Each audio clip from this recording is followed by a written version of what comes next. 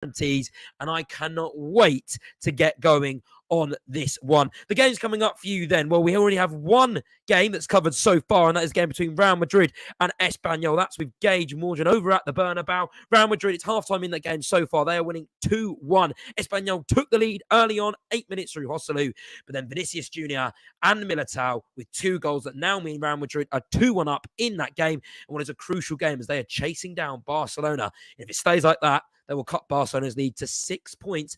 Barcelona, they're going for a little bit of a corruption scandal at the moment. We'll be covering that later on our show. The other game currently happening in the Premier League that we are not covering, that is Bournemouth v Liverpool. That game, well, Bournemouth, they're winning 1-0 in that game. A Philip Billing first half goal is what separates the two teams. However, we have just had drama because Mohamed Salah had a penalty and he blazed it over the bar. That is going to be one of the worst penalties you will see this season, probably in the history of the Premier League, and what is a crucial goal that would have been for Liverpool because they're charging for the top 4. But as it stands, they're losing 1-0 at the Vitality to Bournemouth, and they won't be entering the top 4 this weekend. There is no reporter on that game. However, I'll be giving you an update and keeping you up to date on any goals or any action that goes our way. So it's 2 o'clock. We've got an hour to kick off. We're going to be covering the team news soon as well because the Premier League, we've got Leicester v Chelsea. Matt Smith is covering that one at the King Power. Chelsea, well, they're kind of on a little bit of resurgence, aren't they, shall we say, because they won last week against Leeds. And they won in midweek against Borussia Dortmund. Graham Potter, he's had a lot of pressure on him, a lot of doubt over his future. However, he seems like he's turning that around. And then it's over to Tottenham v Nottingham Forest in North London. Tottenham, who things aren't going well for Antonio Conte. It's going from bad to worse. They lost last weekend. They lost on Wednesday as well against AC Milan in the Champions League. A 0-0 draw on the day. However, they lost on aggregate 1-0. They never looked like scoring. It was a poor performance. And it seems like Antonio Conte's future at Tottenham, well, it's pretty much set. It's pretty much very much in doubt. So that's half of the game. We've also got 2 more Premier League games. We've got Everton v Brentford. Ash Shanford is covering that game. Everton, they're sinking towards the bottom of the table. They need a win. Sean Dyche's parade around Everton hasn't really gone to plan. Needs to find results quickly. While Brentford, well, they're undefeated this calendar year in 2023. They've been brilliant since the World Cup, and Thomas Frank's men, well, they'll be looking for 3 points at Everton at Goodison Park. In the final Premier League game, it's Leeds v Brighton as well at 3 o'clock. Jackson Cole is covering that one, and what a huge game that is for Leeds. Again, Brighton, another team like Brentford who are maybe challenging for Champions League spots. I can't believe I'm saying that. Robert De Zerbi's men have been absolutely phenomenal, and Leeds, well, they've got a new manager in Garcia. He won his first game in charge at Allen Road against Southampton, the other relegation team. That was a crucial win. However, they lost last week against Chelsea. He's going to be looking to get back on track with a win against Brighton, though things don't come easily for Leeds against Brighton. They have won just one of their last 12 Premier League games against Brighton, drawing 2, losing 9, and they failed to score in 9 of those fixtures, so that's a huge game for them. They're the 3 o'clock kickoffs as well, and I can't believe I'm still cutting. There's so many games. I absolutely love the 4-hour shows. At 5:30, we'll be covering Crystal Palace v Manchester City. Patrick Norret is going to be on that one. We'll also be covering Leipzig v Mönchengladbach. That is at 2:30, that kickoff. That's half an hour away. We'll be getting the team news and the updates of Barry Swain shortly. Also, Empoli v Udinese with Matthew Key. That game is 4 minutes underway, so we'll be with him shortly for any updates on that game. And the big one, Napoli v Atalanta at 5:30. Napoli v Atalanta at 6:30 in that game. That is going to be hosted by Barry Swain. That's going to be an absolutely huge one. Victor Osimhen, who's going to be trying to keep Napoli's title charge, Serie A title charge, up and running. So they're the games for you today. And also Schalke v Dortmund. That is going to be on at 6:30 in that game as well. That's a derby in that one. The 100th Bundesliga meeting between the two teams. And I absolutely cannot wait for that game. I can't wait for all these games. It's going to be absolutely phenomenal. But first, we're going to head to the Bernabeu then. We're going to head over with Gage Morgan to get an update on that game. It's currently half-time there. Kickoff is shortly underway. But Gage, tell us a little bit about the first half. Any team news updates? Well, good afternoon, Josh, and good afternoon to everybody listening.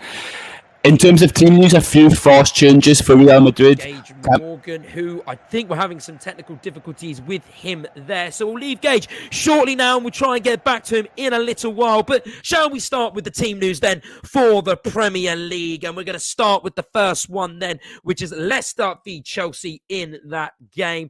Chelsea are travelling to the King Power, and they have a great record against Leicester, don't they, really, Chelsea? Leicester have only had one victory in their past 6 league home games against the Blues, and that was a 2-0 win in January 2021, drawing 2, losing 3. Their last competitive win, well, it was a big one. It was in the FA Cup final. Chelsea fans are probably going to want to forget that, aren't they? And that was in the 2021 FA Cup final at Wembley. Tielemans' screamer was the difference that day, and Chelsea, well, they've been looking for revenge ever since. So let's now head over to the King Power. We're going to head over there to our reporter Matt Smith to give us the early team news on that game. Hello, Josh. Leicester lost their last Premier League match 1-0 at Southampton, their 3rd straight defeat. They are struggling, and Brendan Rodgers is coming under a bit of pressure. Graham Potter. And again, we can't hear Matt Smith there, and some technical difficulties we were experiencing in that game. And we'll be with Matt Smith shortly then, and we'll maybe try and get back to him in a little while. And we'll talk about Chelsea and Leicester in that game then. And Matt, apparently we're going to have Matt back then now. We've got Matt back. Apologies on that, Matt. We're going to have you back now. Please give us some team news on that game. Hello, Josh. Leicester lost their last Premier League match 1-0 at Southampton, their 3rd straight defeat. They are struggling, and Brendan Rodgers is coming under a bit of pressure. Graham Potter's Chelsea side beat Borussia Dortmund 2-0 in the Champions League on Tuesday evening, and they'll want to build on that today. Leicester set up with Danny Ward in goal. We think it's a back 5 of Ricardo Pereira, Daniel Amati, Harry Souttar, Wout Faes, Timothy Castagne. 3 central midfielders of Kiernan Dewsbury-Hall, Namphlys Mendy and James Maddison, and 2 up top of Patson Daka and the Nigerian superstar Kelechi Iheanacho. Chelsea set up with Kepa in goal, a back 5 again with Ruben Loftus-Cheek, Wesley Fofana, Kalidou Koulibaly, Mark Cucurella steps in for Benoit Badiashile, Ben Chilwell makes up the back 5, Mateo Kovacic and Enzo Fernandez play in central midfield for Chelsea. João Felix is on one wing, Mikhailo Mudryk is on the left wing, and Kai Havertz leads the line for Chelsea. Yes, and Matt, I mean, this is, what do you make on Chelsea's team news? A lot more on team news, but also in terms of how well they've done over the last couple of games. Do you think the tide is turning for Graham Potter? I believe so. I think he's had a tough start. I think any manager that steps in and has the role of Chelsea manager is always going to have a very difficult job, especially now that he's had the pressure of all these new signings and all the money he's been given. The results haven't been coming his way, but they seem to be now. And I think he's maybe, like you say, the tide is turning, I believe. And in terms of sort of this game in Leicester, I mean, they've got a brilliant record against Leicester, really. So you'd expect them to sort of, win this game, because Leicester, they're not doing very well at all. They could suffer 5 consecutive defeats in all competitions for the first time since around 6 from November to December 2014. That's relegation form. So for them, is this going to be a comfortable win, or do you expect Leicester to put up a fight? I think Leicester have to put up a fight, really. It's a matter of, it's a certainty. They have to. If they lose another game, it's question marks on Brendan Rodgers, it's question marks on the team.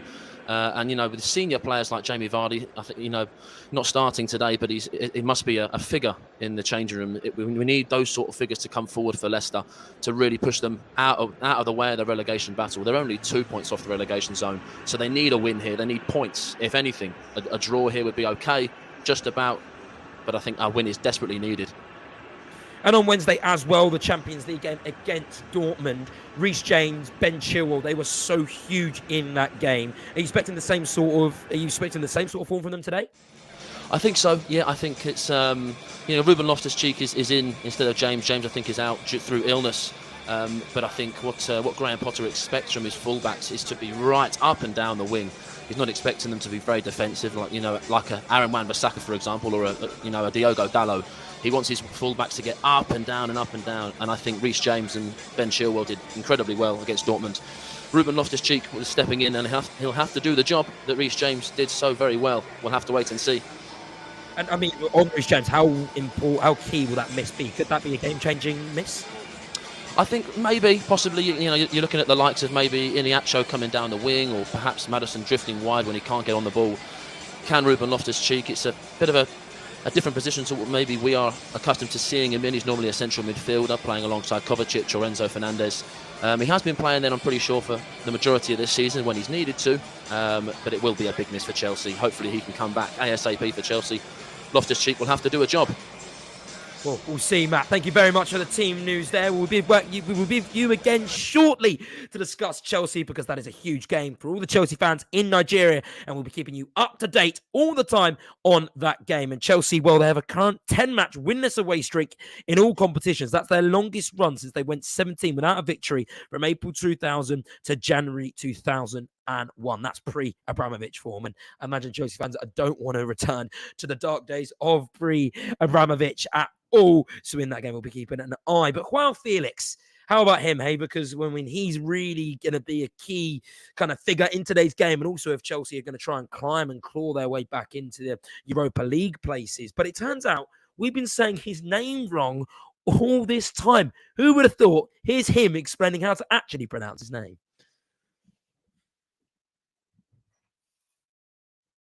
I'm getting your name wrong. What? Your name, we apparently pronounce it wrong. Could you tell us how to say your name? João Felix. Felix? Felix, yeah, and that's it. Everyone knows you as Felix. Is that annoying? Yeah, everyone says Felix, even in Spain. Just in Portugal, they say my correct name. I don't know why. I think it's not too hard to spell. But yeah, it's João Felix, not Felix. Does it annoy you? Nah, I don't care. I don't care. Joao Felix, there we go. Well, apologies for saying your name wrong all this time, Joao, in case you're listening to Football Live before your game at the King Fahd Stadium. We'll make sure, Joao Felix, everyone, so make sure you're pronouncing his name correct. Now, back to Gage Morgan then, and we're going to go back to the Bernabeu to tell us about the Real Madrid Espanyol game that is about 54 minutes into that tie. Apparently, we can hear Gage for, so apologies, Football Live listeners. Problems on minds, that won't happen again, but that's live shows. There are sometimes some teething problems, but I promise you, it's going to be smooth all the way, and off to Gage now to the Bernabeu. Hello, Josh. Good afternoon to everybody listening. Yeah, the Bernabeu, we're about 52 minutes in here. In terms of team news, a couple of forced changes, unfortunately, for Real Madrid. Camavinga's had to become a makeshift left back. None. They don't have the talismanic striker Karim Benzema up front either. Rodrigo's came into the team, and that sort of showed in the first 8 minutes. A ball over the top, Camavinga did not deal with it, and Joselu, the second top scorer in La Liga, put Espanyol in front. That's Espanyol's first goal at the Bernabeu since 2013-14. It seems that Vinicius Jr., the maverick left winger, took that personally. 22 minutes in, he took on the left back, beat him, took on the left centre back, beat him, and wrapped it into the far post to equalise at one each. And then just 5 minutes before the break, a bottle in from Tchouaméni on his right foot, travelled to the back post, and Eder Militao, free header off the bar. So, as I said, it's 53 minutes in at the Bernabeu. Real Madrid 2-1 up. Gage, before we let you get back to that game, because it looks like an absolutely enthralling tie in the Spanish capital, do you think Real Madrid are going to catch Barcelona 9 points away now? Kind of some really poor run of form in their last couple of games, draws to Atletico Madrid and draws to Real Betis, seen them lose, kind of slip away from Barcelona. Do you think they're going to catch them come the end of the season? In my opinion, I don't think it is. I think one thing that's flying under the radar, Josh, is that Real Madrid are actually having quite a tumultuous time, both on and off the pitch. The team's getting older. They tried to get Mbappe in the summer. It's not worked. They've been in and out of the Bernabeu because obviously it's getting done up. I think Real Madrid have went through way more than people seem to be giving them credit for. Carlo Ancelotti's sides are praised for a lot of possession, but this season they've had a lot of possessions and no real end product. I mean, in this game, for example, they've had 70% possession, and they've had 4 shots, and Espanyol have had 20 or 25%, and they've had 4 as well. All right, well, thank you, Gage. We'll be back with you shortly because that's a huge midday clash at the Bernabeu. That one kicked off at 2 o'clock because we're in the second half, as Gage said there. 56 minutes gone in that game. We're going to go back to London now. We're going to head over to North London at the Tottenham Hotspur Stadium with Patrick Norett for Tottenham v Nottingham Forest, a Tottenham team who are struggling. However, they have a brilliant record against Nottingham Forest. They're vying for a 4th consecutive league game against Nottingham Forest where they have won, and which is they last achieved that between 1963 and 1964. And Forest haven't beaten Spurs since a 1-0 win at White Hart Lane on the 1st of March, 1967. We're in March again, so maybe it will happen again, Patching, all right? Good afternoon, Josh, and also good afternoon, everybody. Great stuff there, love it. Yeah, it might happen again. It looks that way. It all depends what's happening with the other game, which obviously we're the top with Liverpool playing Bournemouth, so I'm sure all the Spurs players will keep an eye on that one. Anyway, with regard to the teams, it looks like Dyer and Richarlison comes in, Emerson and Kulusevski goes out, and the Tottenham teams looks like this. Forster in goal, the back three of Dyer, Legley and Romeo. And then the four across the middle, Davis moves from the back into the midfield on the left-hand side. Holberg, Skip, Porro, and then you got Song, Richarlison, and then Kane up top. As for Forest, and they've made, look at it, this one, their last 2-1 draw against Everton, I remember rightly. They came up from 2-1 down. And they made two changes. Lingard and Malanga comes in, Colback and Wood goes out. So their side looks like this, Navas and goal. The ever-present Navas, now aging, of course, played a good goalkeeper. The back four, Lodi, Felipe, Worrell, Aurier, ex-Tottenham, of course, and Malanga, Shelby, and Frula in midfield. Then you've got Gibbs, White, and Lingard comes back to the side. And, of course, the fast, the whip-it, the quick-scoring Johnson up front. So looking forward to this one. Josh?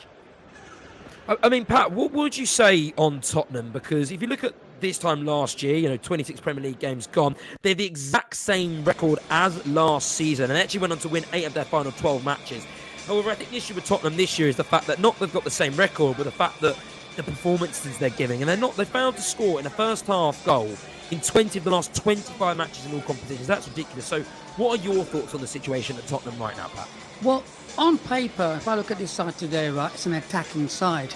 It all depends how they play. They're at home. They normally want to play on the counter. Now, when a team like Forest comes to you, do you let them come on to you and sit back, try to hit them on the counter? Or do you take an initiative, get hold of the ball and try to get the final third and score?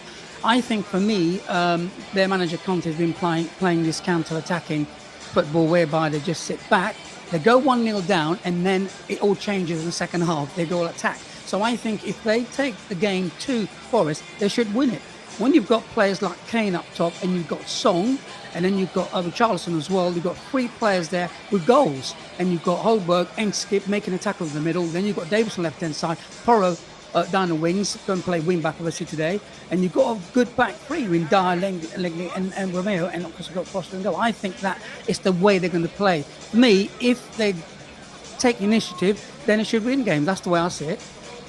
Well, that is the way you see it. Really, you should be right, because Forest are winless in their last 4 league games, away in the league, drawing 2, losing 2. They've only been beaten twice in 9 top-flight matches since the turn of the year. And they've also not had great away form, and Steve Cooper was asked about that earlier in this week, and this is what he had to say on that. Yeah, it's going to be a really tough game, but it's one that we want to go into with confidence, with commitment, knowing that we need to do better away on the road. But regardless of that, it's a game that we have to be at our very best at anyway to do well in. So, we're looking forward to going down there. Listen, I keep this simple. We're working really hard. We're talking about it. We're thinking about strategies. We're thinking about what we can do to improve things. Players are involved in the process like they always are with everything that we do here. And it's a challenge that we are facing up to. Yes, that's Tottenham v Nottingham Forest coming up at 4 o'clock, and that is going to be absolutely an unbelievable game. Tottenham, they need to get their season back on track, and to be honest, they're doing really well in doing that so far, because Liverpool, well, they're losing 1-0 still to Bournemouth. We've just entered the 90th minute since the Mohamed Salah missed penalty. Well, neither side has really done much. Konate got a yellow card, and apart from Bournemouth had a chance ruled off for offside, but no chances really of a couple of substitutions as well from the Bournemouth end. Ryan Christie, he misses a great chance. He struck the ball towards the left-hand side of the goal, and the goalkeeper ended up making a comfortable save, Alisson, in goal. So apart from that, Bournemouth having a lot of the chances, Liverpool, they need to find a chance or a goal from somewhere, and they've got 5 minutes to do it as we go into added time. They've got 5 minutes to find an equaliser in that game. However, you are listening to Football Live, powered by Nairabet. Today, only on Nairabet. Place a bet that contains a pre-match selection from the Napoli versus Atalanta match with a minimum stake of 500 naira, and if Victor Osimhen or Ademola Lookman score, then get a 1,000 naira free bet the next day. Bets must have a minimum stake of 500 naira to qualify. Free bets for this promotion will be awarded on Sunday, 12th of March 2023. A maximum of one free bet will be awarded per user for this promotion.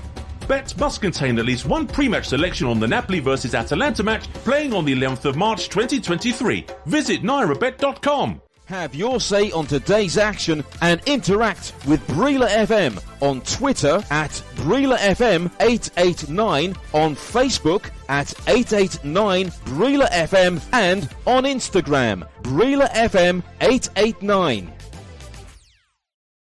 Now, with the 4-hour show, then we have so many games to get through. And even though we've been through 3 so far, we've still got another 4 coming up for you. I've got to get team news from the 2 Premier League games that we are covering today. That's going to be Brentford v Brentford and Leeds v Brighton. We're going to be with Ash Bamford and Jackson Cole in a short while. But right now, the game underway, that is 20 minutes underway right now, is Empoli v Udinese. Matthew Key is covering that one for us, Matthew. Empoli and Udinese, well, they're sort of lurking in mid-table within the Serie A right now, and neither team are really asserting their dominance, and both aren't actually in great form either, though they're not looking like they're going to be going into the relegation zone, and currently it is 0-0 in that game. Matt, what about any updates on that? Any standout moments?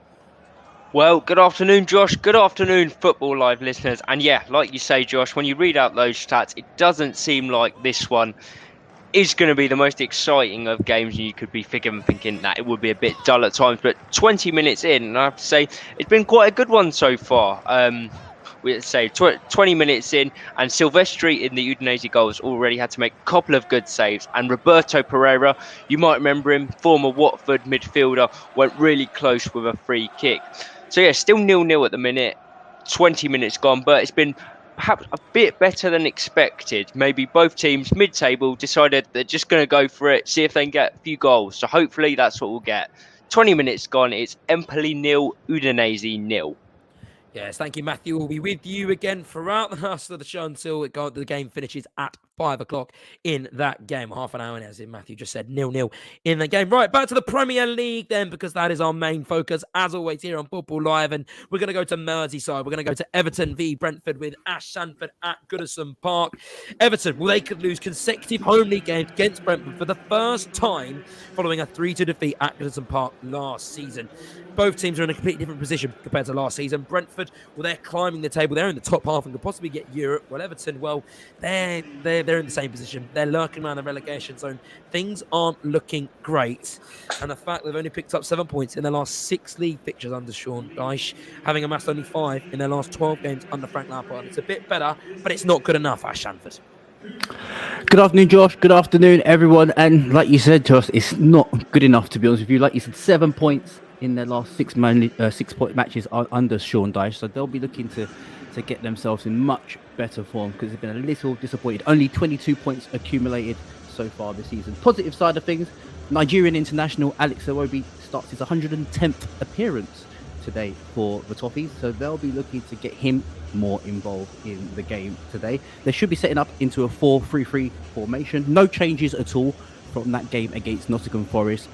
Unfortunately, in that game, they drew 2-2, and they could have won the game. They had many chances towards the end of the game, and they had the lead on 2 occasions in that match. So they'll be disappointed that they didn't pick up all 3 points in that game. So no changes for Everton. Team news today: Pickford in goal, Coleman, Keane, Tarkowski, and Ben Godfrey. With the 3 midfielders with Doucouré, Idrissa Gueye, and Onana, with Alex Iwobi, the Nigerian international, and Dwight McNeil just behind. Top goal scorer this season, Damari Gray. As for Brentford, Frank Onyeka, the Nigerian international, he actually starts on the bench today, and there's been one change for Thomas Frank's side. He makes one change out. Jenny comes in for Wissa. So Brentford's team news: Ivan Toney, top goal scorer with 15 Premier League goals this season so far. He starts today. And Ben Mee, Sean Dyche will know him very well, ex-Burnley, so he'll be looking forward to that. Ethan Pinnock scored a great goal in that 3-2 win against Fulham last Monday night. So Ethan Pinnock got his first goal for Brentford, and he starts at the back. So the team news, just that one change for Brentford. David Raya in goal with Henry, Mee, Pinnock and Hickey at right back. In the midfield, you've got Jensen, Norgard and Damsgaard, and that front three of Janelt, Ivan Toney and Brian Mwembo up front. Here at Goodison Park, it's Everton versus Brentford. Ash, before we let you go and kind of get your cup of tea before the game starts, where do you see the differences in this game today? Because when you look at it, Brentford should be beating Everton comfortably. However, at Goodison Park, you never know what Everton are quite going to produce. So how do you see this game going today? Well, I just believe that if Everton fans get behind these players, this is where it's a fortress. Goodison Park has always been a difficult fixture for any team going to that stadium. So it's all about the fans. I always believe that going to Goodison Park, look at that first game for Sean Dyche, beating the top of the table Arsenal in that first game. It was a fantastic way to start his tenure at Everton. And that's what type of atmosphere they're going to need. Brentford, on the other hand, they are the only team in Europe, as it stands, across the first 5 top leagues, the only team that haven't lost a game since 2023. So Brentford are in a fantastic, rich vein of form, haven't lost a game in the Premier League since October. So I think it's going to be a tough one for Everton today. So Brentford will have all the confidence in trying to get themselves in those Europa League spaces. So pretty good game today. I'm really looking forward to it. Well, thank you for nicking my stat, Ash, but I'm going to impress you even more with a little bit of a more stat. We say that Everton have a brilliant home form. However, they have lost a league-high 24 home matches since the beginning of 2020-2021 season. So we say they have a brilliant home form. We say Goodison Park is a fortress. However, that stat, well, that disagrees a little bit. Talking of Everton and their Merseyside rivals, Liverpool, they will be very happy, Everton fans. It's a good start today for them because Liverpool, they have lost to Bournemouth. That is a huge result for a couple of reasons. For Bournemouth, well, that is absolutely huge because, I mean, that win now takes them close out the relegation zone, takes them to 16th now on 24 points. That's a huge start of the day for the Cherries as they now climb 2 points away from Leeds and for Everton. So maybe Everton would have been rooting for a Liverpool win on that occasion. As for Liverpool, it's a missed opportunity for them. A win today would have taken them into the top 4 on goal difference ahead of Tottenham. However, a loss today could see Spurs bridge that gap to 6 points if they can beat Nottingham Forest. So all eyes on that Tottenham game from Liverpool fans alike. That is 1-0 full-time in that game, and a 1-0 full-time that maybe shouldn't have been it because Cody Gakpo had an absolutely huge chance right at the end in that game. The defender gave the ball away, gifting him a chance inside the box, but his effort zipped just over the bar. Cody Gakpo, he was the hero last week against Manchester United, scoring 2 goals. This week, he is the villain. Liverpool, they lose to Bournemouth 1-0. We'll talk to them a little bit about that as we go on to the top 30 and give you a little bit more of a download of how that game sort of went over. But for now, all you need to know is the score, and that game finished 1-0 in that time. We'll be off to Leipzig then shortly as they're facing Mönchengladbach. But before we do that, we're going to head over to our final Premier League game and get some team news between Leeds and Brighton with Jackson Cole. Well, good afternoon, Josh. Good afternoon, everyone. Well, Javi Gracia, he's made 2 changes from the side that lost at Chelsea last weekend, with Patrick Bamford and Mark Roca coming in for Jorginho Rutter and Weston McKennie. The team news for Leeds, who are now in the relegation zone after Bournemouth's win over Liverpool, sees Illan Meslier start and goal. Then it's Luke Ayling, Max Wober, Robin Koch, Junior Firpo, Mark Roca, Tyler Adams, Brendan Aronson, Crescencio Somerville, Jack Harrison and Patrick Bamford. Meanwhile, their top scorer Rodrigo returns to the squad after a lengthy injury absence. Brighton, who are unbeaten in all 5 Premier League matches against Leeds, have made 1 change from the side that thumped West Ham last weekend, as Tariq Lamptey misses out through injury, with Joel Veltman coming in for him. Jason Steele, he retains his place in goal ahead of the out-of-favour Robert Sanchez. Elsewhere, it's Veltman, Lewis Dunk, Adam Webster, Purvis Estupinian, Solly March, Moises Caicedo, Kaoru Matoma, Pascal Gross, Alexis McAllister and Evan Ferguson. This should be a good one. It's Leeds versus Brighton with kickoff not too far away.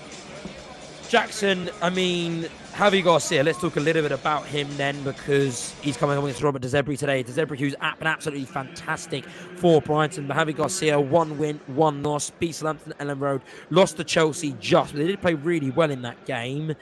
Do you think that he'll have enough, that manager bounce, to beat this in-form Brighton team?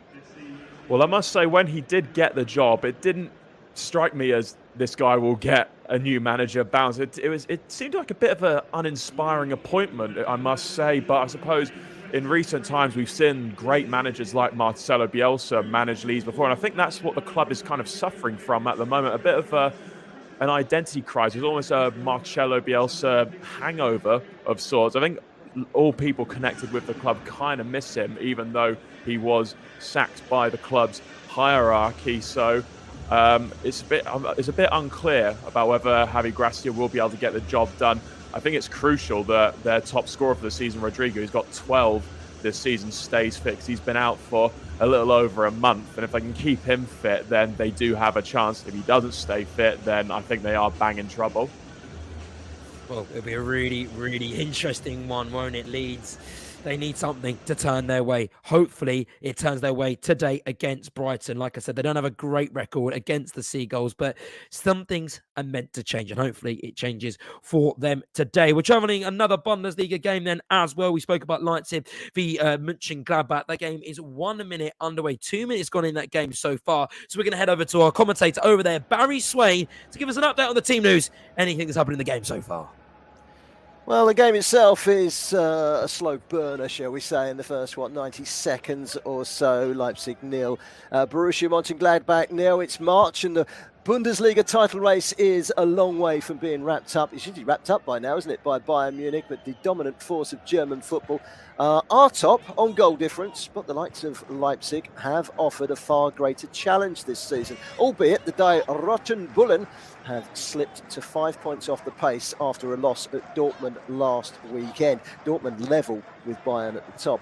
Mönchengladbach, well, they're one of those sides with too much to do to catch up and qualify for Europe, and they've got more than enough in the bank to not worry about being dragged into a relegation scrap. Their away form is pretty poor. They've never won in 6 visits to the Red Bull Arena and have conceded 4 in each of the last 2 away matches. Leipzig have recalled the former Chelsea striker Timo Werner, who has 12 goals this season. He replaces top scorer Christopher Nkunku, who's got 16 to his name this season, but he's out injured. Konrad Lehmer and David Room in for the home side. Daniel Farke's Gladbach are without Rami Bensebaini, who was sent off last week. Luka Netz and Marcus Thuram coming in for them. Thuram with 14 goals this season. At the Red Bull, played a couple of minutes. It's Leipzig 0, Gladbach 0.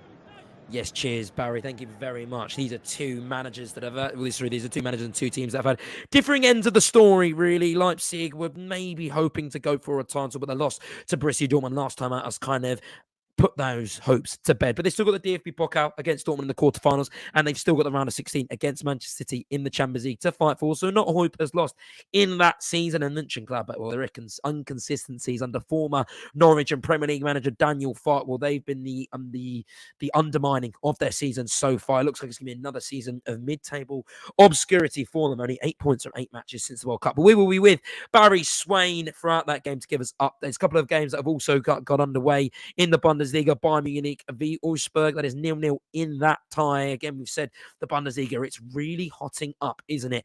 Both teams level on points. Bayern Munich on 49, Borussia Dortmund second on 49, and Union Berlin was a little bit behind them on 44 points as well. It's going to be an absolutely interesting tie. So I love the Bundesliga. It sometimes gets some stick about being a little bit of a boring league. However, I disagree. Both teams level on points. What a title race. What a finish we're going to have in the German football. Frankfurt and Stuttgart is currently 0-0. Hertha Berlin and Mainz are currently 0-0. And as we just heard from Barry Swain, RB Leipzig v Mönchengladbach is 0-0. And we're covering that game of Leon Jones, 6:30. Schalke v Borussia Dortmund. The rest around Europe then, well, Real Madrid and Espanyol, it's 2-1 in that tie. We haven't heard from Gage Morgan in a while. 15 minutes left in that game. Gage, how's it planning out? This may sound weird, Josh, but the team from Barcelona seem quite happy to go back to Barcelona with a loss. Ever since that second Real Madrid goals went in, Espanyol have set up camp on the edge of their own box, and they're more than happy to just give the ball back to Real Madrid. Of note, nothing real. Vinicius Jr. had a half chance. He cut by 1, cut by 2, but the ever tenacious Vinicius Souza, the holding mid for Espanyol, with a great tackle. There's been some subs to speak about. Tony Rudiger entered the fray, as well as Marcos Asensio. Real Madrid 2-1 up. They know that'll cut the gap to 6. We've played 75 minutes here, and Real Madrid 2-1 up at the Bernabeu. Yes, thank you, Gage. Who would have thought the Barcelona team, the rival they've got with Barcelona and the Nou Camp-based side, maybe they don't want to win that game. Maybe they want Real Madrid to win the league. Just saying, rivalries in football, hey, they're an interesting one. Well, we've got some managers to hear from now on Football Live. We're going to start off then before I start off with them, Bayern Munich, they've just gone 1-0 down early on to Augsburg in that fixture. 3 minutes gone at the Bayern Munich Stadium, and they are losing 1-0 in that time. That is a huge goal in terms of the title race. And, well, if it stays like that, or the Schalke v Dortmund that we've got our reporter Leon Jones on later, well, that game just becomes a little bit more interesting, doesn't it? Because it could give Dortmund the opportunity to go 3 points clear at the Bundesliga. But knowing Bayern Munich, knowing the type of form they are on, I'm not sure things are going to stay that way. But that is a very, very interesting one to look out for. Well, before that go update, as I was saying, I was going to give you a little bit of a tour, around kind of what the managers have had to say so far. And we're going to start off with Sean Dyche then, who, like we said, has had a good start under his life at Everton, but it hasn't been maybe with the momentum that he hoped he would and the manager bounce that maybe he hoped he would. And he's just been talking about his opponents, Brentford, and kind of what he expects on this game that kicks off, well, in just over 20 minutes' time. They've done well. They're proving that they're a good outfit. They're learning from last season, going this season. I know the manager a little bit, spent a bit of time with him. I like what he's done. He's not a brandist. He plays direct when they need to. They can play force football when they need to. They can play physically, but they can play as well. And I think they've got a good mix there. So, that's another challenge right in front of us. But as said, every team in the Premier League, they're there for a reason. Yet again, the method that we use, or we try and use to plan for these games, is making sure that all the necessary information is given to the players. They understand the opposition, but then what we can do to look after ourselves and get results. Yes, and I mean Everton, like we said, under Sean Dyche, it's been up and down. And I'll come to you, Ashan, but just to talk about kind of Sean Dyche and kind of what you've expected from him, if he's lived up to those expectations, and whether you think he'll have enough to keep Everton up this season. It's mixed, to be honest with you. They've started very, very mixed. They're obviously that game that they won against Arsenal, that 1-0 victory. It's that new manager bounce, and it always happens with most managers that come in. But since then, it's been really, really, I'd say, stop-start for Everton. They lost 4-0 in that reverse fixture against Arsenal. Drew 2-2 last week, and they went ahead in both occasions. Their 2 goals that they scored. So they don't score many goals. I think they've only scored actually twice, 4 times this season out of the 26 Premier League games. So I think Sean Dyche needs to get things going now. And the reason why I think today is a huge game today, they've got 3 massive, massive fixtures coming up. They've got Chelsea, Tottenham Hotspur and Manchester United in their next 3 games. So I think the board, the team, the squad, Sean Dyche and his boys, they have to get something today. And it's got to be 3 points now, Bournemouth at 1. Yes, thank you very much, Ash. Yeah, the understatement, every game, especially with the Bournemouth win today as well, that game becomes a huge fixture, and it's a game that we will not miss out on. As we've just left Gage Morgan then, well, Real Madrid, they've just had an absolutely huge chance of the free kick that rattled the crossbar.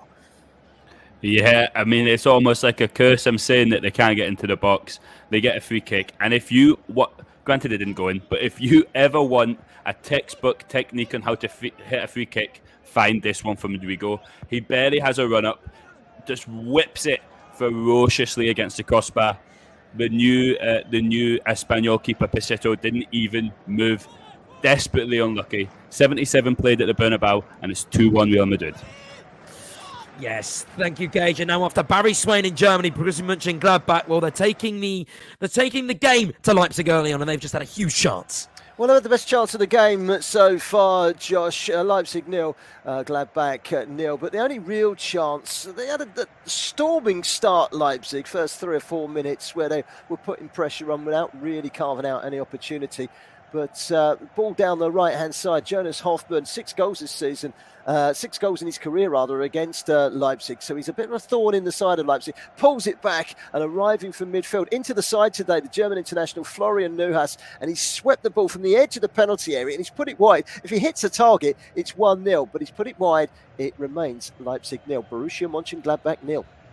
And off to Italy and to Empoli to hear about that game against Udinese with Matthew Key.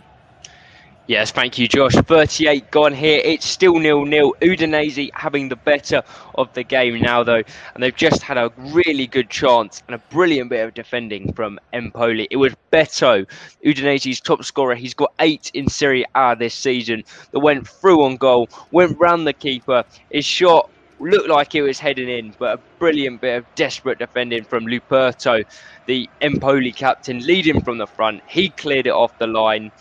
Slid in just before the ball went in. Empoli themselves have had a really good chance and have forced another save from Silvestri. But 0-0 first half, 5 minutes to go in it. We have a bit of injury time because there was a brief stop for a head injury. But still, Empoli 0, Udinese 0. Matthew, before I let you go back to that game, I just want to quickly ask you, not about the Empoli-Udinese game, but actually about the Napoli-Atalanta game earlier, and particularly Napoli and Victor Osimhen. You know, they lost last week to Lazio. They've still got a 15-point advantage at the top of the Serie A. Inter Milan lost yesterday as well. What do you think for Napoli? Do you think that the league is theirs? Yeah, it certainly looks that way, doesn't it, Josh? I mean, they've been absolutely fantastic. Serie A, we always think of it as either last few years, they've been Juventus running away with it or really close all the way to the season. Napoli have sort of been the bridesmaid, never the bride. They've always been in and around there, falling off at the end of the season. It certainly doesn't look like that's going to happen this season. They've built up such a lead and they just don't look like they're going to take the foot off the pedal anytime soon. And if I were Napoli fans, I'd be looking at the Champions League as well. I think it's a great opportunity for them to win that as well this season. I'm not sure any team in Europe is currently playing better football than they are. So maybe a historic double could be on the cards for Napoli. I don't think you're wrong at all, Matthew. I think Napoli, when they've already got that 2-0 lead against Frankfurt in the Champions League, so they'll definitely be looking at the UCL. I mean, they're absolutely brilliant, aren't they, Napoli? You know, you can't really... They've won 21 from 25. They've scored 58 and they've conceded 16.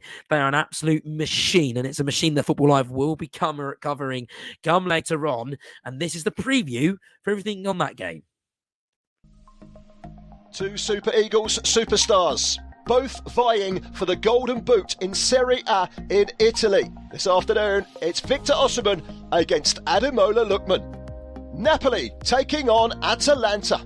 Victor Osimhen is the informed striker not only in Italy, not only in Europe, but quite possibly in the world. 11 goals in 11 games. He failed to score against Lazio 8 days ago, the first match in 8 in which he's failed to score for Napoli. 11 goals in 11 games. He is untouchable at the moment. And if Napoli win today, they go 18 points clear after Spezia surprisingly beat second place Inter Milan on Friday night by 2-1. For Atalanta, they were in great form in January. 7 goals in 5 games for Ademola Lookman, but the goals quickly dried up in February. Atalanta dipped in form and have tumbled out of the European qualification places. They need to pick up their form. Ademola Lookman has not scored in 5 games and he needs to start finding the back of the net as well. Two Super Eagles in direct opposition. It's Napoli against Atalanta. It's Victor Osimhen against Ademola Lookman. The game kicks off at 6 o'clock this afternoon, and of course we'll have it covered right here on Football Live on Brilla FM.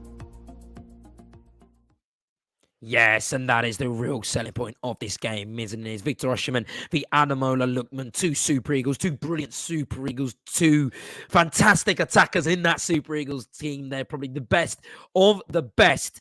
And, well, the stats reflect that, you know, as Barry mentioned briefly there, you know, in the Serie A, 19 goals in 21 appearances for Victor Osimhen. In the Champions League, 4 appearances, 2 goals, and chucking a few assists as well on the Serie A side of things, 4 assists. So that means in terms of goal involvements, if my maths is correct, that's 23 goal involvements in 21 games. So Osimhen, he's just reaching a different level. And, you know, will he be staying at Napoli this year? He spoke about the Serie A as well. He spoke about how it's one of the best leagues in the world, and he's so excited to be playing there. But Man United, they'll be sniffing around him. He said he knows he wants to play in the Premier League. He says that's a dream of his. So we'll be seeing him leaving Napoli after their title win this year to go and join Manchester United in the Premier League, or maybe even another team. Who knows? It was a weird game. Things always change. But as for Lookman as well at Atalanta, well, this year, 24 matches he's played. He's got 12 goals and 4 assists. Not as good as Victor Osimhen, but definitely, you know, definitely not bad. Definitely very, very good. That's 16 goal moments in 24 games in the Coppa Italia as well. 2 matches, 2 goals as well. So he's been absolutely phenomenal. That is going to be an electric battle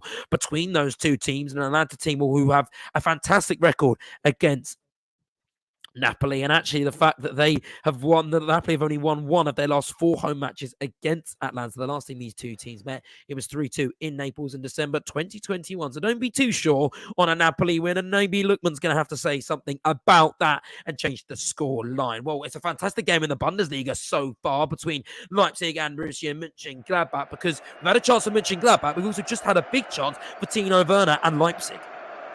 Yes, you know what? When you was last with me, Josh, I said that Mönchengladbach had the best chance of the game, but since then, Leipzig have turned the screw. They've upped the ante, and they've tracked down the left-hand side. There's a really good chance falling at the feet of Timo Werner, the former Chelsea man, of course. He's got 12 goals this season, 6 in cup competition, 6 in the Bundesliga, and he's rifled the shot over the top of the crossbar with pace from 10 yards out. Should have kept it down, perhaps should have scored from the resulting corner. It's come in, it's cleared away to Emil Forsberg, the Swede, who's rattled one nearer to the corner flag than the goal, I'm afraid to say. He should have done better for sure. At the other end, which you've seen another cross from Hoffmann causing problems for Leipzig, the informed Marcus Thuram, the French international, who came on in the World Cup final, glancing a header which he couldn't quite get enough purchase on, so it was easy for Leipzig to clear their lines. We played 15 minutes, very, very entertaining. RB Leipzig 0, Borussia Mönchengladbach 0. And now we're going to talk about Timo Werner's former side then in Chelsea. I mean, a lot has changed since Timo Werner left. I mean, when he left, Thomas Tuchel was the manager. It's now Graham Potter, and they were in a little bit of form, a lot better form, Chelsea, than they are now.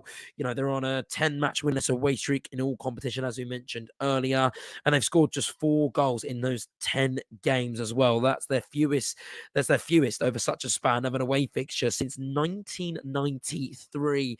They're covering uncharted territory so far, Chelsea, in terms of form, but they've been a little bit better. They won last week. They won in midweek against Borussia Dortmund, and this is what Graham Potter has had to say about the game against Leicester, which is coming up in 15 minutes. Well, simply, you just have to recover and prepare for Saturday. I think we play Leicester on Saturday, so that's where we have to do our work. But it's great for the boys, you know, like just there's two wins, 2 clean sheets after a tough period. You know, you get those sometimes in life. It is what it is. It's how you respond, and the players have been fantastic. So we'll bring in now Matt Smith then, who is at the King Power covering this game for him, Matt. And we'll just talk about Chelsea to start with, because I've asked you sort of about Graham Potter and is the tide turning. I'll ask you sort of about what is successful for Chelsea this season. You know, if we take away the Champions League, where do they look in the league? Where is a finish? What position would they finish in, which would make Chelsea fans think, okay, we've had a good season, or do you think it's too late for that now? Do you think the boat has already sailed in pleasing Chelsea fans for this year? I mean, like you said, I think you said it's uncharted territory for Chelsea fans. I think they have to look for a European spot, whether that is a Europa League or even a qualifying position. I think if Chelsea go without European football next season, that will turn a lot of heads. Looking elsewhere, manager-wise, looking elsewhere, player-wise, it will be a big down point for Chelsea fans. I think they have to still look and still have that hope for a European spot. If they don't win today, for example, though, and maybe their run stops here, the question marks will be hung over Graham Potter's head again. Another manager that might be on his way out, you know. On his way out, do you think that the victories over Dortmund and Leeds last week have bought him time? Do you think? I mean, they surely have, haven't they? I think they have. I think, you know, it's only Leeds. I say that, but it's only Leeds. It's a Dortmund, a very good Dortmund side. I think it's difficult to see it. We'll be able to watch, you know, this game and see how they play, first of all. If they can play decent football and if they can get a good result, that's 3 consecutive wins, and that will definitely push his case forward to the board to say, look, I am the right man for the job. I think if it's a draw or a loss here, it's back to square one in a way. I understand it's one game at a time, but if you're a Chelsea fan, if you're the boss of Chelsea, you really need a good run of games and a good run of wins to really cement your spot. And we'll quickly talk about Leicester then as well for this game today, because Leicester, I mean, like they're in awful form. They've suffered 15 top-flight defeats this season. That's one shy of their most in a Premier League campaign 4 years ago. I mean, both these teams aren't really dancing in success. But, you know, where do you think the tactical battle lies today, Matthew? Where do you think the advantage lies? How do both teams win this game today? I think in terms of Leicester, I think Brendan Rodgers will be. I think he's maybe playing a back 5. I think he's maybe just trying to shut up shop from the first minute. It seems he could have gone with a back 4. He could have even gone with 3 central defenders and pushed the fullbacks right on. I think he's maybe looking just as a safety net, really, to maybe get a point, just grab something from this game. Leicester need the points probably more than Chelsea, I think, just to keep themselves away from that danger area at the bottom of the league. But I think it's going to be down the wings, I believe. You've got the fullbacks bombing on for Chelsea, like I said, Ruben Loftus-Cheek and Ben Chilwell.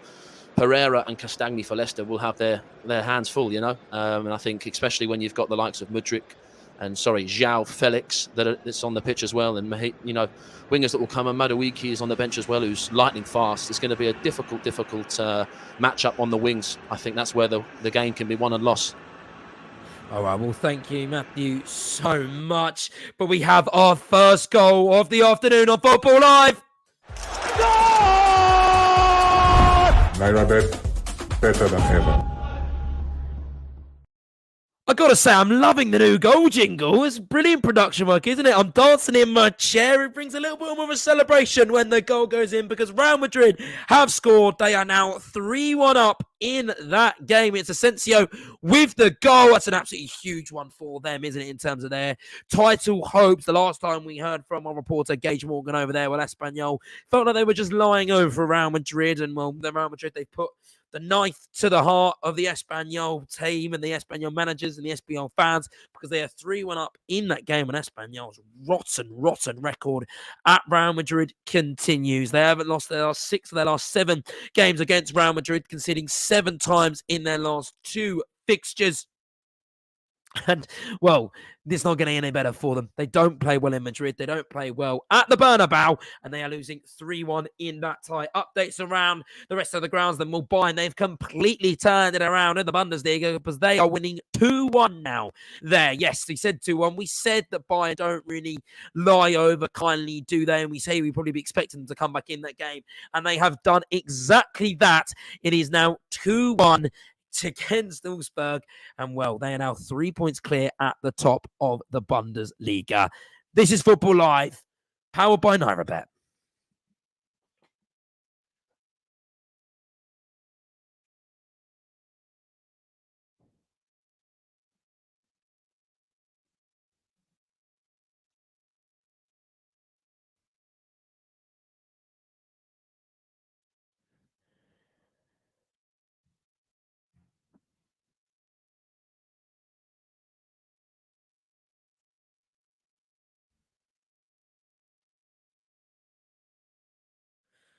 Well, apparently we're having then some technical difficulties here on Football Live then.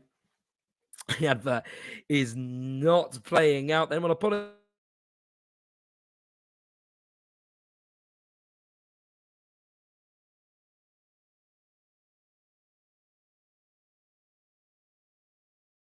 That comes in it. Hello, Josh. Chinita. It is many years of trust, quality, and Hello, Josh. goodness of fruit poured into one lovely pack with no artificial flavors. Hello, is that Brilla? Yes, John. Was Josh saying something? No, that's fine. He thought we weren't on a break. He thought we'd play at our end. That's absolutely fine, mate. Absolutely fine. Okay. Cheers. Thank you. Yes, absolutely.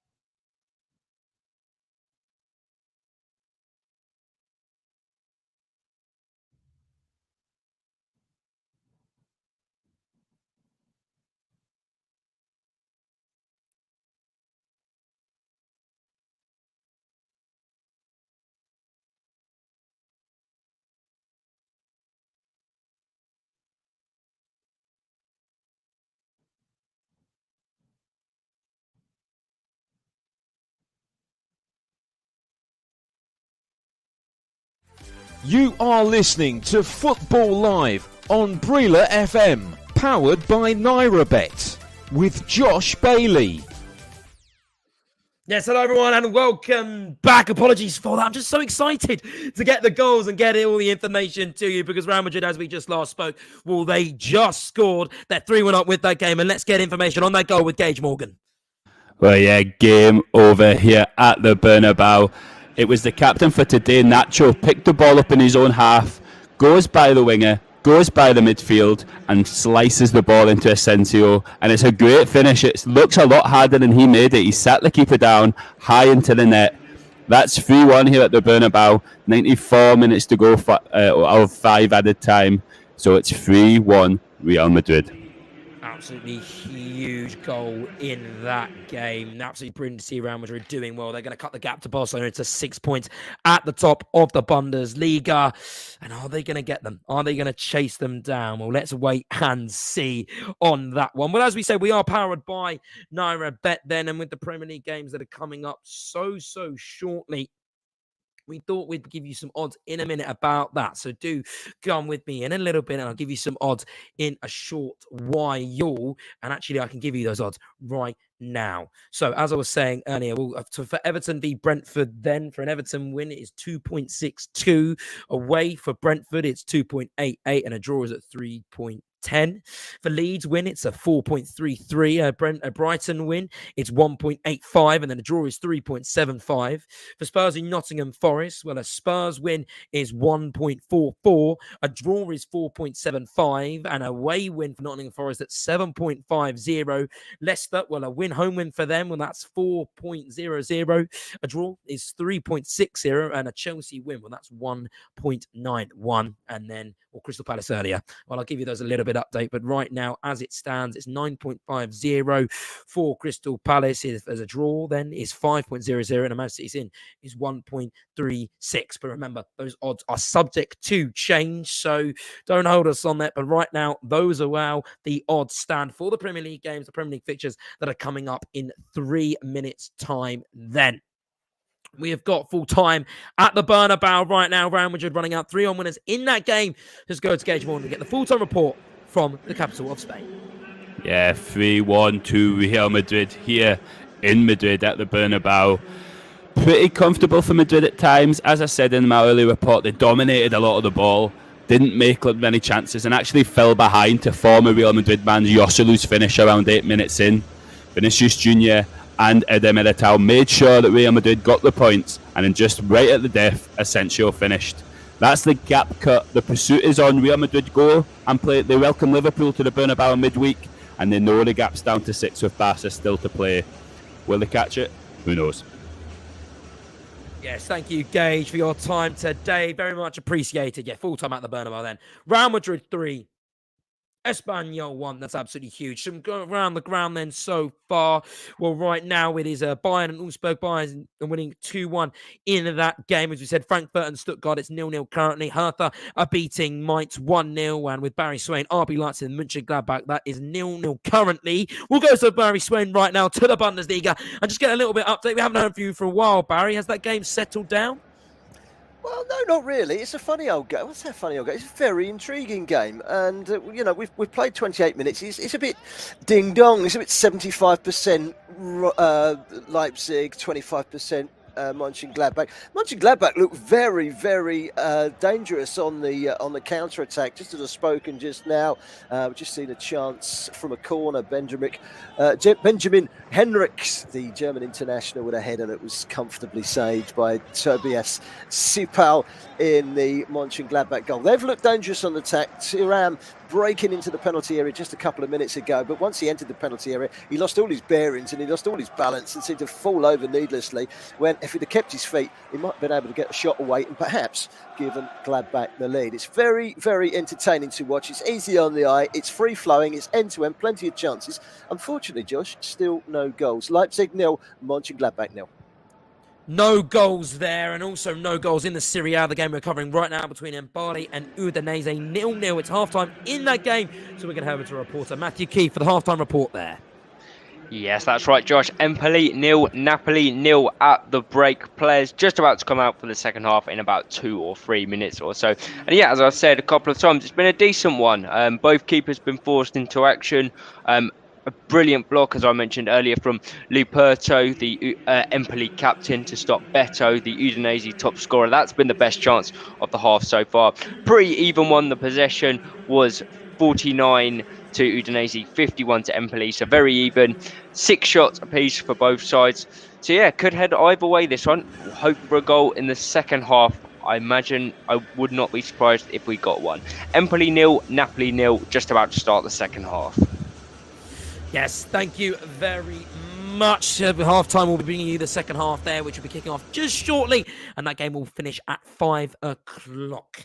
Well, shall we? The Premier League has just got underway then, and we've got games such as Everton, Brentford, Leeds, Brighton, which is underway. Leicester v Chelsea, which is about 30 seconds into that game, and Tottenham v Nottingham Forest, which is 50 seconds into that tie. So we will be with those our reporters around those grounds very, very shortly. But first, we're just going to look a bit like Brighton. We're hearing from Robert De Zebri, because Brighton, they are doing absolutely phenomenal right now, aren't they? I mean, they've only played 23 Premier League games, but they've got 43 goals.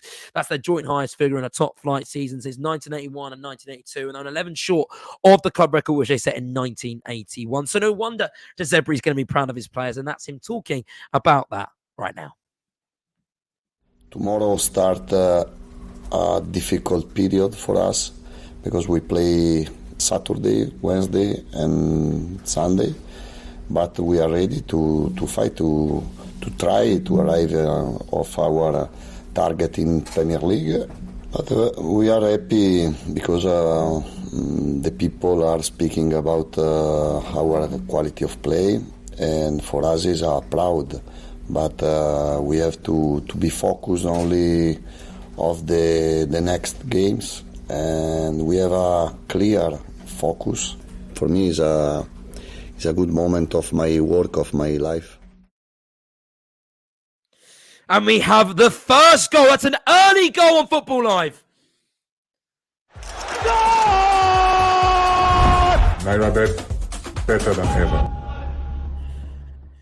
We spoke about Everton, and we spoke about how crucial the first goal was for them today, and they have taken the lead early on, just a minute and a half into the fixture at Goodison Park, and it is McNeil, former Burnley player, under Sean Dyche when he managed there. He moved to Everton. Sean Dyche has now moved to Everton, and they now lead 1-0 in that game, and that is huge for Everton because Sean Dyche's team are winless in their last 29 Premier League games when conceding first, including losing the last 8 without scoring. So a first goal, and they normally win. But we've just had another goal in the Premier League.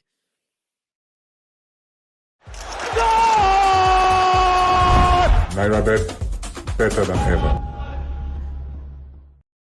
After last week, where we didn't have a single goal on the Saturday show in the first half, we've had 2 in the opening 2 minutes, and it's another goal, a huge goal for Tottenham in North London at the Tottenham Hotspur Stadium. They've really struggled to score, and as you mentioned earlier, they failed to score a first half goal in 20 of their last 25 matches in all competitions, but they have scored early on. It's a nightmare start for Nottingham Forest, who have got awful away form. They're not in great form, winless in 4, and they've actually only scored in their 3 Premier League goals this season.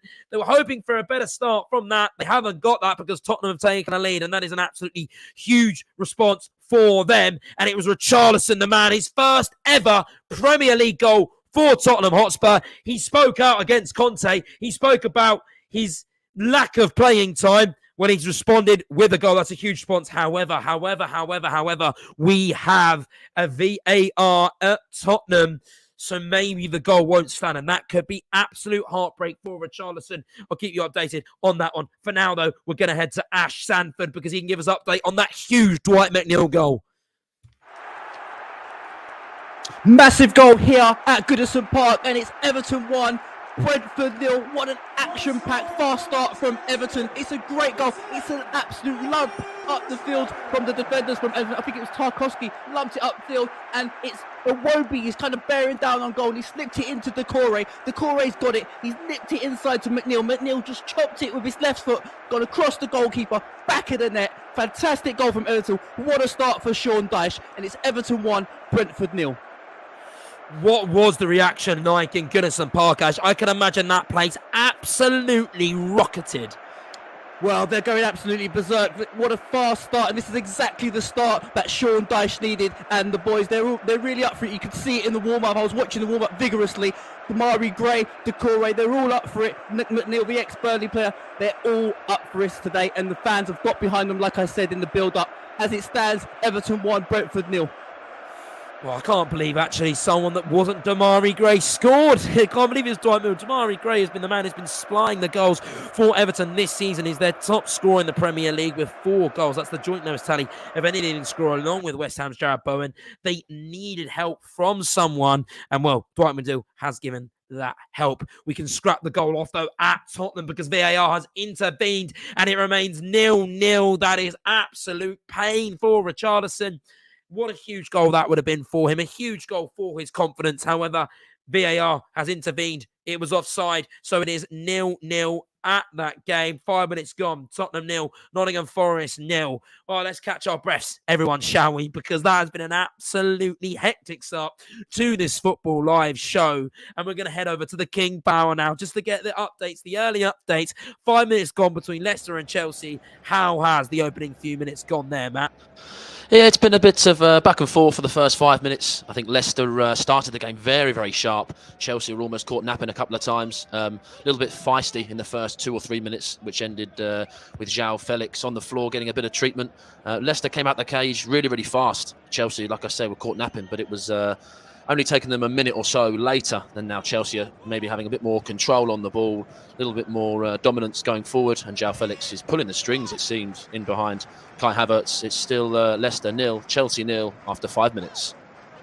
And Matt, as for we spoke about Reece James missing through illness, Loftus-Cheek starting instead. Has that been an issue in the early opening kind of 5 minutes there? I would say not. Ruben Loftus-Cheek is. I'm just watching it as we speak, and Loftus-Cheek is right up the right side of the Chelsea right wing. He's almost playing as a right winger with maybe João Felix and Mudryk tucking in more as 3 strikers alongside Kai Havertz. I think Chilwell is right up the left side as well. So you've got Cucurella, you've got Fofana and Koulibaly that are really 3 central defenders. And I think that gives the leeway of Chilwell and Loftus-Cheek to bomb on, which is just what they're doing. And I think that could be, like I said before, the way that Chelsea win this game. Yes, thank you, Matt. And now we're going to head over to Patrick Nairabet to tell us about that offside goal for Richarlison and for Antonio Conte's side. You know what? It was a good goal for me, but it was the offside wasn't build up. Basically, what it was a perfect cross from Oliver Skip deep inside the box, and Richarlison controlled it, and nice touch, and then basically shot first time into the goal. But the build-up play was offside. I thought he was offside himself. It was someone else was offside in the build-up play. But so as it stands, Tottenham on the intensity, actually, they're taking the game to Forest, trying to get more goals if they can. Get another one if they can, obviously. I didn't score. But I think that looking at this, Tottenham are not sitting back. They're trying to take the game to Forest and see if they get a goal. Because of that earlier, they win this game, right? They go 6 points clear of Liverpool for 4th position. Right, with 8 minutes gone, it's Tottenham 0, Forest 0. And we were speaking, and ifs, buts, and maybes here, Patrick, but how big would that goal have been for Richarlison if he had scored there? Massive. After 3 minutes, you can see he had to prove to point. And guess what? Although I know you said he was moaning during the week, he had something to say, but Conte put him in. Said, you know what? Shut up, show me. And he did today, so I think he looks hungry. And they got a lot to play for, so it's a big game, this one. So with 9 gone, still Spurs 0, Forest 0. Amongst all the drama, we still haven't got Jackson Cole between Leeds and Brighton. 9 minutes gone in that game. It's 0-0. How have the opening first 10 been there, Jackson? Well, it's been somewhat scrappy, but you know what? I think Leeds have made the better start. Just a couple of moments before you came to me, there was some good play down that left-hand side. Junior Firpo was released and his cross to Patrick Bamford, who's only got 1 goal in the Premier League this season, didn't quite reach the lead striker, and it was subsequently cleared away. Brighton have been quite slick in possession, but haven't really tested Illan Meslier in goals, so it is still 0-0 between Leeds and Brighton. Jackson, I've got a question for you. 2 words. Brighton, top 4. Well, I mean, top 4, that's a bit of a stretch in my opinion, but I really think this side could get in the Europa League spots. I've watched them a fair few times this season, and the football they play is just fantastic to watch. It's so slick, and they hunt in packs as well. I must give a shout out to their recruitment department. I think it's the best in the Premier League. They've found these just hidden gems from absolute nowhere, like Alexis McAllister, Moises Caicedo, and Karu Matoma. Where on earth did he come from?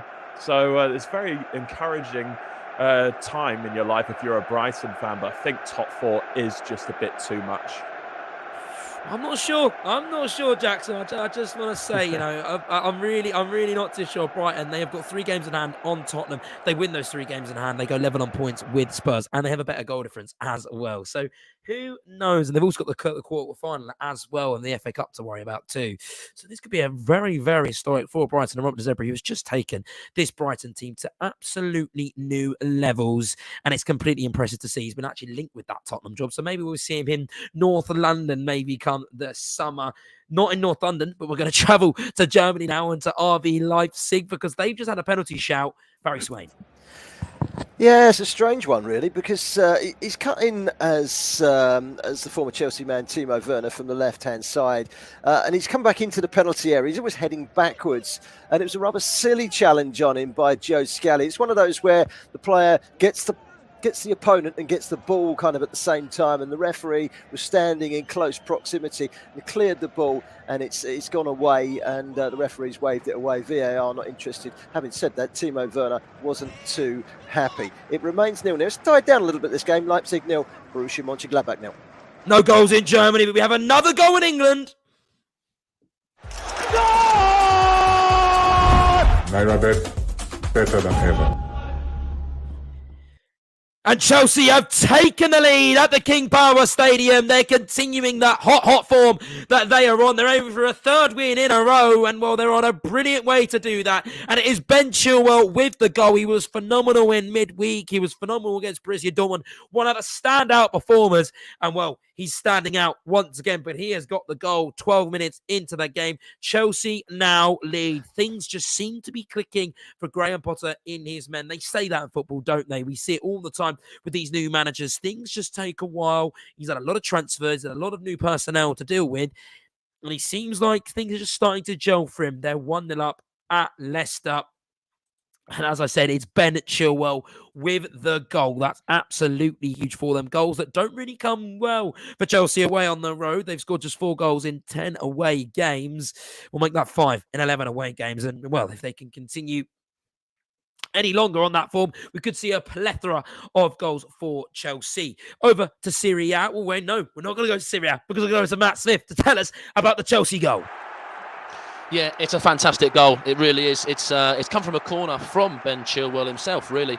Bit of a lofty cross from the corner. It's gone all the way back to Kalidou Koulibaly, who's able to flick the ball back across the box. It's gone deep again, and it's ended up with the feet of Ben Chilwell. And he's volleyed it, a ferocious volley, straight back towards the goal, and sadly it's gone underneath Danny Ward. It's a fantastic first-time hit from Ben Chilwell, and it is Leicester 0, Chelsea 1.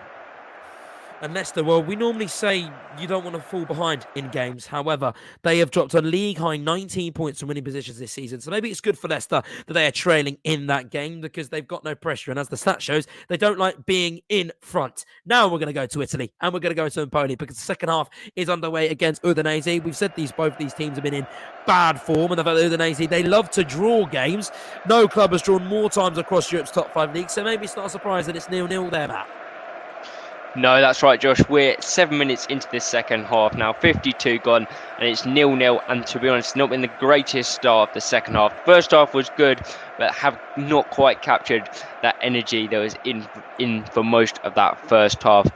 Interesting change to tell you about is Jacopo Bazzini has come on for Empoli. He's a really exciting teenager, 19 years old, sort of attacking midfielder, wide player. He's come on off the bench. He's already got 4 goals in Serie A this season for his first year in the league. So it'll be interesting to see what he can do. But for the minute, it's 53 gone, and it's Empoli 0, Napoli 0. 0-0 there, and for the other scores around Europe then, well, in the Premier League, we've said Everton are winning 1-0 against Brentford. Leeds and Brighton is currently 0-0. Chelsea have just taken the lead against Leicester. That's 1-0 there, 15 minutes gone. And Tottenham were there drawing 0-0 against Nottingham Forest. Richarlison, he did have the ball in the back of the net. However, it was ruled out for offside. In the Bundesliga, as we're just going into the half times there, it's Bayern 3, Augsburg 1. Bayern, who were 1-0 down, they've turned it around emphatically, and now they lead by 2 goals, 3-1 there. Frankfurt and Stuttgart is still 0-0. Hertha still lead 1-0 at Mainz. And then RB Leipzig and Borussia Mönchengladbach, as we just heard from Barry Swain, is 0-0 there. But we have our goal in Italy.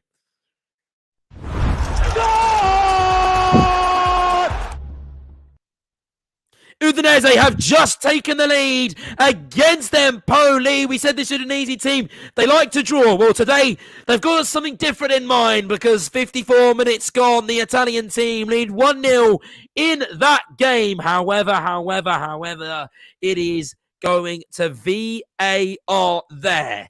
Well, that's going to be an interesting one. We're going to have to Matthew Key to tell us about the goal shortly. Well, we're going to go to Matthew Key actually now. Matthew, tell us about that goal. Yes, well, for the minute, Josh, it looks like Udinese have taken the lead. It is Rodrigo Becao, the defender, that has got the goal. It was from a corner. The ball was whipped inside of the foot. Becao got up highest, headed it against Laperto, the Empoli captain.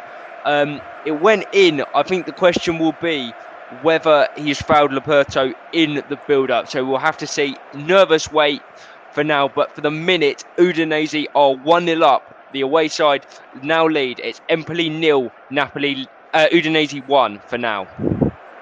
We'll keep you up to date in that game. Then it's 1-0 there, but as we said, VAR is currently checking. VAR, however, it has been given there. So Udinese, they do lead 1-0. A game that will see Udinese go 6 points clear of Empoli with a win. That's absolutely huge for them. It's 1-0 in the Italian Serie A. It's 0-0 between Leipzig and Mönchengladbach. And let's get Barry Swain with the halftime talk. Yes, the half-time whistle has just gone. Goalless at half-time. Leipzig started very well, but it was the visitors, Gladbach, who had the first real chance. It was a pull back to Neuhaus, edge of the penalty area.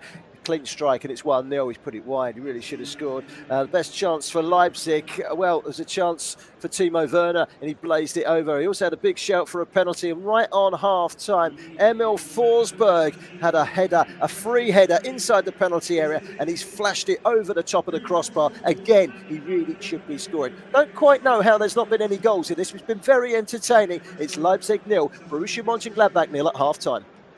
I'm glad you're entertained over in Germany, Barry, because we are very entertained over here in England. There's chances galore, and Chelsea, they've taken it to Leicester, but Leicester have just had a big chance to equalise at the King Power. Yeah, it's come from a free kick given away by Fofana, just really wide outside the Chelsea box.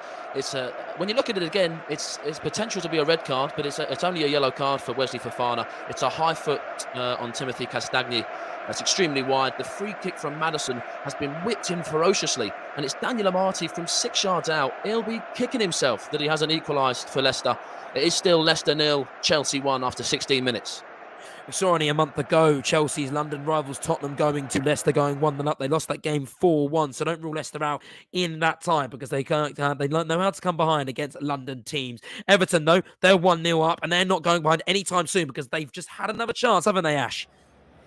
Yeah, another chance here at Goodison Park for Everton. It's a cross in from Iwobi from a free kick. He's crossed it in, and Michael Keane's jumped up super high, got in there, and David Reyes he's got his lines completely mixed up. And Michael Keane's got the header in. It's just gone wide of the post. Goalkeeper really flat tapped that one, and a big missed opportunity for Everton to go 2 goals up. But as it stands, it's currently Everton 1, Brentford 0.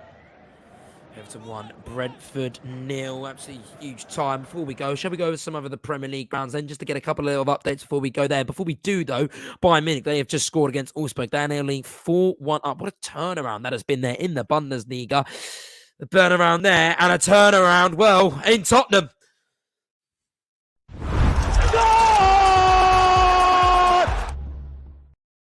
They were 1-0 up earlier and they are 1-0 up again. It was Richarlison's chance that was ruled out for offside in the opening few minutes. But as the clock turns to 20, Tottenham have taken the lead at their home stadium against Forest.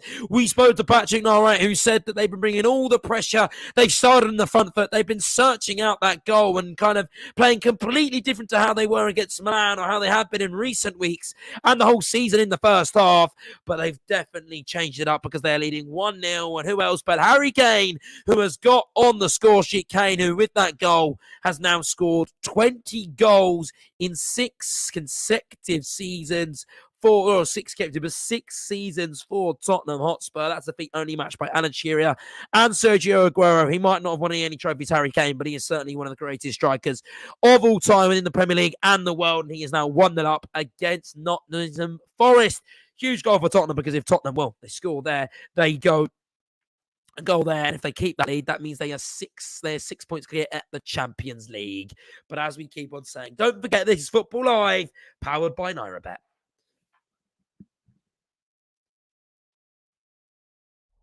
Today, only on Nairabet. Bet and get. Bet on Napoli versus Atalanta and get a free bet if Victor Osimhen or Ademola Lookman scores.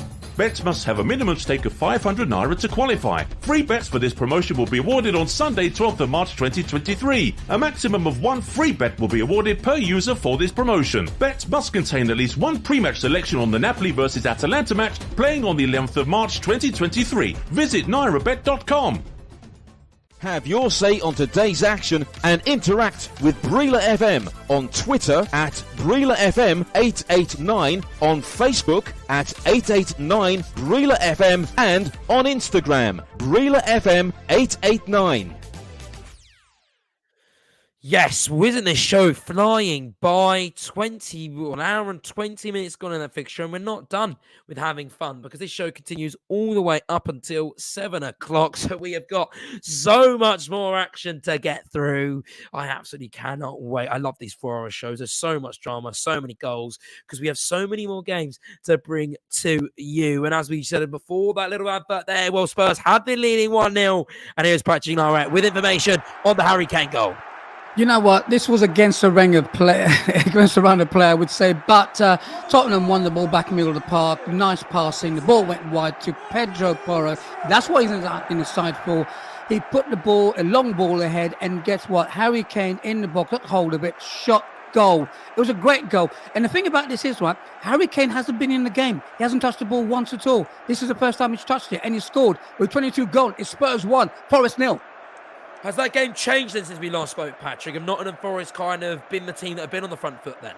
Yes. They were my famous words again. They play, we play. They play, we play. So it was that sort of game. One team plays, the other team plays. But what Tottenham are doing, they're using the wing backs to get crosses in. Davies on the left-hand side, Porro on the right-hand side. Lots of crosses going into the box. That's what I've noticed in the first half, for the first 15, 20 minutes. And Forest, to be honest, they steadied the ship a little bit, but a cross came in, Harry Kane in the box, bang, goal. And that's it, 22 gone. Still Spurs 1, Nottingham Forest 0. Goal at Tottenham and chances everywhere else because Jackson Cole has just seen another great chance of Brighton and for McAllister. Yes, Josh. Well, Leeds did make the better start to this match, but Brighton really are grown into the contest. It was the World Cup winner, McAllister, who's Brighton's joint top goal scorer this season with 8. He chested the ball down from a corner and then fired in with his left foot, but it was well blocked by the Leeds goalkeeper, Ilan Melier. So Brighton are growing into this game, but still Leeds 0, Brighton 0. How's the opening 20 minutes developed there? Are Leeds kind of taking the game to Brighton, or are Brighton playing how they've played all season? Brighton are playing how they're playing all season. I think Leeds are quite content just to sit back and play on the counter-attack. In the early stages, they were getting some joy down that left-hand side with Joel Veltman playing in an unfamiliar right-back role. So I think that is Leeds' best strategy for this match, just try and soak up the pressure from a side that does play superior football to them. Just a few minutes before that McAllister chance, Joel Veltman, he's been getting forward a few times, the Dutch defender. Full credit to him. He had a drive which was deflected just over the bar by Robin Koch. But as I said, 23 minutes on the clock, and it's Leeds 0, Brighton 0. Well, Leeds, who are vying to win consecutive home Premier League fixtures for just the second time since the start of the season. They have not hit the heights of previous years, but it's going to be really tough because Brighton are unbeaten in all 5 of their Premier League meetings with Leeds, drawing 2, winning 3, I think if my maths correct, and they're just conceding 1 goal in total. So that fixture is domination. We always say this on Football Live. There are some teams you just don't win against, and Leeds, where they're looking to break the curse against Brighton. We're going to head over now to Everton because they are peppering the Brentford goal, and David Raya in net, and they've just had another really good chance. Yes, another great chance again for Everton. They're really probing again, starting to kind of dominate possession in the midfield. And it's that man, Alex Iwobi, the Nigerian international, really getting himself on the ball. And he's got down to the byline and fizzed the ball into the box. And the goalkeeper's just kind of parried it out. And just for a little bit of composure for Onana, he's just opened his foot out and he's tried to just slice it into the top corner. It's gone way over the bar. And really, Everton should be 2-0 up. So he'll be disappointed with that. But Everton, again, as it stands, they're on the attack again. But it's currently Everton 1, Brentford 0. This really is uncharted territory for Brighton. As I just said earlier, they're only one of 3 undefeated teams in the European top 5 leagues in 2023. That's along with Stade Reims and Borussia Dortmund. And it's a club record. They're on a run of 12 successive unbeaten since a 4-0 defeat at Aston Villa on the 23rd of October. 23rd of October was the last time Brentford lost a game. We'll mark the date today, ladies and gentlemen, because the 11th of March is the day they could lose another game. And that doesn't happen often for Brentford. To Leicester now, a little bit further down the country, and discussing Chelsea because they're 1-0 up in that game. Is the scoreline suggesting that Chelsea are dominating that game, Matt? I would say it's close, but I think Chelsea are marginally ahead in terms of the dominance, in terms of the possession.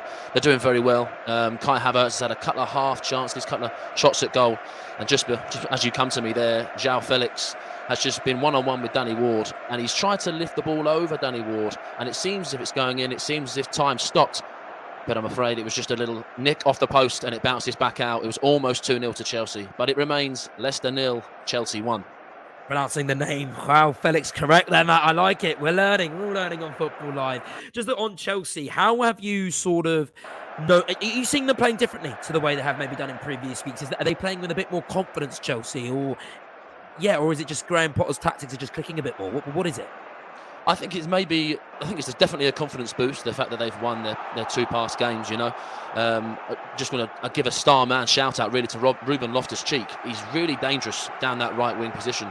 Wout Faes got a booking because Ruben Loftus-Cheek was just far too quick, and turning him left and right, and he actually got booked for a challenge, a pullback on the Chelsea right wing back. So I think at the moment it's the setup from Potter that seems to be working.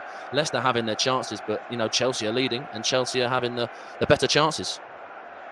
Yes, they are, and it's 1-0. Very, very good news. Chelsea fans are leading 1-0 in that game. The rest of the scores around the Premier League, then, as we've just heard from our respective reporters. Everton, they're beating Brentford 1-0. Leeds and Brighton, they're 0-0. Leicester are losing to Chelsea 1-0. It's just heard from Matt Smith there. And Tottenham, well, they have just scored. It's been like 10 minutes or so now. They're beating Nottingham Forest 1-0 in that time. Around the rest of Europe, then all half-time scores. Bayern and Augsburg, it's 4-1 in that game. Remember, Bayern were losing in that tie. They were 1-0 down in that game. Frankfurt and Stuttgart were 0-0 in that one. Hertha and Mainz, it's 1-0 at half-time to Hertha, and RB Leipzig and Mönchengladbach. Barry Swain's covering that one. It's 0-0 in that tie. 6:30, Schalke v Dortmund. When that game kicks off, we'll be covering that one. Leon Jones will be over in Schalke. The derby, one of the biggest games in the world football and German football, and we'll be covering that live here on Football Live. Empoli and Udinese then. Well, it's 1-0 to Udinese. And how about we take a trip then to Empoli? We heard a bit earlier, early goal for Udinese in that second half. How's the rest of those 20 minutes played out there?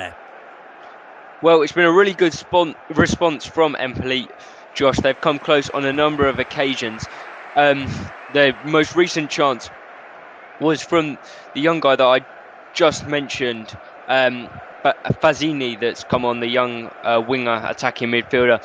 He cut in on the left-hand side. Really nice run. Went past a couple of men, couple of fake shots, and fired a shot and got a deflection and just grazed off the post.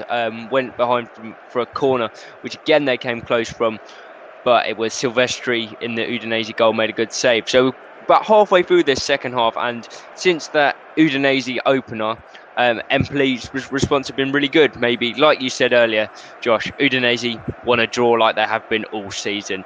67 gone, Empoli 0, Udinese 1. 1-0 in that game. Another huge game we are covering on Football Live come 6 o'clock is Napoli v Atalanta. That's a huge game. It's Victor Osimhen v Ademola Lookman. And this is the preview. All the stats you'll need for that game coming up at 6. Two Super Eagles superstars, both vying for the Golden Boot in Serie A in Italy. This afternoon, it's Victor Osimhen against Ademola Lookman. Napoli taking on Atalanta. Victor Osimhen is the informed striker not only in Italy, not only in Europe, but quite possibly in the world. 11 goals in 11 games. He failed to score against Lazio 8 days ago, the first match in 8 in which he's failed to score for Napoli. 11 goals in 11 games. He is untouchable at the moment, and if Napoli win today, they go 18 points clear after Spezia surprisingly beat second place Inter Milan on Friday night by 2-1. For Atalanta, they were in great form in January. 7 goals in 5 games for Ademola Lookman, but the goals quickly dried up in February. Atalanta dipped in form and have tumbled out of the European qualification places. They need to pick up their form. Ademola Lookman has not scored in 5 games, and he needs to start finding the back of the net as well. 2 Super Eagles in direct opposition. It's Napoli against Atalanta. It's Victor Osimhen against Ademola Lookman. The game kicks off at 6 o'clock this afternoon, and of course we'll have it covered right here on Football Live on Brilla FM. You do not want to miss that one. That is an absolutely huge game. 2 Super Eagles locking horns and going at it. A Napoli team that are flying on the top of the Serie A, and Victor Osimhen who is flying along with them and probably carrying them to that league title. And then Atalanta are kind of falling to the wayside a little bit, struggling to keep up with the top teams in the Serie A. Although Ademola, he's had a fantastic season. Hasn't scored in 5, but his form before that has been absolutely phenomenal. So you don't want to miss that. And we will be giving you all the updates there at 6 o'clock. And that is going to be with Barry Swain, who kindly gave us the preview to the present now, and to Leicester and Chelsea, because even though Chelsea are 1-0 up, Leicester, they are knocking on the door and they have just struck the crossbar. Yeah, it's Kiernan Dewsbury Hall. It's a cracking shot off the bar. Kepa was beaten. It looked to be going in, but it didn't dip down as we sometimes see with these shots. They sometimes dip in and hit maybe the roof of the net, but it rocketed off the crossbar, and Kepa was thankful for his crossbar because it would have been 1 each, but it is still Leicester 0, Chelsea 1. Yes, thank you, Matt. Chelsea holding on by the skin of their teeth. They're not going to want to concede in that game because that could disrupt all of their momentum, the momentum they have been building up over the last few weeks. Earlier then, the 12:30 kickoff was between Bournemouth and Liverpool. We gave you a few updates in that game, and Football Live started just over an hour and a half ago now. Bournemouth won in that game, 1-0. Philip Billing with a goal in the 28th minute, and Bournemouth were able to hold on. They did get a little bit of luck, though. It's Mohamed Salah. He had a penalty around about the 70th minute, and he blazed it over the crossbar. He's normally so prolific from the spot, the Egyptian. However, there, the nerves got to him, the pressure got to him. We don't normally say that with Salah, with the Liverpool winger, and he blazed it over the crossbar. That was enough then for Liverpool. They did have a chance afterwards. They didn't have a chance afterwards in that game. It was Gakpo who nicked the ball off the defender, and he was the hero last week when he turned villain. This week he missed an opportunity. He really should have been scoring. Bournemouth, he came unscathed, and they won 1-0 in that game. We'll hear from Jurgen Klopp in a while, but we've just had another goal in the Premier League.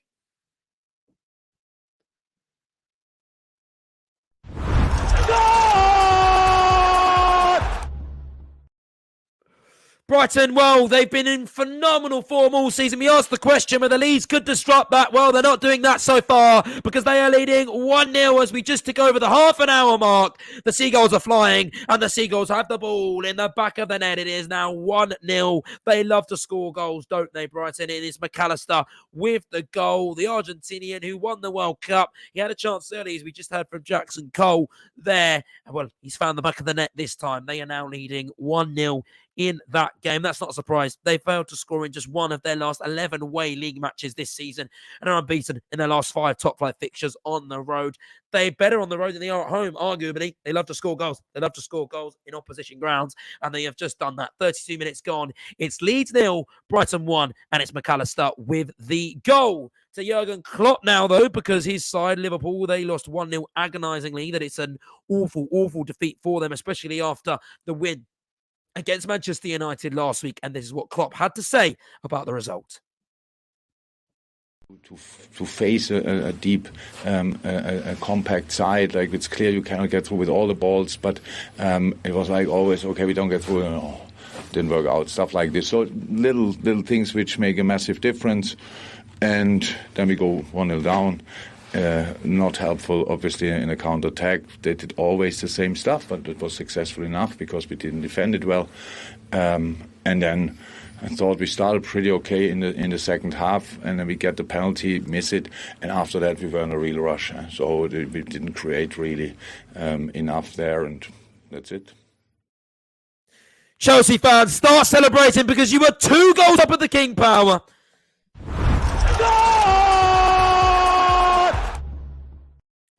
The discussion has been about his name all week and how you pronounce it, but Joao Felix has got his name on the score sheet. He's testing all the reporters and the presenters out there, and I think I've pronounced his game right, and it's good job I did because he's the hero for Chelsea. He is the man of the hour because Chelsea are now leading 2-0 in that game. A Leicester team that have been knocking on the door, but Chelsea have responded with a goal of their own, and they double their advantage. And Tottenham have also just doubled their advantage.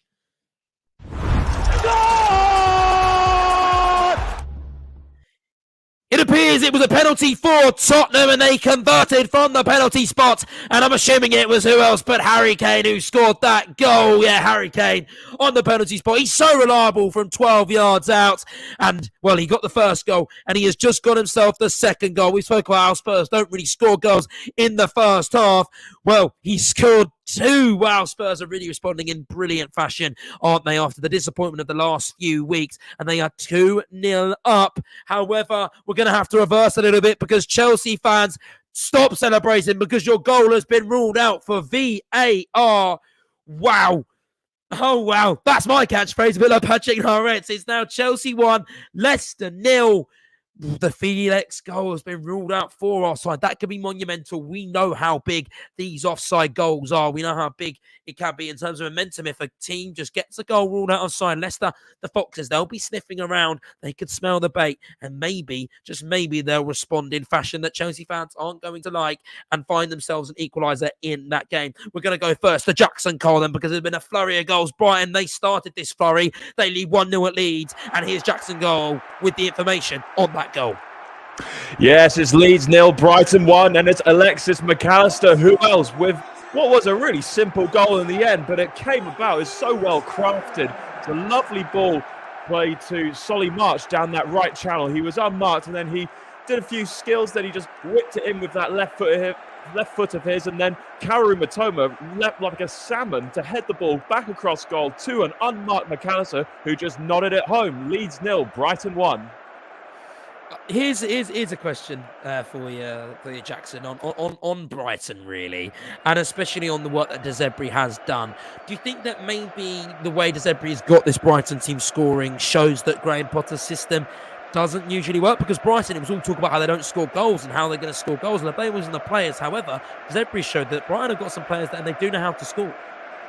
Yeah, well, I think it goes back to their brilliant recruitment. Another player who is just what a find he is, Evan Ferguson, the young Irish forward. I certainly hadn't heard of him until this season. And as last season, they didn't really have that outlet going forward in terms of a striker. But Evan Ferguson, he's got the build of like a 28-year-old, even though he's still a teenager. And I think Roberto De Zerbi, he's really benefiting from Brighton being such a well-run club. I'm sure he is a top manager as well, but it's just everything all coming together at once for Brighton.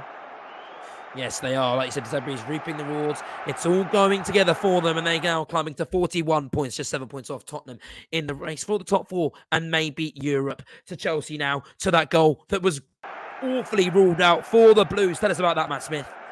Well, it was against the run of play. Leicester have had a good spell, good 10-minute spell. It was a fantastic dominant run from Mudryk through the middle. It was passed to Ruben Loftus-Cheek. That man is causing problems down the right. And it was a tap-in for Felix. And when you look at closer inspection, it's a little bit, immature maybe from Felix. He's just nipped in front of the ball. It's a very simple cross across the face of the goal from Ruben Loftus-Cheek. And Felix hasn't held his run too well, and he's nipped in front of the ball, and it's been ruled out. It's a silly, silly mistake to make. It's still Leicester 0, Chelsea 1. Is that the type of goal that maybe could turn a game on its head and give Leicester the motivation and the momentum they need? I think so, definitely. I think that's a bit of a wake-up call just before half-time, you know. I think it's Brendan Rodgers will be rallying the troops now to say, come on then, look, that's a bit of a let-off. I think it's it's difficult to see where they can come back, but it's still Leicester 0, Chelsea 1. Yes, thank you, Matt. Thank you very, very much. And as we're just leaving him, we have just had a goal at the King Power.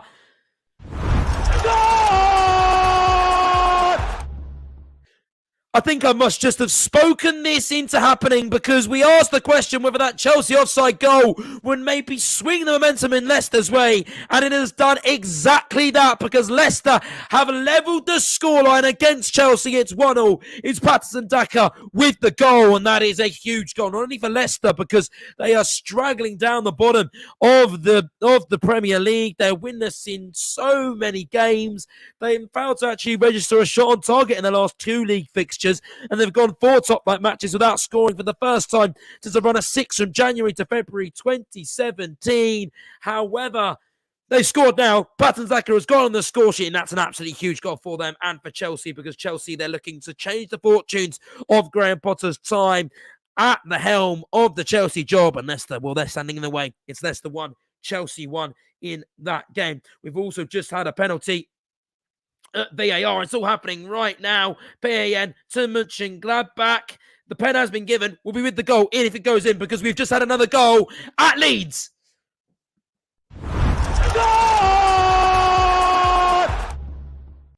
We know how raucous Ellen Road gets. We know how passionate the fans get, and they'll be rocketing into the sky, because after going 1-0 down to Brighton, they've responded with venom. They've responded with power. They've responded with punch, and they are now level. We spoke about Patrick Bamford, who has only scored 1 goal in the Premier League this season. Well, he's got his second, because Leeds are level at Ellen Road. It's Leeds 1, Brighton 1. They're not going down without a fight. The Leeds team, they're known for this power, and it is 1-0 in that game. We're going to head over now to Matt Smith to tell us about that Leicester equaliser. It's a fantastic strike from Patson Daka. Again, it almost is similar to what Mudryk did. He's driven through the middle of the Chelsea midfield. He's had to come and drop back to receive the ball, but he's driven forward. It's a left foot thunderbolt past Kepa. Gary Lineker is in the stands today, and he'll like that one. It's Leicester 1, Chelsea 1. How will Chelsea respond, Matt? Because that is a painful goal to concede. Well, they'll need to wake up sharpish. It's only minutes, 39 minutes, 40 minutes, 5 minutes left until the half-time whistle. They need to sharpen up very, very soon. Otherwise, Leicester are going to go into this half-time team talk very dominant, very confident, and they need to fix it sharpish. Yes, they are 1-0 in that game. Leicester don't really score many goals. They are level. And Chelsea don't really score many goals away from home, where they're going to have to score a second. They thought they did for João Felix just a couple of minutes before that goal, but that was ruled offside. Leicester responded in the best way possible, and they levelled the score. Leicester 1, Chelsea 1. Finally, to Patrick Nairabet, tell us about the Tottenham penalty that has seen them 2-0 up in that game. Yeah, Tottenham had the ball. They worked the ball into the box. Richarlison, he gets it. He starts to run, and it was brought down by Joe Worrell. Referee looked at it, no doubt, penalty, stepped up, Harry Kane, goal. The keeper could not stop it whatsoever. Bottom left, this little run he makes, bottom left-hand corner. Right, it's 2-0, so it's 42 gone. It's Spurs 2, Kane 2 goals, Nottingham Forest 0. 2 goals there, and we're still yet to have a goal in the Bundesliga between Leipzig and Borussia Mönchengladbach, but we just did have a chance, didn't we, Barry Swain? Oh, it was a massive chance. It was a penalty to the visitors, Mönchengladbach. It was a through ball down the middle and a really rash challenge by David Raum back into the Leipzig side today. He brought down Florian Neuhaus, the German international. Definitely got the player and not the ball. It went to VAR. VAR didn't waste any time, said penalty. Now up from the penalty spot, Alassane Pleu, the Frenchman, steps up. He sends it to the goalkeeper's right. The goalkeeper guesses right, and Yanis Blazwicz manages to get down and push the ball away. So we still haven't had any goals. We've had plenty of drama, still an open and entertaining game, and the sun's even shining here in Germany. It's still Leipzig 0, Borussia Mönchengladbach 0. We haven't heard from Ash Sanford in a while, but we're going to hear from him soon, because Everton have just doubled their lead.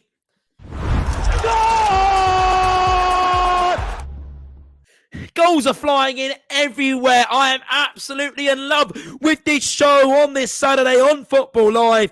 Everton 2, Brentford 0. It's Damari Gray with the goal, and Brentford, well, they're staring the barrel down. They're staring at the gun, because Everton, They're 2-0 up. They don't know how to lose, Brentford. They're undefeated since October, but Sean Dyche, he knows how to win. He knows how to do things, and this is going to be a huge victory for them. Demarai Gray with the goal takes his tally for Everton to 5 goals this season. He is their top scorer, and there's a reason why he gets on the score sheet. Both wingers getting involved. Dwight McNeil with the first goal earlier. Demarai Gray with the second goal earlier. It's 2-0 in that game. We spoke about the Leeds goal, the Leeds equaliser against Brighton to make it 1-0. Let's get to Jackson goal now to tell us about that.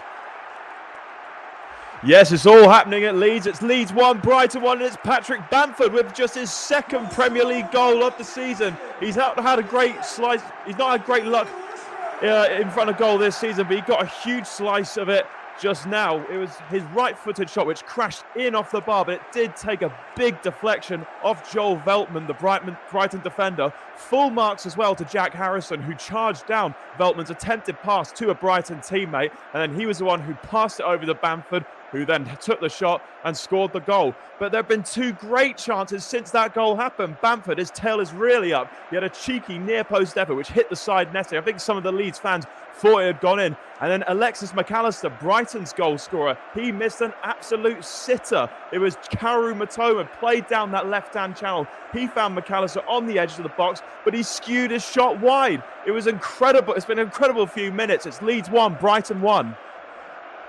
Leeds 1, Brighton 1. Everton had just gone 2-0 up, but their goal has been ruled out by VAR. That is cruel, cruel luck. We spoke about the luck at Leeds. We spoke about how you sometimes need some luck. Leeds got the luck. Everton, however, they have not, because it is now 2-0. Goal disallowed. Whereas you were, it's 1-0. Though, before we go there, we've just had a goal in the Bundesliga.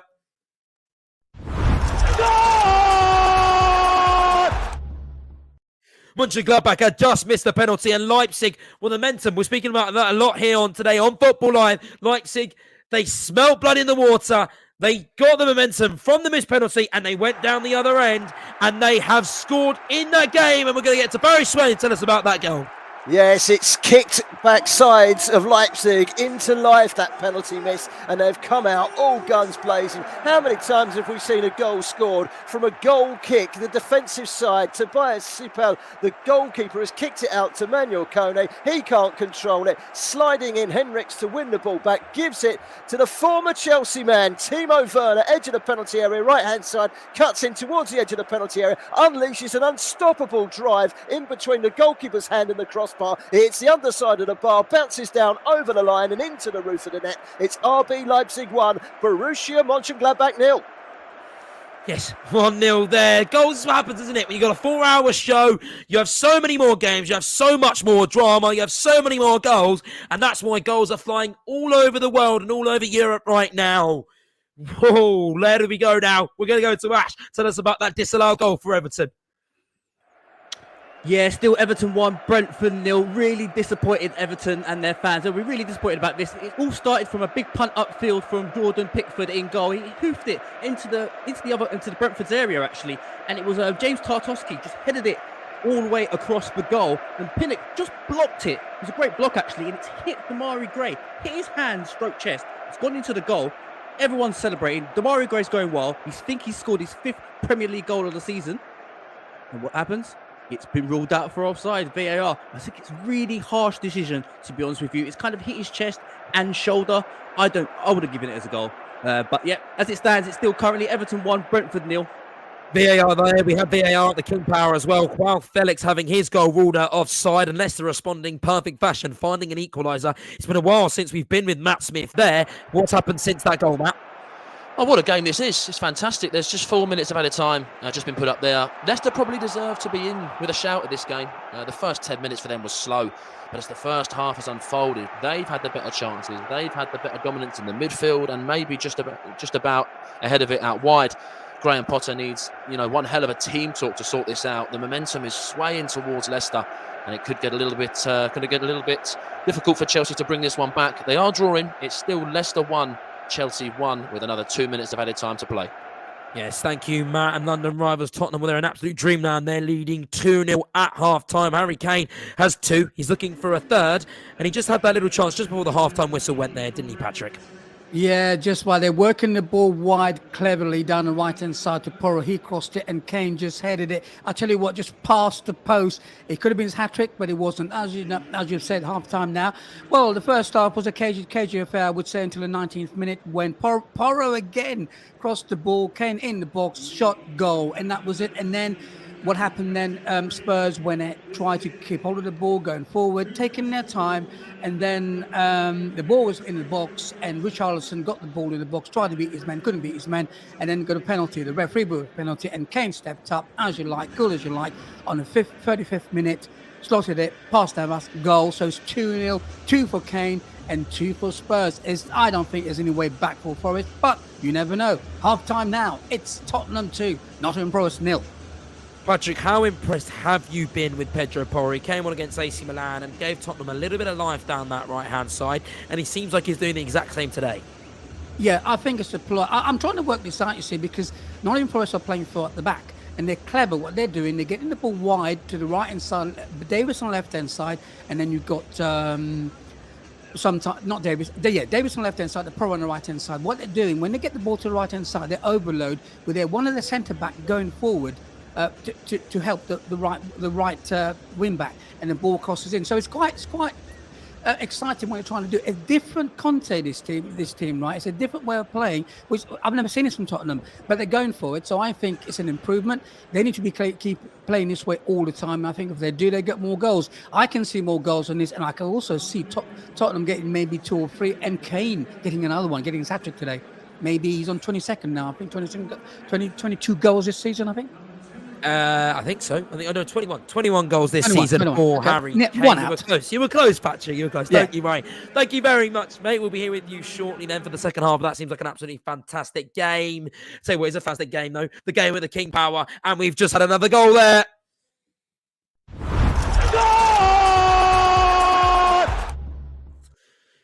Chelsea have taken the lead in that one. They were pegged back by Leicester after they had that goal ruled out by VAR, but Havertz has gone on the score sheet. He has dragged Chelsea back in front, a bit like he did in midweek against Borussia Dortmund, a bit like he does all the time, and he has now put them 2-1 up in that game. There was a lot of added on time, and Chelsea have taken advantage. They are now 2-1 up, 5 minutes added on time, and Chelsea, they are in the lead. Leicester 1, Chelsea 2. Absolutely monumental goal for Graham Potter at Chelsea. They always say the best time to score is at before half time, and the worst time to concede is before half time. And Chelsea, well, they'll see if that saying rings true as that's about to go into half time into that one. Well, that's a perfect place to end there, isn't it? Because we're going to go to Femi and the team with Nigeria right now.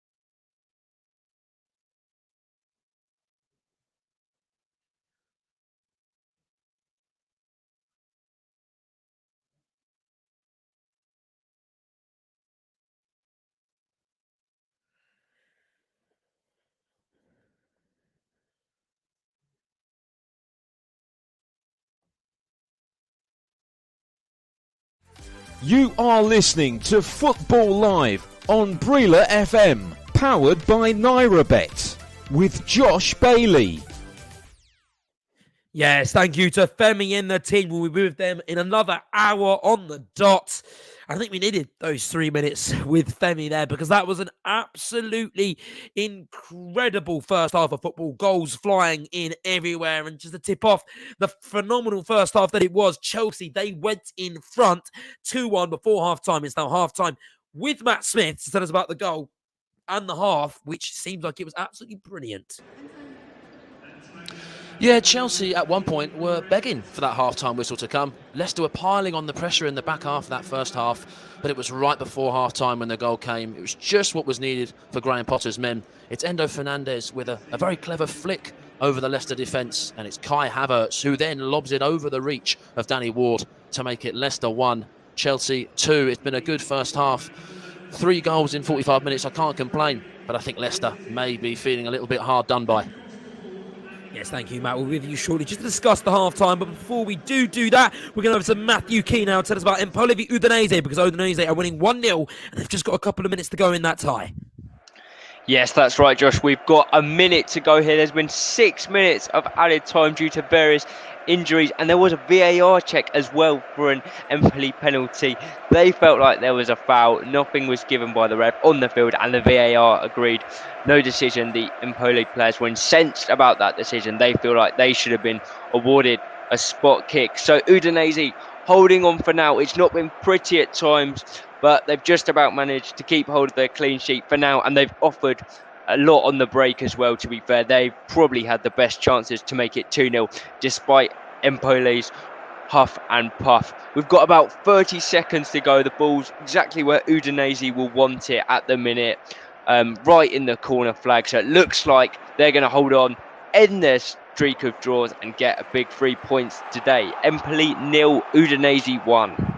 Yes, thank you very much, Matthew. We get the halftime reports from the Premier League grounds, and we're going to start off then between Everton and Brentford with Ash there. With Ash, tell us a bit about that game at halftime. Seemed like a brilliant game over in Merseyside. Yeah, really enjoying this game. Everton 1, Brentford 0, and that quick-fire goal from Dwight McNeil after 40 seconds has made the difference, to be honest with you. And since then, Everton's gone from strength to strength. Brentford had really many chances in the game today. They've been trying to have a couple of shots from outside the box, but nothing's really happened. Christian Norgard got himself a booking in that game, and he managed to bring down Damari Gray, which resulted in a free kick for Everton. But to be honest with you, Everton have had the better of the chances and fully deserved to be kind of 1-0 up. So still Everton 1 and Brentford 0 half-time.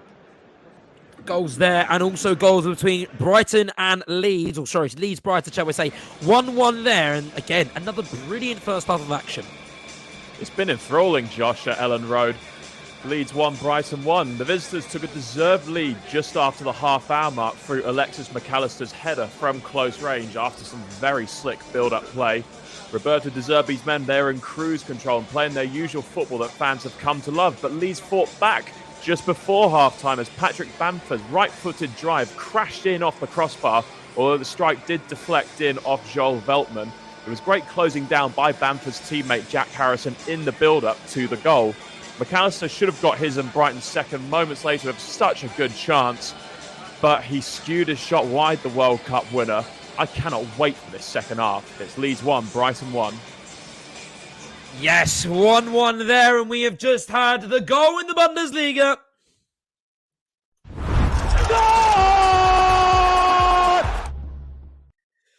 A goal which all but seals the 3 points for Leipzig. They really needed it after the disappointment against Borussia Dortmund last week. They needed 3 points. They needed the victory that maybe just keeps them in the Bundesliga title fight. And who got it, Barry Swain? Yes, it was a penalty. Emil Forsberg sending the goalkeeper the wrong way.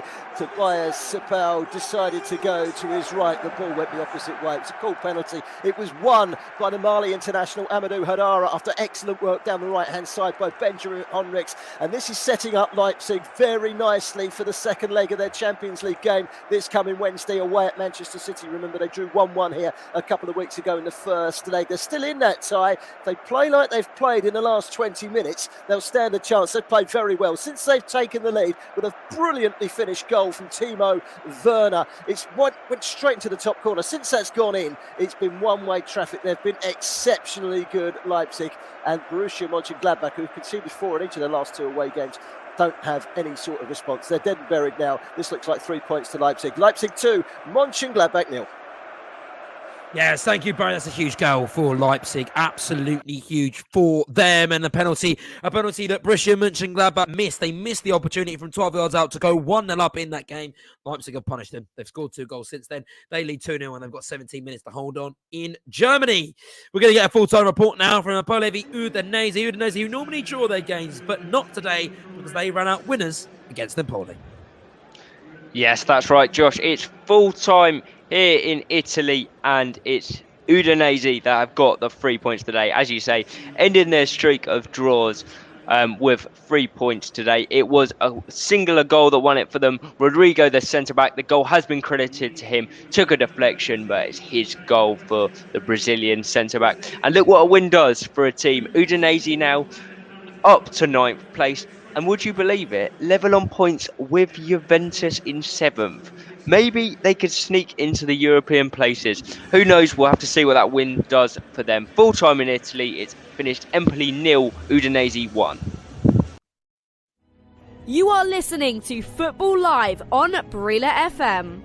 Liverpool 7, Manchester United 0. This is just incredible. The wheels have just fallen off the wagon. 4 hours of football every Saturday and Sunday on Brila FM with Football Live. Oh my word, it's an absolute massive goal for Arsenal's title hopes here. Wow, just wow.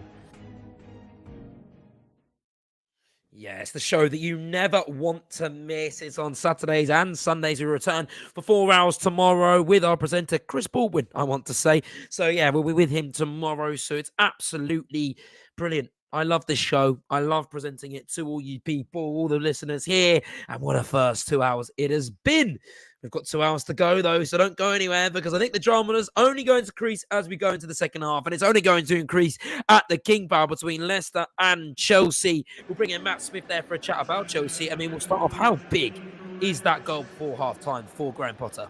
Yeah, it's a perfect finish to the first half. You know, I said that Leicester maybe deserved a little bit more, but Chelsea will not be complaining. You know, Graham Potter will not be complaining with a 2-1 win at the moment at half-time. He'll take that any day. Still got another 45 minutes to go, but you know, Leicester have had 9 shots to Chelsea's 3. Leicester have had more possession, but I tell you what, there's some fantastic goals. Ben Chilwell's volley, Patson Daka's thunderbolt, and a nice little clever dink from Kai Havertz. It's a good game to watch. I think that Graham Potter will be very, very happy going in leading rather than drawing. A little bit maybe less work to do in the second half. What is in terms of Leicester, I mean, they're not out this tie, are they? They've looked dangerous. They've really brought the game to Chelsea. So even though Chelsea are 2-1 up, Graham Potter will have to be wary of the potent attack and the danger that Brendan Rodgers and his team hold. Yeah, absolutely. I think, you know, the back end of that first half tells it all. You know, the likes of James Maddison and Kiernan Dewsbury-Hall and Patson Daka, and, you know, Kelechi Iheanacho, they're real stars for this team, and they can really cause some trouble. So Potter will have to keep an eye on that, as will the Chelsea back 3, as well as the full-backs that are tracking back, Loftus-Cheek and Chilwell. It's a game well within reach for Leicester, but we'll have to wait and see. I think Chelsea have just edged it towards the end there, obviously with their second goal, but Leicester will be hungry for more attacks, more dominance in the second half. What differences are you expecting in the second half, or do you think it will kind of be more of the same? Well, I wouldn't mind more of the same if it's another 3 goals like that. That's absolutely fantastic. But I think Leicester might have to almost bite the bullet and maybe put a couple of more people in, you know, midfield and maybe a few up front. They're playing 3 central defenders and 2 wing backs. They've maybe tried to shut up shop, like I said, from the get-go. Hasn't really worked out. They find themselves behind at half-time. But, you know, it's a big but. Leicester have got another 45 minutes to fix that, and I think Brendan Rodgers may chuck a few more bodies forward, I think. Yes, thank you, Matt. We'll be with you again shortly because that game is going to be kicking off very, very soon, along with Everton and Brentford, who's yet to get away. But the other two Premier League games we have kicked off then. That's Leeds and Brighton, which is currently 1-1, 48 minutes gone. So we'll be with the reporter Jackson Cole over there shortly, and Tottenham, who are beating Nottingham Forest 2-0 in that tie. We will be the reporter Patrick Norret shortly. But first, I wanted to talk about the European games and kind of some scores around Europe because we like to keep you updated here on Football Live. Just spoke about the English scores, but in French League 1, Auxerre and Rennes, they have just kicked off their 6 minutes gone in that game. 0-0 currently. At 9 o'clock, it's Brest v PSG. PSG who will be looking to respond after being dumped out of the Champions League to Bayern Munich in embarrassing fashion. That's the Bayern Munich team who are continuing that brilliant form because they are now winning 5-2 against Wolfsburg. 5 goals that have come from players Sane, Pavard, 2 goals for Pavard actually, and João Cancelo. The 5th goal comes from Alphonso Davies as well. The scoring goals all over the pitch. It was a fantastic way to respond for Bayern Munich because they trailed 1-0 in that game, but that result now means with 15 minutes to go, there will be 3 points at the top of the Bundesliga before we see Schalke and Dortmund face off in that prolific derby at 6:30 here on Football Live. We'll be covering that for you. We'll be with Leon Jones for that one. The rest of the Bundesliga games then with 12 minutes to go. Frankfurt and Stuttgart is currently 1-0. Stuttgart and Frankfurt was 0-0 the last time we saw, but 2 goals there. Means the scores, however, are still level. Mainz have levelled at Hertha Berlin. It's 1-0 there. And RB Leipzig, well, they are beating Borussia Mönchengladbach 2-0 as we heard from Barry Swain. Goal from Forsberg from the penalty spot is the difference between the two sides. Empoli v Udinese has just finished, as we just heard from Matthew Key. 1-0 there to Udinese to go level on points with Juventus in the place. Maybe they could charge for Europe. 2 teams that will be in Europe, however, at 6 o'clock is Napoli v Atalanta. You do not want to miss that. It's 2 Super Eagles, Victor Osimhen v Ademola Lookman, going head-to-head in that tie. It's absolutely huge for both teams. Atalanta have just kind of fallen away in the Serie A, and Napoli were there charging to their first ever Serie A title, thanks to Victor Osimhen. 6 o'clock, don't miss that with Barry Swain. And then at 8:45, it's Bologna v Lazio. No Ajax playing in the Eredivisie today, and however in the Liga, we saw Real Madrid. They defeated Espanyol comfortably 3-1 in that tie. And Elche, they're currently losing to Valladolid 1-0 at home in that game. That's half-time, as we said there. Well, that's all your European scores then, but how about your Premier League games and how they're doing in the opening couple of minutes in that tie? All the games have just got underway. Leicester and Chelsea. Everton, Brentford, though, is yet to get underway. So how about we start with Jackson Cole then? 15 minutes gone, 5 minutes into the second half. 1-0 in that game. How was the opening 5 minutes gone there, Jackson? Well, it's all Leeds, Josh. In fact, just a few seconds ago, Brendan Aronson had an absolutely brilliant chance to put them in front. It was great play by Patrick Bamford, who closed down a Brighton defender, played it through to Aronson, who then dug out a low shot through a crowd of Brighton defenders. And Jason Steele, he got down low to his right just to turn it past the post. A few minutes before that, Aronson had another chance. He blazed it way over the bar. Again, it was Moises Caicedo who got caught in possession. I think Javi Gracia has told his players just to up it with the whole press, because Brighton's passing game has not been at the races in this second half. It's Leeds 1, Brighton 1. And well, I was going to ask you a question there, Jackson. I will shortly, but we do have a goal in Germany. Nairabet, better than ever.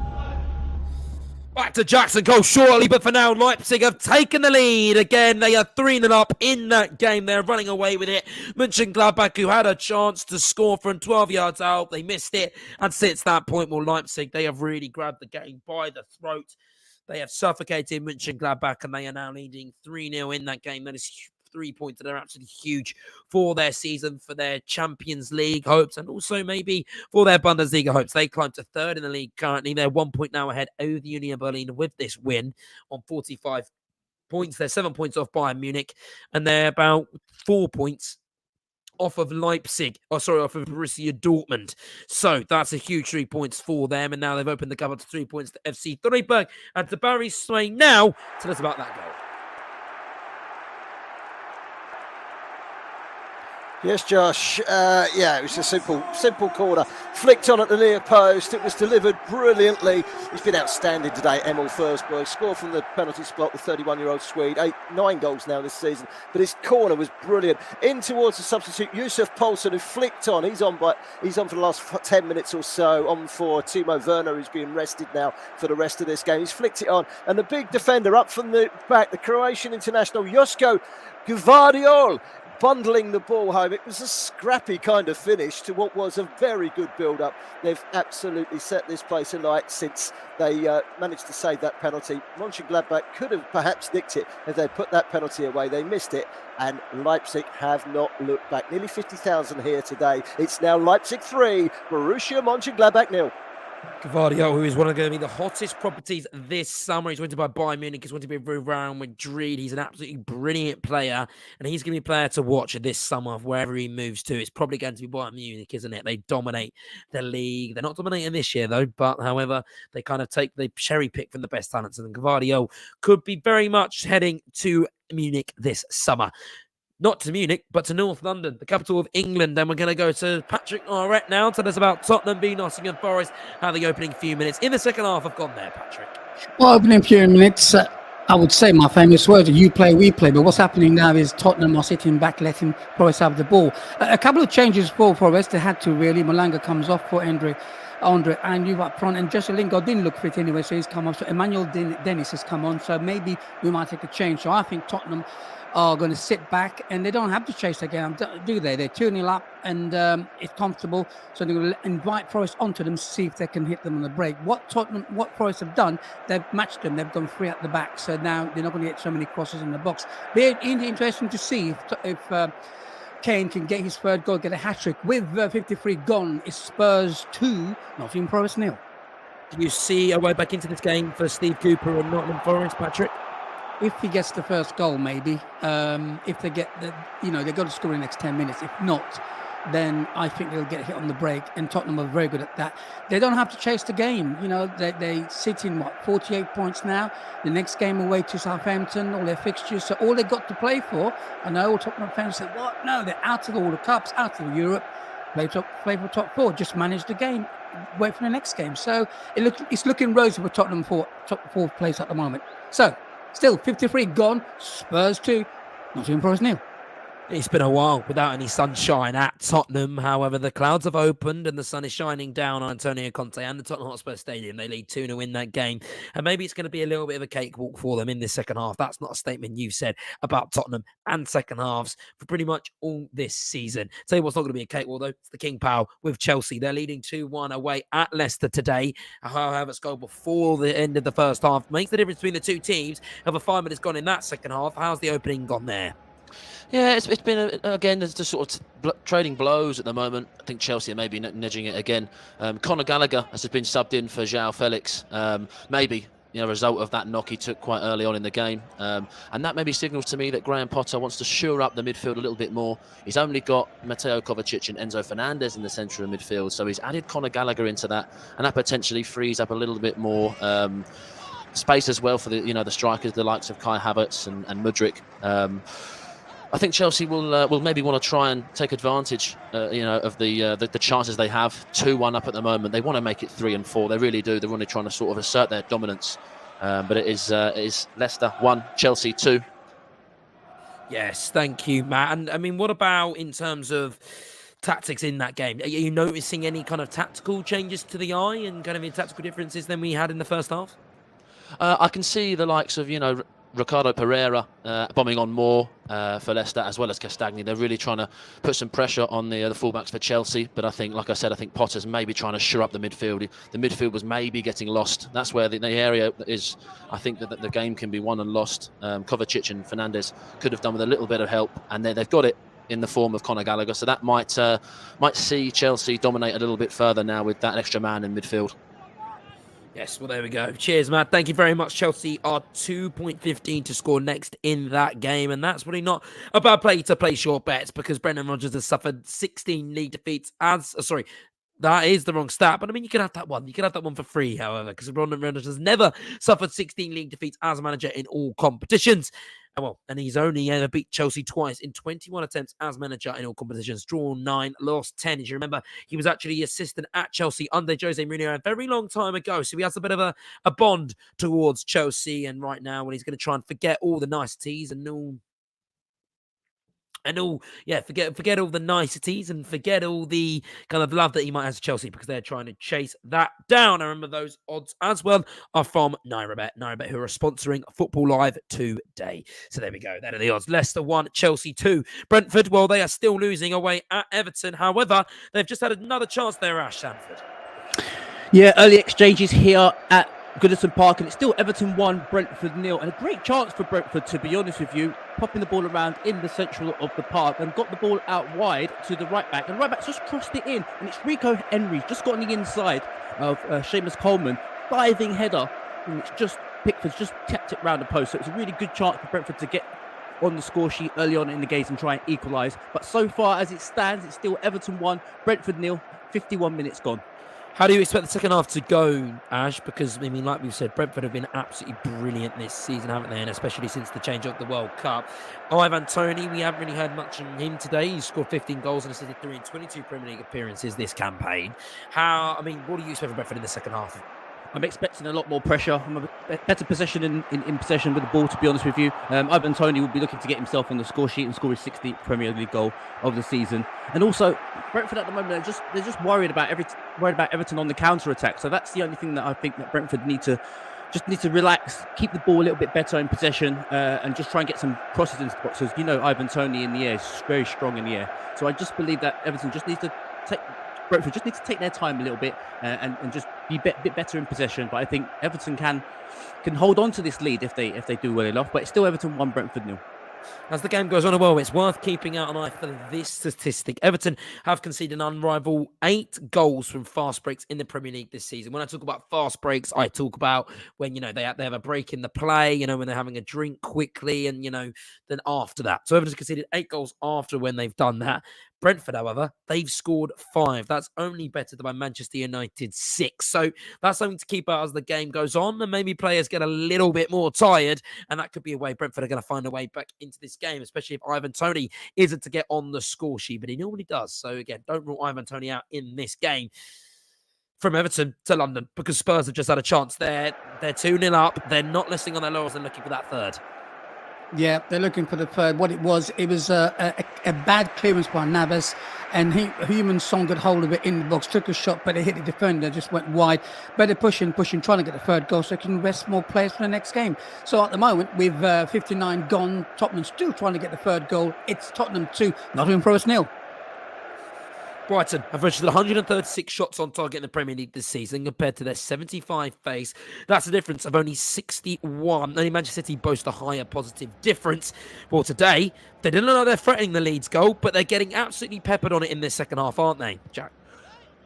Oh, it was an absolutely huge chance for Luke Ayling. It all came of wicked left-footed cross from Jack Harrison, and the ball just fell all the way to the Leeds right back. He's probably the last person you wanted it to fall to. He chested it down and then just blazed it over the bar with the goal gaping. Absolutely massive chance that. Leeds are still well on top in this second half. They've added real quality to their general enthusiasm shown earlier this afternoon. Although they were getting a little overzealous. Alexis McAllister, he had lengthy treatment for an injury, but it is still Leeds 1, Brighton 1.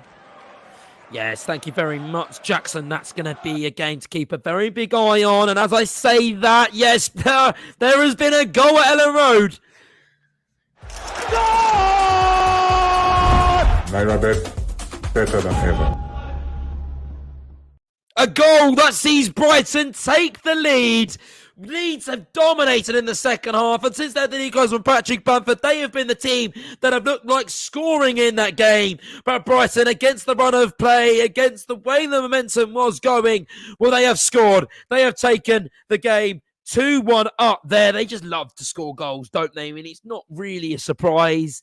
They've failed to score in just one of their 11 away league matches this season. Jose Bri has turned them into an absolute scoring machine. And Leeds, they've conceded. Leeds leak goals as well. They've got one of the worst defenses in the league. So, oh, wow, what a disappointment for Leeds. Solly Marsh with the goal. And when we talk about goals, Tottenham have just scored a third.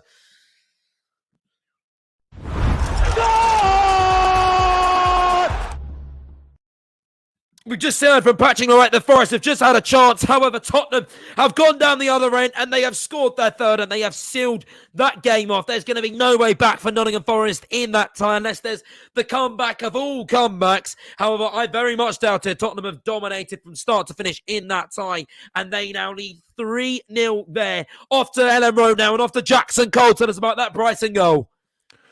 Yes, it's Leeds 1, Brighton 2. A goal completely against the run of play in the second half. Solly Marsh is claiming it, but I think it might have gone in off Jack Harrison, who's been brilliant all afternoon.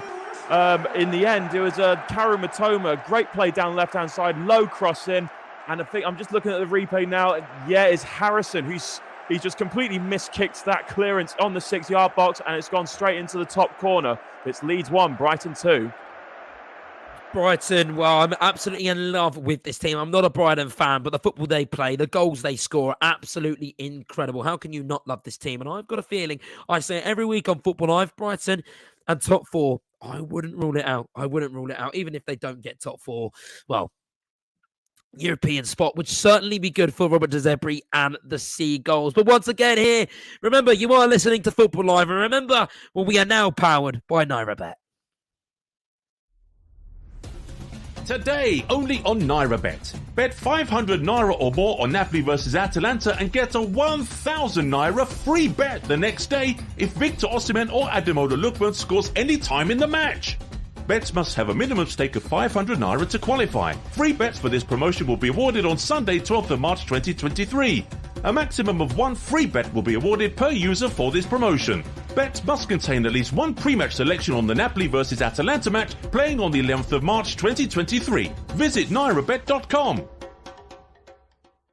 Have your say on today's action and interact with Brila FM on Twitter at Brila FM 889, on Facebook at 889 Brila FM, and on Instagram Brila FM 889. Heung-min Son hasn't been amongst the goals this season as he hit the heights of last year, winning a joint golden boot with Mohamed Salah. This season, again, he hasn't hit those skills and those goals, but right now, he has scored a crucial goal for Tottenham, Patrick. Yeah, we did. But just before that, Brandon Johnson for Nottingham Forest had a chance as well. He could have put it 2-1, but unfortunately, Tottenham went down the other end. Nicely worked goal. The ball went wide. Richarlison crossed the ball, and I tell you what, one touch, one goal. It's a Heung-min Son get it back of the net. I think game over now. You know, Tottenham scored 3 goals in 1 hour in this game, right? 3 goals in 1 hour. It's good going. So I think the points are going to Tottenham. At the moment, it's Tottenham 3, Nottingham Forest 0 with 64 gone. Yes, Spurs, who were well on their way now, winning their 4th consecutive home league fixture without conceding for the first time since March 2018. If they can keep Nottingham Forest out for the next 26 minutes, if I'm correct, there, well, they'll be keeping that. They'll be achieving that record, won't they? And it'll be a very, very happy day for Antonio Conte, especially with the way things have been going in North London. From North London to Leipzig, who have defeated Gladbach 3-0 in that game. And here is Barry Swain with the full-time report. Yeah, I think it's fair to say that Leipzig are still in that hunt for the title at the top, and with the second half performance that was glistening, they have every chance if they can continue that type of form going into the rest of the season. They had the better of the first half. It was goalless. The big turning point in the game was a penalty that was awarded by VAR to Borussia Mönchengladbach. Clumsy challenge by David Rum, but from the spot, Alassane Pleu, the Frenchman, stepped up and it was saved by Yanis Blazwicz. It was a kick up the backside that Leipzig needed, and from that moment onwards, it was one-way traffic. Before long, they were 1-0 up. A super finish from Timo Werner, his 13th goal of the season, winning the ball back from a goal kick. He was played in by Henriks and lashed it into the top corner. 1 became 2 from the penalty spot. Emil Forsberg, outstanding today. His 9th goal, sending the goalkeeper the wrong way. The icing on the cake came when the outstanding Josko Gvardiol, as you say, Josh, very, very good defender who will be on for better things, I'm sure, in the summer with a big move to a big club. He was on the back post to help the ball over the line for his third goal of the season, but he's first in the Bundesliga. Final score, Leipzig 3, Borussia Mönchengladbach 0. Yes, thank you, Barry. We'll be hearing from you again shortly as Barry Swain will be covering the Napoli v Atalanta match. Napoli with the team news, well, that has just come out. Napoli have made one change. Matteo Politano is in for Hirving Lozano.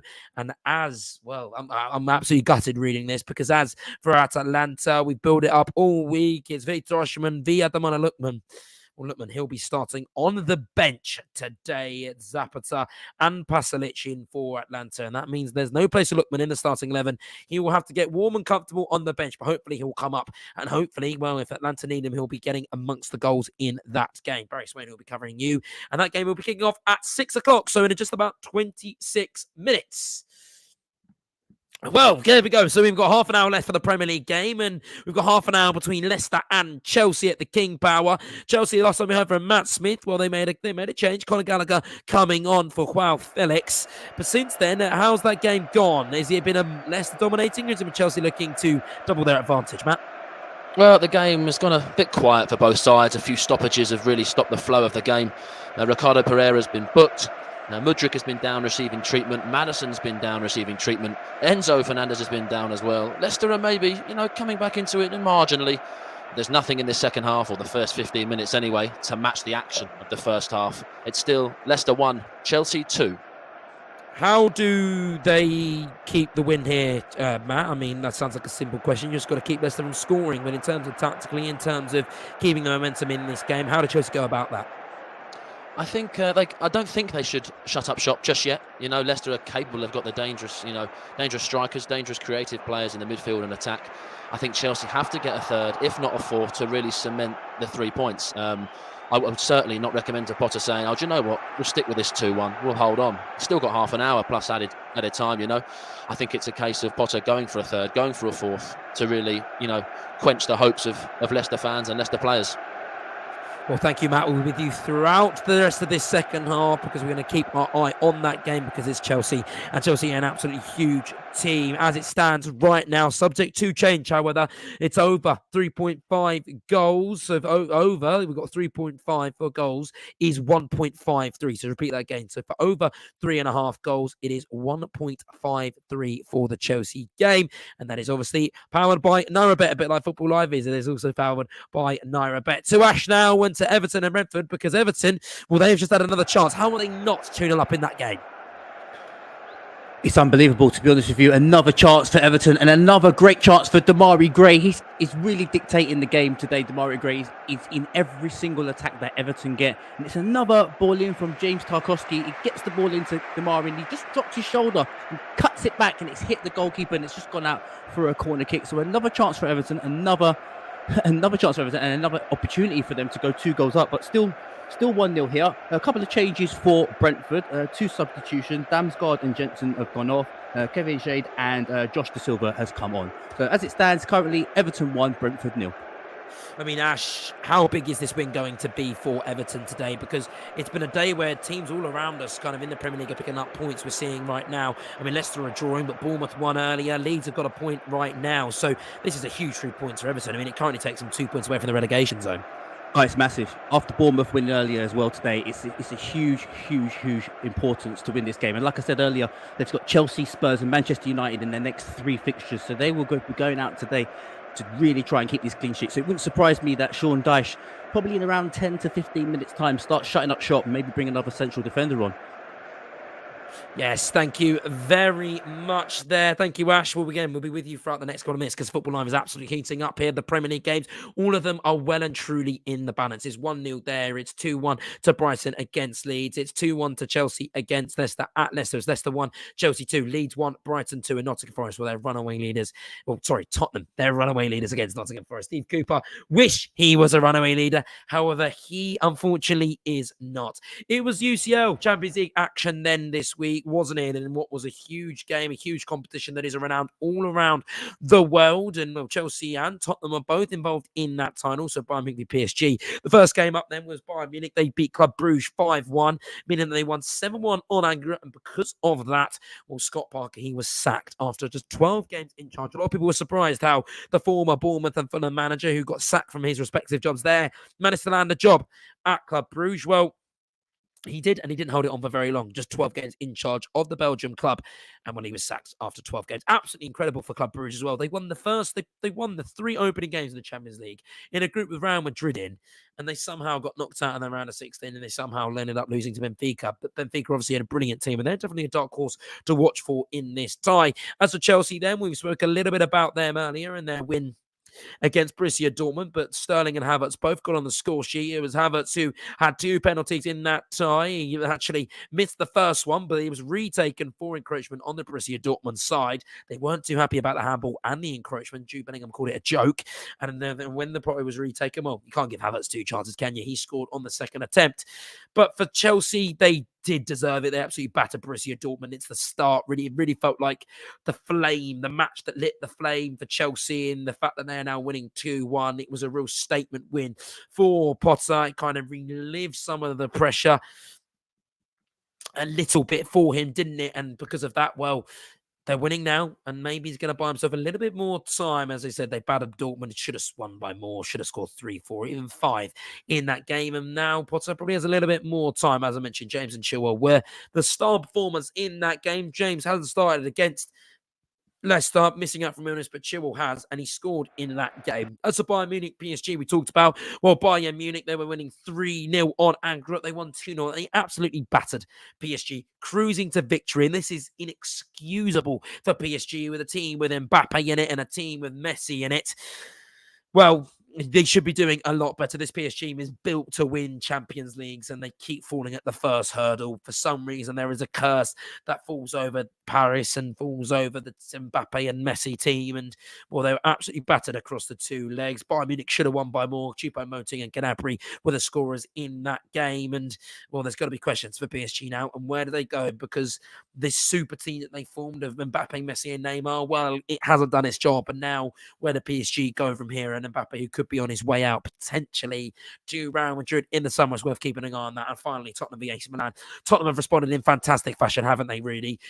This time beating Nottingham Forest, but against AC Milan, it was absolutely awful. It was a terrible performance. Tottenham never looked like scoring. Cristian Romero topped it all off, cherry on the cake, losing that game, getting sent off for 2 yellows, lashing in on Theo Hernandez. It was a challenge that he needed to make, but it was a challenge that gave him a yellow card and ended up resulting in a red card. We asked the questions as well before this game. What now for Conte and for Tottenham?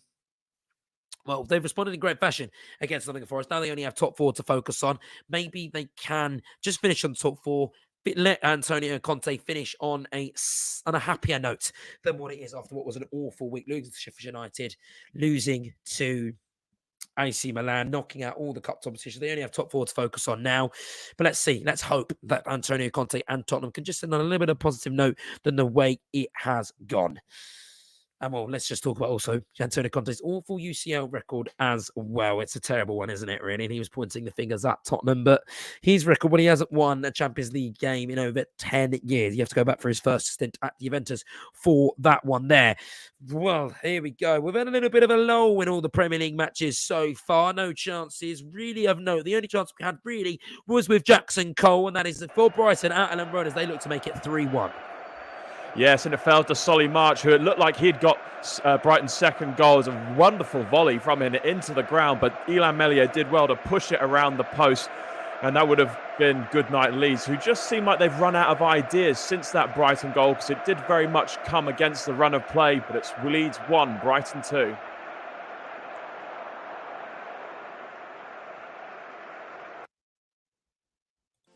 It is drama you will not want to miss. Well, against all the odds, Bournemouth have taken the lead and not a single shot on target up to this point. Yeah, it was a James Ward-Prowse classic. He just curls it beautifully. Well, it's been absolute chaos. Yes, Josh. Football's a cruel game. You know, you can have all the possession you want, but if you don't put the ball at the back of the net. It was, again, Cade and Son, like the good old days. This show never disappoints. Yes, well, it's Brentford 0, Crystal Palace 1 here, and it's Eberechi Eze who's got the goal.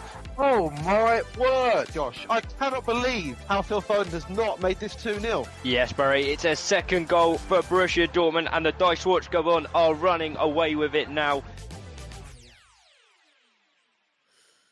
Shall we go to Matt Smith then, and shall we go to Leicester v Chelsea, because Chelsea, they're winning 2-1 in that game. They're looking to make it 3 wins on the bounce. How close are they to doing that, Matt?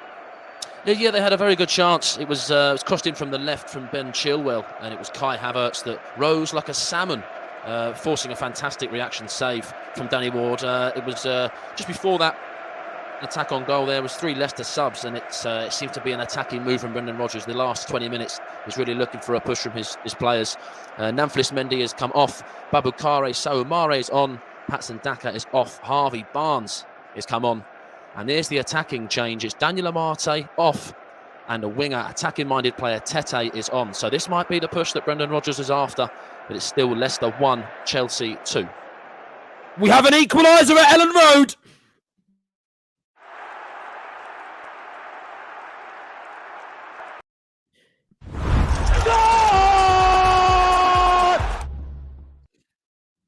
An equaliser that is huge for Leeds, because it's a point now which gets them crawling back up the table. They'll now move to 22 points. It's absolutely massive for them. It's Harrison with the goal. He's the man who hasn't really had much action this year, but when you've got a new manager under the helm, in the dugout, new players start to perform, and that is exactly what Harrison has done, and what is a crucial goal for Leeds United. 2-2 against Brighton.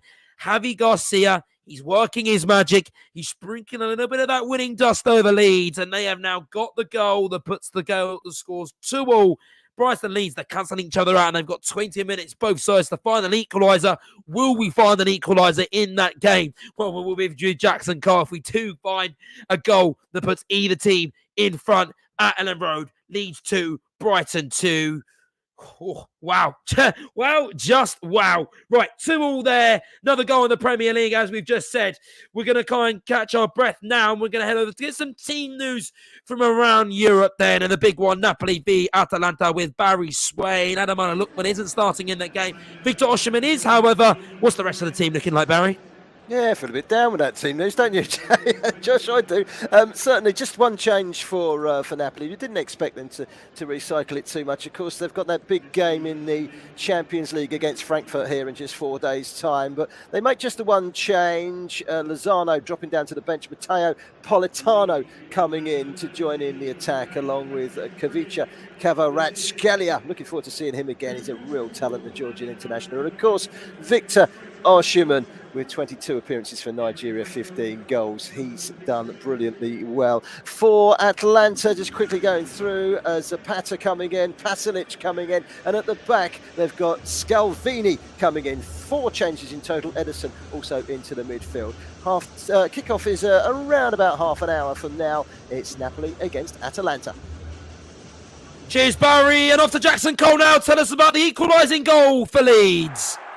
An absolutely incredible strike by Jack Harrison, who, remember, scored the own goal to put Brighton 2-1 up, and it's no more than Leeds deserve. They've been outstanding in this second half. It was a short corner played to the former Manchester City man. He just dropped the shoulder and curled it into the top left-hand corner. Can Leeds find a winner? It's Leeds 2, Brighton 2. Jackson Cole, I'm going to ask you the question. Can Leeds find a winner? Well, they certainly deserved it. They certainly deserve it, because they've been asking all sorts of questions of this Brighton defence. Leeds have very much been the better side in this second half, so if they were to get it, they'd absolutely deserve it. It's Leeds 2, Brighton 2. And Jack Harrison, he scored an own goal. He's redeemed himself and has got himself back on the score sheet with that screamer that puts Leeds level. Well, we had a bit of a word with him earlier in the week, and he spoke a little bit about Leeds' survival hopes, and he's playing a massive part today. Yeah, I think, at this point in the season, we've been here before in the past, and it's important just to kind of block all the noise out and just focus on yourself and the team and what you need to do to achieve success. And we know that this is not where it finishes. It's just a small part of what we need to do for the rest of the season, and we're going to be focused now on the next game and refocusing again. Jack Harrison, you are a Leeds hero today because relegation margins, they are decided by margins. It could be a few points. It could be goal difference, and that's a huge point if they can hang on. Leeds could be a huge 3 points if they go down the other end. They ride the momentum of the Leeds crowd, and they go and find a third that would give them the 3 points that they also desperately need. 3 points is also desperately needed for Graham Potter. They're 2-1 up. Chelsea did have the ball in the back of the net, but I believe it has been ruled out for offside, Matt. Yeah, that's right. Mudryk was the goal scorer there. It was a very high line from Leicester. They were playing almost on that halfway line. It's extremely high. I think it was one through ball from Enzo Fernandez. Mudryk went on one with the keeper, and he slotted it away. And then on closer inspection, it just gone a little bit too early. Maybe the Leicester high line was there purposely, but it's still Leicester 1, Chelsea 2. 2-1 there, but it's just been 3-1 at Tottenham because Nottingham Forest have a goal back.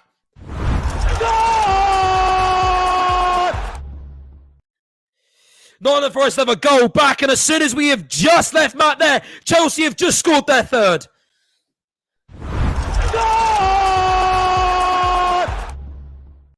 Goals flying in all over the place. Where do we start? We'll start with Chelsea because that's a third goal for them, and that's a goal that probably puts to bed any opportunity and any chance of a Leicester comeback, and it's a goal that will now see Chelsea collect the 3 points and will see them stay in 10th but narrow the gap to Brentford just to 1 point and just close in on those Europa League and Conference League places. The dream is not done yet for Graham Potter. He is alive. He is breathing, and this Chelsea team, well, it's certainly starting to play. They played brilliantly today. They deservedly got that third goal. It's Leicester 1, Chelsea 3. It's Kovacic for the goal to Patrick Nairabet. Now tell us about that Nottingham Forest goal that just gives them a little bit of hope. Royal was the man who's done it.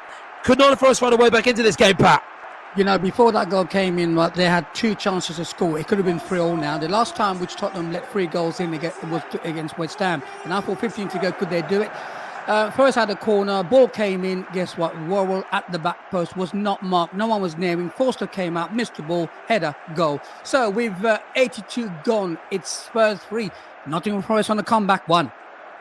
That's only Forest's 4th away goal this season. 3 of them have actually come in 2023. So, yeah, that's a start and a half, isn't it? They're not good on the road, but maybe, just maybe, they could find a way back into this game. As Patrick spoke a little bit about there, just cast your mind back to 2020 now, when Tottenham, they were 3-0 up against West Ham with only 10 minutes to go. People thought they couldn't do it. They did. It went 3-0. So let's just not forget about that. Tottenham have a history of bottling, don't they? Tottenham 3, Nottingham Forest 1. The rest of the grounds then, it's Everton 1, Brentford 0, it's Leeds 2, Brighton 2, and Leicester, well, they are now 3-1 down to Chelsea. And here is Matt Smith. Tell us about that Kovacic goal. It's a big goal for Chelsea. It's a very good bit of combination play. As you say, they've been playing very well in the last 15 minutes. It started with Havertz, and he's crossed it to Gallagher. Gallagher's nodded it back into the path of Kovacic, and it's an unorthodox volley past Danny Ward. Question marks whether it could be game over. It's Leicester 1, Chelsea 3. Yes, and Graham Potter, his final Brighton game as head coach was a 5-2 Premier League home victory against Leicester. He knows how to beat them, doesn't he? And yeah, well, he knows how to beat them, and he's doing it right now. Matt, before you go, just to quickly ask you about the Chelsea. I mean, did they deserve that goal? They've been playing absolutely phenomenally, haven't they? So I have to say they probably did. I think so. I think Potter has made a few changes as well. He's taken both Ben Chilwell off and Ruben Loftus-Cheek off as well. He's replaced him with Trevor Chalobah and Christian Pulisic, which adds a little bit more pace. I think that's maybe worked. And a 3-1 victory, that's a bit more secure. And I think that he'll be happy with his side in the second half. It was a little bit closer than the first half, I think. But Potter will be happy with this. Leicester 1, Chelsea 3, and I think he's smiling again, Graham Potter. He certainly will be. His smile's going to be stretching all the way from Leicester to Chelsea because that's 3 games, which should be 3 games on the bounce and 3 victories on the bounce for him. So 2 games then, which maybe are just, done a little bit, but who knows? This is football. This is football live. Drama is everywhere in every nook and cranny of this show, of this game. Leicester 1, Chelsea 3, Tottenham 3, Nottingham Forest 1. Nottingham Forest have just scored there. One of the 2 games then that are still firmly in the balance then is Everton v Brentford. And Frank Onyeka, the Super Eagle, has just come on. He is returning from injury for the first time in a very, very long time, isn't he, Ash? Yeah, he started on the bench today, but now he is on the Nigerian international with his 8 caps for Nigeria, 31 appearances for Brentford, and he's now on in the middle of that midfield. He comes on for Norgard. So yeah, Brentford are starting to commit more and more men forward as much as possible, to be honest with you, because that 12 Premier League unbeaten run since October, back that game against Aston Villa when they lost back in October, that is starting to now become under threat. So they're really starting to press and commit more and more men forward. Everton are looking to bring on some more defenders now, and I think Sean Dyche and his men are looking to shore this game up. But as it stands, it's currently Everton 1, Brentford 0, 79 minutes gone. Bad news, Everton fans. If you're going to want to win this game, it feels like you're going to have to keep Brentford out. You're going to have to keep a clean sheet because you do not score multiple goals in a game very often. The 2-2 draw at Nottingham Forest last time out was only the 3rd time this season that Everton have scored multiple goals in a Premier League fixture. They have not scored multiple goals in successive Premier League games since May 2022 when they followed a 3-0 home defeat by Brentford with a 3-2 home triumph against Crystal Palace. So they don't score multiple goals. They don't score multiple goals back to back. And actually, all 4 of Everton's home wins in the Premier League this season is when they have kept a clean sheet. So they don't really keep clean sheets at all.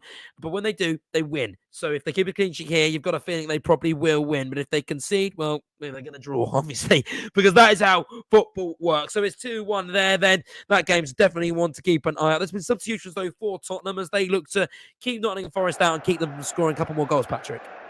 Yeah, it seems that, we'll have about 10 minutes left and with extra time. Dejan Kulusevski has come on for Richarlison. He's had a great game today, Richarlison, really good game. And sums off now for Lucas Moura coming on. I think with Conte seeing that goal going, he thinks, you know what, let's start up shop because you never know, like you say, it only takes a second to score a goal. Kane's still on, maybe trying to get his hat-trick. I don't know, we'll have to wait and see. 87 gone, it's Spurs 3, Nottingham Forest 1.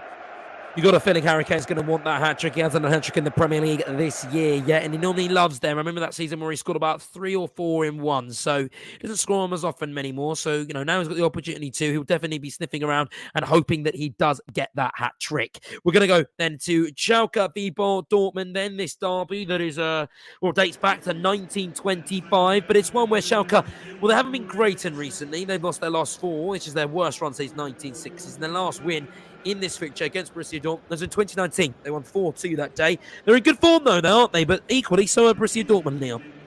Yeah, Schalke are in some good form.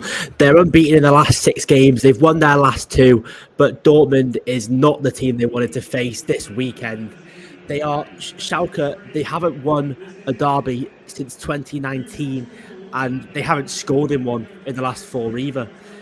Dortmund, it's been a great start to 2023 for them in the Bundesliga with 8 straight wins, but of course, a bit of disappointment in midweek when they lost to Chelsea. Schalke have made 1 change from their win last weekend with Aiden coming in for Balanta in midfield. Dortmund have made 4 changes with Hummels, Marlon, Ryerson and Bino Gittins coming in from the side that lost to Chelsea in midweek. Well, with Bayern winning 5-3 earlier on, it means Dortmund are 3 points behind prior to kick-off. And in what looks like a season that will be going down to the wire, this derby might be one of the most important of all time. Yes, that game is coming up then at 6:30. I think, yes, 6:30 that game is coming up. Then that's a game that you are not going to want to miss because that is absolutely crucial for both teams. Schalke are trying to get their way out of the relegation. Thank you very much, Leon Jones, for that team news. We'll be back with you when that game kicks off in just under 45 minutes. Jackson Cole now and to Leeds v Brighton. That game has just hit, added on time. It's 2-2 there. It's firmly poised. Will there be a winner, Jackson? Oh, it wouldn't surprise me if there was, Josh. You could cut the tension with a knife, though. Both sides really want to get this win, but at the same time, they don't want to throw away this result. It's kind of end-to-end, but not with any real chances. It would not surprise me if there is a winner, though. But right now, it is Leeds 2, Brighton 2. 4 minutes added on injury time there. It's a draw point right now, which takes these to 23 points. There'll be 1 point of Bournemouth, and then we're going to next weekend in 19th if Southampton don't beat Manchester United tomorrow. If they win, though, they'll climb up to 15th. They've got a better goal difference than Everton, so they'll climb up to 15th on 25 points, and they'll just be a couple of points off Nottingham Forest. And Forest, who have somehow been dragged back into this relegation fight, no one's really safe from Crystal Palace all the way down to Leeds. There's only 5 points separating the two teams, so no one is just too safe. 4 minutes added on there for either team. A point for either team is crucial, but a 3 point, well, it feel like it would mean a lot more to Leeds, but even then, a 3 points for Brighton would see them continuing their European title charge. Now we're going to go after Matt Smith because there's 5 minutes left in the Leicester-Chelsea game, a game that has seen Chelsea now double their advantage to 2 goals. And is it pretty much shut up shop for Graham Potter's men now? I think so.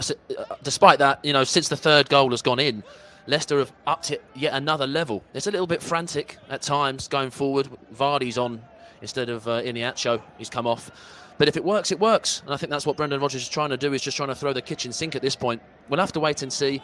Like I said before, there are question marks over game over. The Leicester fans certainly think that. They're leaving the stadium. It's Leicester 1, Chelsea 3. Leicester 1, Chelsea 3. Things look very comfortable for Graham Potter, and I think things are about to get a little bit more comfortable as well, or a lot more comfortable, because Leicester, they have a red card in that game. Wow. A red card, that pretty much all but seals that game, doesn't it, in Chelsea's favour. Leicester down to 10 men. They needed a hero, and, well, they haven't got a hero now because they are now down to 10 men in that fixture, and Chelsea, well, they can kind of go themselves onto the beach, can't they now? Because that game is pretty much comfortable. Leicester down for 10 men. Chelsea winning 3-1, and it is Faiz with the red card, the centre-back who has got himself in the book, a second yellow card for him. And he will be missing next week's game, and he'll be missing the last couple of minutes of this game. That game is pretty much all but set. Well done, Chelsea fans. That is going to be 3 wins in a row for you, and 3 wins that are absolutely crucial. We're going to go to Ash now, on to Everton and Brentford, because Everton are still winning 1-0 in that game. It's going to be 3 points that could be huge in terms of this relegation fight, and they're making them subs just to shore that up. To be honest with you, I thought that they'll be making subs to shore it up, but they're actually making an attacking change. They're just taking off Damari Gray, and they are putting on the centre forward on, and they're actually trying to just get more and more players up top. To be honest with you, so I think that Everton at the moment are just trying to shore up the game. Brentford just starting to get a little bit tired. Ivan Toney's not really getting himself into the game at the moment. At the moment, as it stands, it's about 87 minutes on the clock. It's Everton 1, Brentford 0. Yes, thank you, Ash. And Matt Smith at the King Power. Tell us about that Faiz red card. Well, it's a second yellow card. It's a silly tackle. If you're looking at it singularly, it's probably enough for a red. But, it's a second yellow card. It didn't need to make it. It's maybe a little bit lazy, a little bit frustrated. He's lunged in, and Andre Mariner had no choice. And now it might be game over. It's Leicester 1, Chelsea 3. Game over there. We thought it might be game over at the Tottenham Hotspur Stadium, but Nottingham Forest got one back. Is it continuing that way, Patrick? Yeah, Forest still knocking on the door. Nearly had another chance to get another goal, but no. I think the game is over. They just can't get back into it. They should have scored probably maybe the first 10 minutes of the first start, second half. Then you had a chance. Now game over. All the points go to Tottenham. So we've 90 played already with 1 minute to go. Still Tottenham 3, Nottingham Forest 1. Full-time reports will be coming your way after we go to Nigeria with the team around Europe then so far. Auxerre and Rennes, that is currently 0-0 at half-time. At 9 o'clock, Brest and PSG, that is going to be at 9 o'clock. In Italian Serie A, 6 o'clock in just 10 minutes' time, we're going to have Napoli v Atalanta. And then currently in Spanish Liga, Elche, they are still losing to Real Valladolid in that game. That is 1-0 in that tie. Earlier as well, we heard from La Liga, it was Real Madrid who won 3-1 in that game against Espanyol. We heard from Gage who was reporting in that game. That's a huge aim for them because it means they're cutting the tie to the top to Barcelona. But for now, we go off to the team in Nigeria.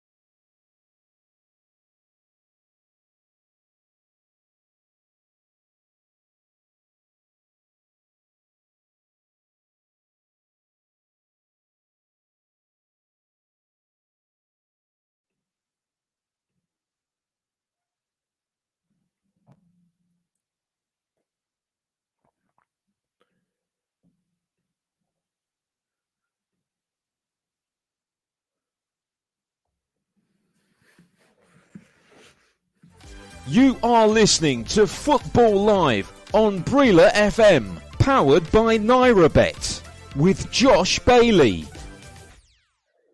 Yeah, so powered by Nairabet now, which now means this show goes for 4 hours. So traditionally, we do be coming to the end of the show. However, we have 1 hour and 5 minutes left, taking you all the way to 7 o'clock. So, still stay comfortable because, we've still got a long way to go in this show. Still a couple more games coming your way. A lot happened, though, while we were away and we were the team in Nigeria. Leeds and Brighton came to an end. It is 2-2 in that game. Leicester and Chelsea, 7 minutes added on in that time. We thought that game might be done. However, it is not. We'll go over to Matt Smith now just to tell us how the opening last 2 minutes are going to go there, Matt. Yeah, it's as I said earlier, there's been lots and lots of stoppages, and so it's the 7 added minutes is maybe warranted. Chelsea are still looking for their fourth now. Leicester, bless them, they've got 10 men. It's very difficult against a very attacking-minded Chelsea side. Graham Potter certainly hasn't said, right, let's slow it down now. Now they've got 10 men. Chelsea are going to go, no mercy, it seems. 93 minutes on the clock, 4 minutes of added time remaining. It's Leicester 1, Chelsea 3. We thought that game probably is over, but I'll tell you one game that isn't over. It's Everton v Brentford. Everton are just hanging on there. 1-0. They've got 5 minutes added on time there just to see out a result and 3 points that would be crucial.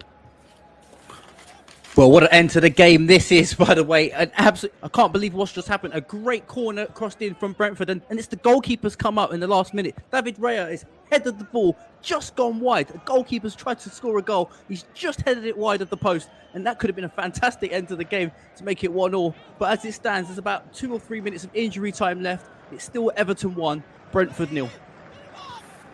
1-0 there. Everton, that's going to be a crucial victory for them. This Premier League season is absolutely looking like a treat, isn't it? Let's be greatly honest.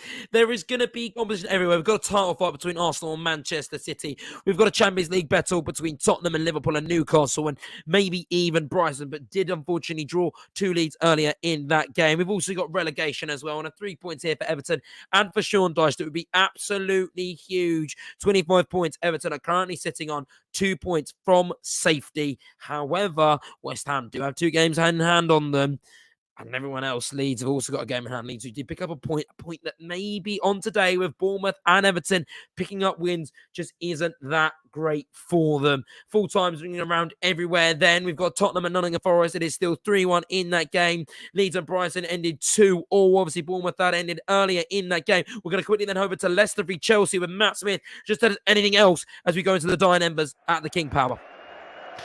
The game is dying off now. I think Leicester they're still fighting, but Chelsea have full control of this game. They've got it by the scruff of their neck. I think Chelsea just keeping the ball away from Leicester, and even when they're attempting to go forward, they'll turn, they'll keep the ball at the back, and Leicester they're still working, but it's just not enough. It's Leicester 1, Chelsea 3 on the 95th minute mark. To Everton and Brentford now. Everton knocking on the door. Well, it's Brentford that are knocking on the door at the moment, and it's a hoof up the field, and I think it's Josh De Silva has tried to just get in between Seamus Coleman, and Seamus Coleman's got his body in the way, and he's just got away from Josh De Silva, and actually the referee's given a free kick, and Seamus Coleman has just stood up to the Everton fans and fist pumped them, and everyone's gone absolutely berserk because it was like scoring a goal, just getting that free kick, and just running down the clock here at Goodison Park. About 1 minute left of injury time. It's Everton 1, Brentford 0. Moments left. You are listening to Football Live. Today's show is powered by Hollandia Chivita and our official betting partner, Nairabet. Yes, there we go. Powered by Nairabet. And the full times then are ringing around the Premier League grounds, and all the 3 o'clock kickoffs are done. Everton, they have got victory against Brentford. Brentford's first defeat since October 2022. Leeds and Brighton, as we mentioned, 2-2 there. Leicester, they couldn't find a way back against Chelsea. Chelsea are powerful and a dominant performance there.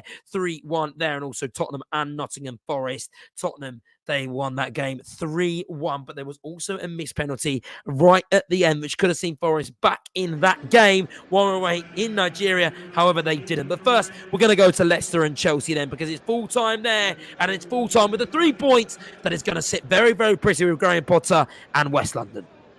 Yes, he'll be happy with that. After an 11th minute goal from Ben Chilwell to make it 1-0 for a superb volley. Chelsea were looking like they were maybe going to coast. But on the 39th minute, Patson Daka came back in with an equaliser, and that maybe thought, oh, I'm going to be, 1-1 at half-time. No. Kai Havertz in the 6th minute of added time at half-time makes it 2-1. That's a perfect half-time team talk for Graham Potter. And then in the 78th minute, Mateo Kovacic with a nice unorthodox volley past Danny Ward to make it 3-1. It is 3 on the bounce. It's a good run for Graham Potter. Man United went on a good run. But then they lost 7-0, an absolute thrashing from Liverpool. So I would, it's one game at a time for Graham Potter. For Leicester, though, it's not a terrible performance. They had big spells of play. Chelsea just took their chances. Brendan Rodgers won't be over the moon with the result, obviously, but his men did very well to stay in, at least in contention. But it's finished here at the King Power Stadium. Leicester 1, Chelsea 3. How impressed were you with Chelsea today, Matt? I mean, clearly they played really, really well, as we got from your report. So, you must have been very impressed with them. I think so. I think they're far more clinical than I've seen before. They maybe didn't have the, more plentiful chances. Leicester had more chances, probably more possession towards the end as well. I think Chelsea just took their chances very well. They weren't squandering chances like we know that they have done before. Like you say, they're a low-scoring team, but with 3 today against a struggling Leicester, it's still a confidence boost for Graham Potter's men. They're taking their chances, they're finishing well, and they're putting their foot right through the ball. They're not just sort of trying to be too cute with it. I was very impressed. Not an incredibly dominant display from Chelsea, nothing special, but 3 points is 3 points, and Graham Potter he won't complain with that. Was the difference then today? Was it the fact that they are just more clinical? Because like we said, they don't take their chances. Typical Graham Potter team, really, and a typical Chelsea team who always struggled, even under Thomas Tuchel, to take those chances. So was really that the key difference for you today? I think so. I think the build-up that they had as well, the likes of Mudryk and João Felix in the first half and Kai Havertz, that front three was very dangerous. And even the string pullers in the centre midfield, Kovacic and Enzo Fernandez. Enzo Fernandez is, one of those signings that is going to be fantastic for years to come if he can stay at Chelsea. And I think that was where the game was won for Chelsea. I think Ruben Loftus-Cheek had his very good spells down the right wing and the wing-back position, as did Ben Chilwell, getting a goal as well. I think Graham Potter will be happy with the performance, especially off the back of that good result against Dortmund. Yeah, I think Potter will be very happy. Tell us a bit about Enzo Fernandez's performance today, Matt, because you've briefly mentioned him there. Was he stand out for you?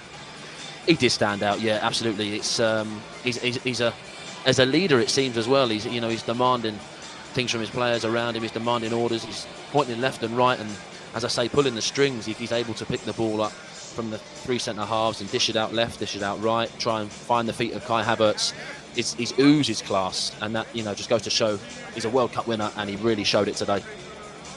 And as finally question for you then, 3 wins on the bounce now for Graham Potter. Is he turning a corner today? Yeah, I said at the start, maybe not, but I'll tell you now, after that performance, a convincing 3-1 win, maybe I'm swaying towards the opinion of, okay, Graham Potter, let's see what you can do in the next games. And like I said, it is one game at a time. If you can get a win in the next game, oh, definitely, everybody's going to be looking at Graham Potter saying, okay, you shored up the ship. And finally, man of the match today for you, Matt, who was it?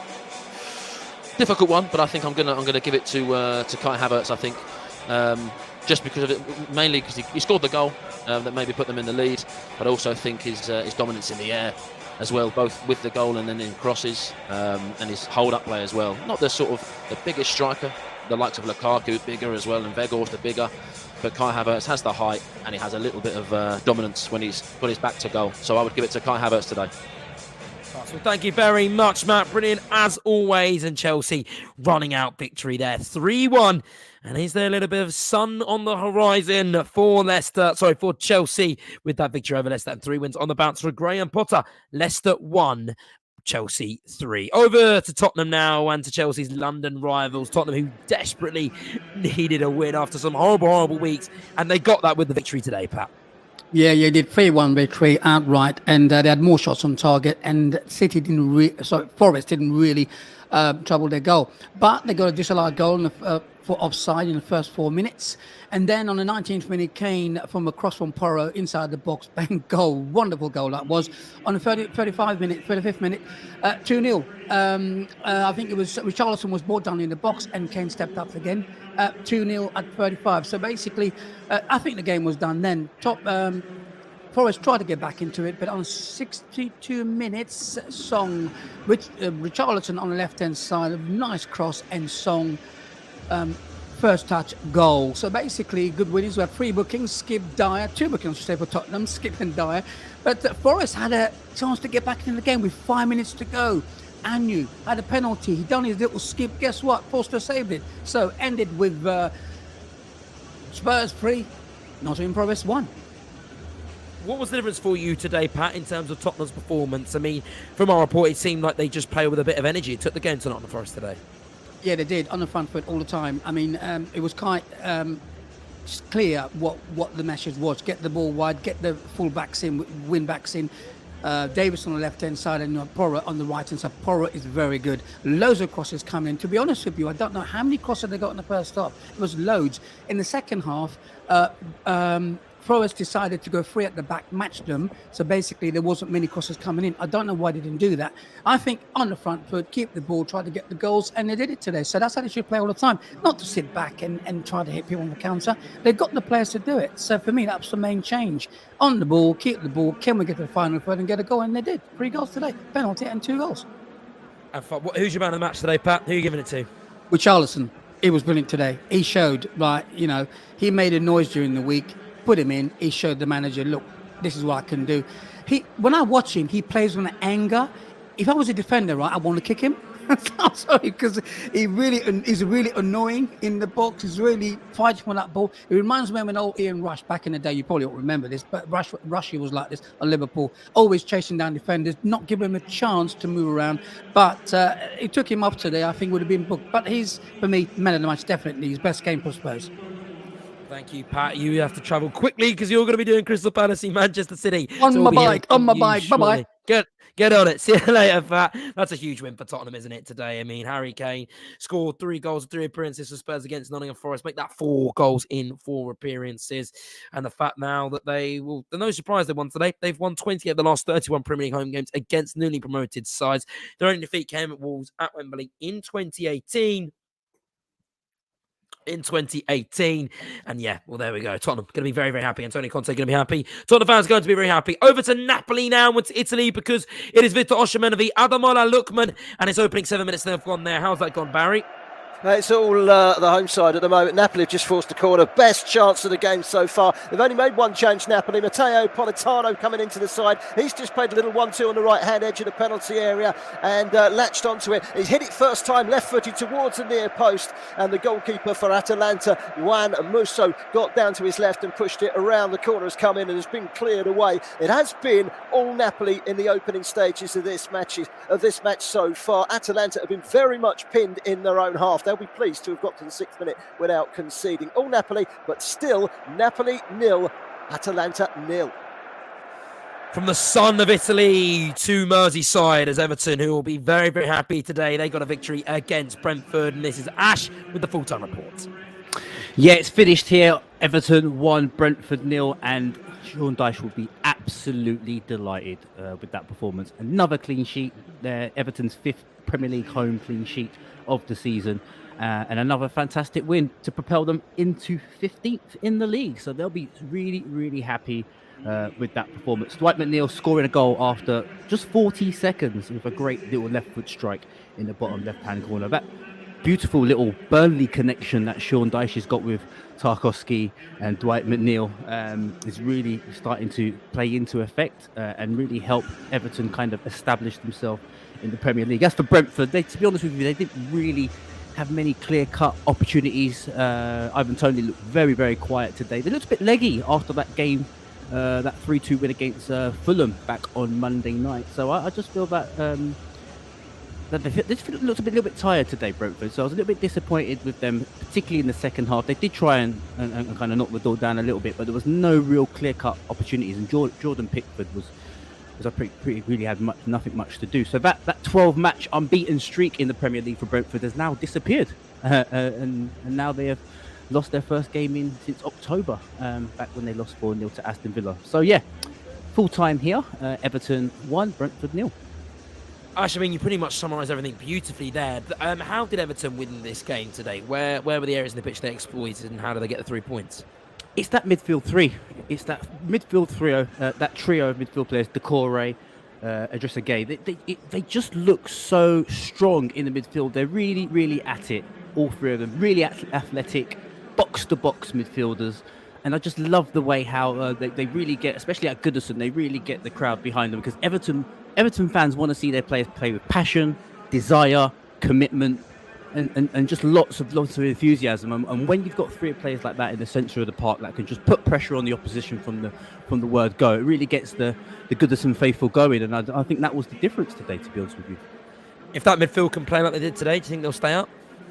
Oh, 100%. They just got to get the same type of form away from home. If they can play like that in every single game, I like the way today that Sean Dyche didn't change his team. He kept the same team as he did in the last game, because it was a bit unlucky against Nottingham Forest in the last game. Went ahead twice in the game, and I think they really deserve the win today. And if they can keep this starting lineup, keep Seamus Coleman fit, because Everton fans absolutely love Seamus Coleman. There was a scene towards the end of the game where he won a free kick just in front of the Everton faithful.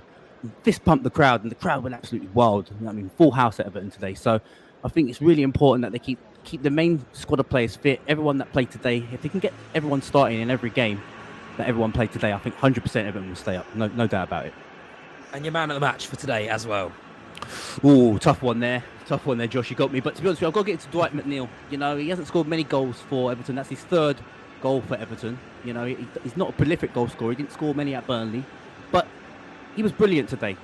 Up and down, box to box, helping his defenders out, really keeping tabs and helping out Seamus Coleman when he had to switch sides when Brentford did get on the attack. So I think because he scored the goal, Dwight McNeil, and what he's done for Everton since Sean Dyche has come in, I think I'll give it to him.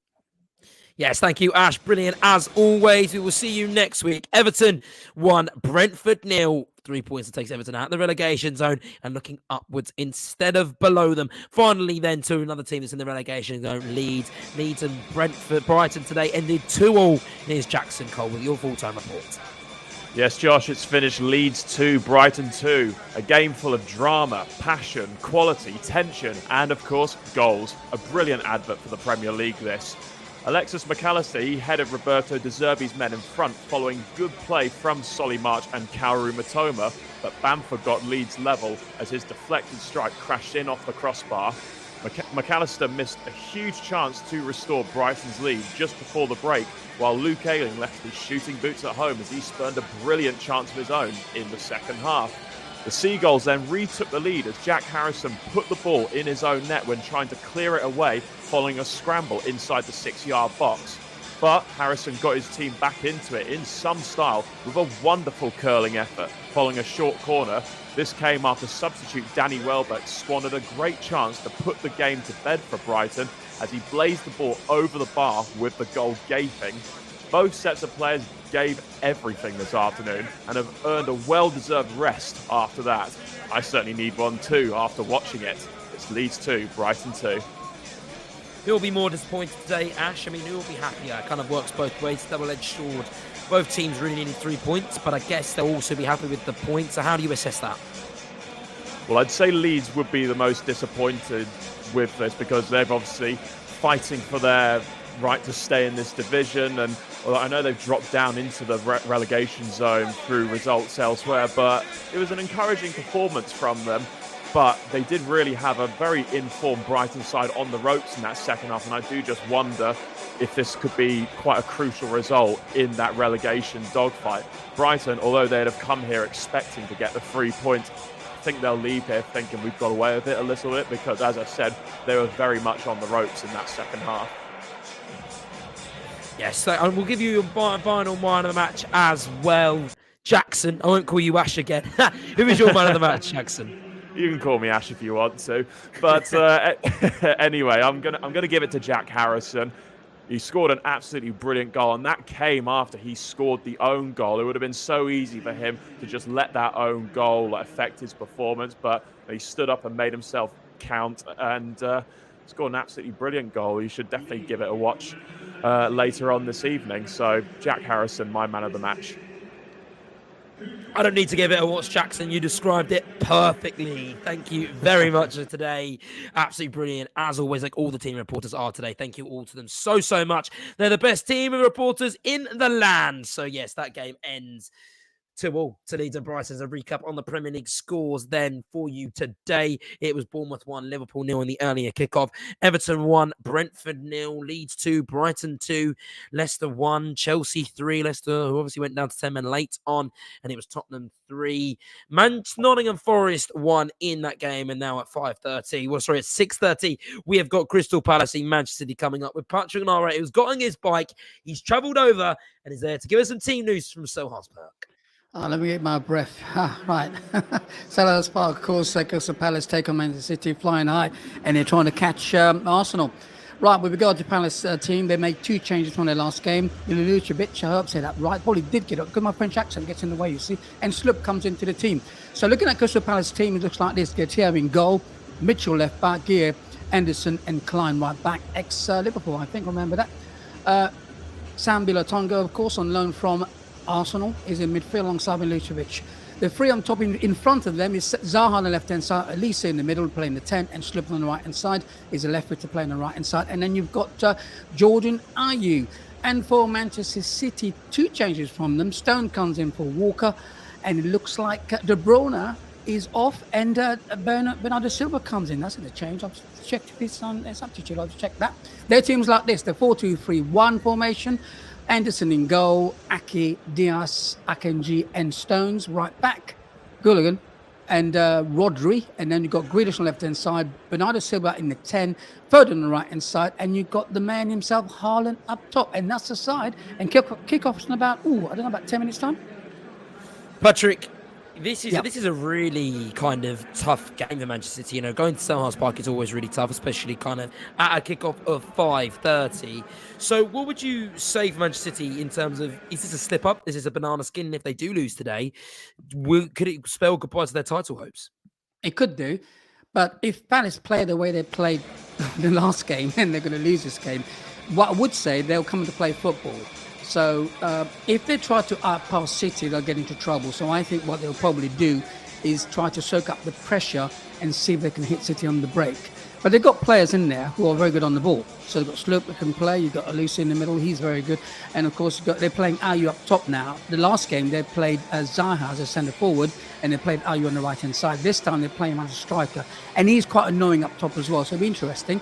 My interesting one is obviously Manchester City making a change, bringing, not playing De Bruyne. I'm not quite sure if he's injured or not.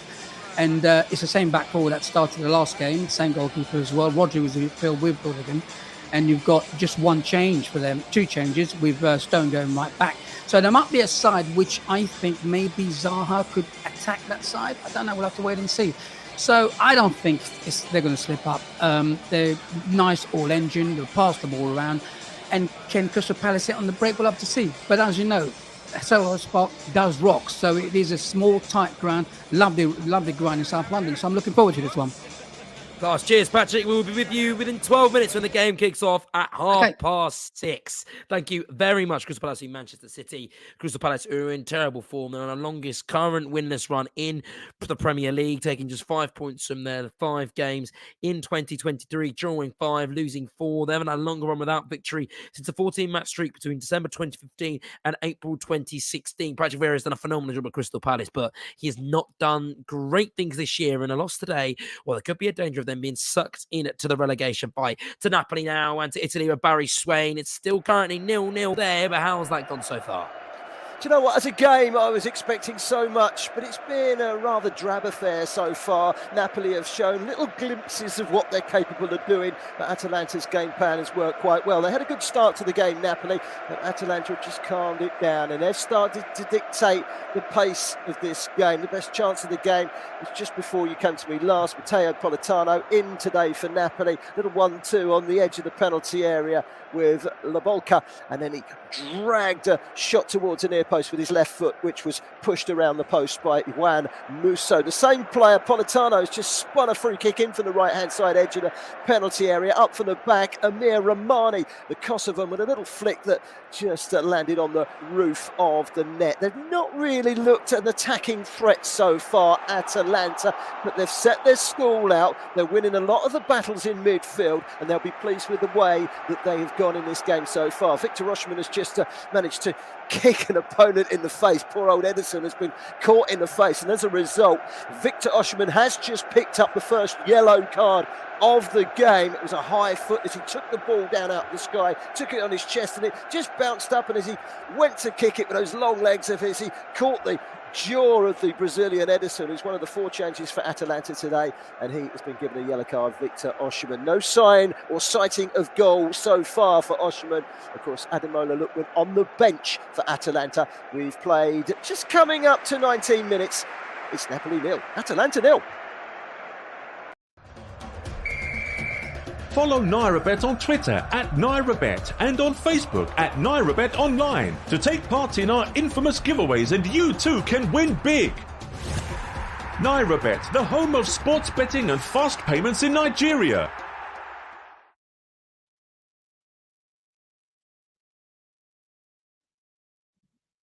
Yes, thank you very much. Yes, there we go. So we've got 40 minutes then left of this show. The current time is kind of 20 past 6. We've got a couple of games as well coming up. As we said, Crystal Palace, Manchester City, that'll be starting at 6:30 in 10 minutes. We have obviously got Barry Swain, we just heard from before that little advert break there between Napoli and Atalanta. That is currently 0-0. We're carrying that all the way through to the show finishes at 7 o'clock. And then as well, we will be covering Schalke v Borussia Dortmund. That game also starts at 6:30. So 9 minutes to that game with Leon Jones. For now, though, we're going to take a look and we're going to discuss all the 3 o'clock kickers. And to do so, we're going to bring in our producer. We're going to bring our producer, John Kane. Should we call him our expert, shall we? Our football expert. It's good to have you here with us, John, kind of talking about those kind of games. We'll start off then with Bournemouth, Liverpool. 1-0 to Bournemouth in that game. Philip Billing scoring that. After the heights of last week and kind of Liverpool winning 7-0, they will be devastated with that result, won't they?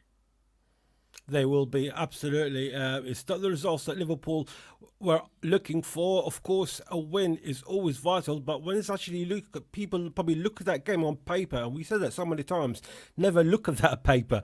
They looked at that paper and I thought, it's Bournemouth who are now fourth from bottom. It should be an easy 3 points, regardless if it's home or away. And then what happened? Not only they lost 1-0, they had a penalty missed, which is a really, really bad penalty by Mo Salah. And actually, especially with Spurs winning today, they still got a game in hand on Spurs, who are fourth at the moment, but they're 6 points behind. So they really should have tried to put the pressure on Tottenham. They're above Newcastle by 1 point, but Newcastle had 2 points. Games in hand, including tomorrow's game against Wolves.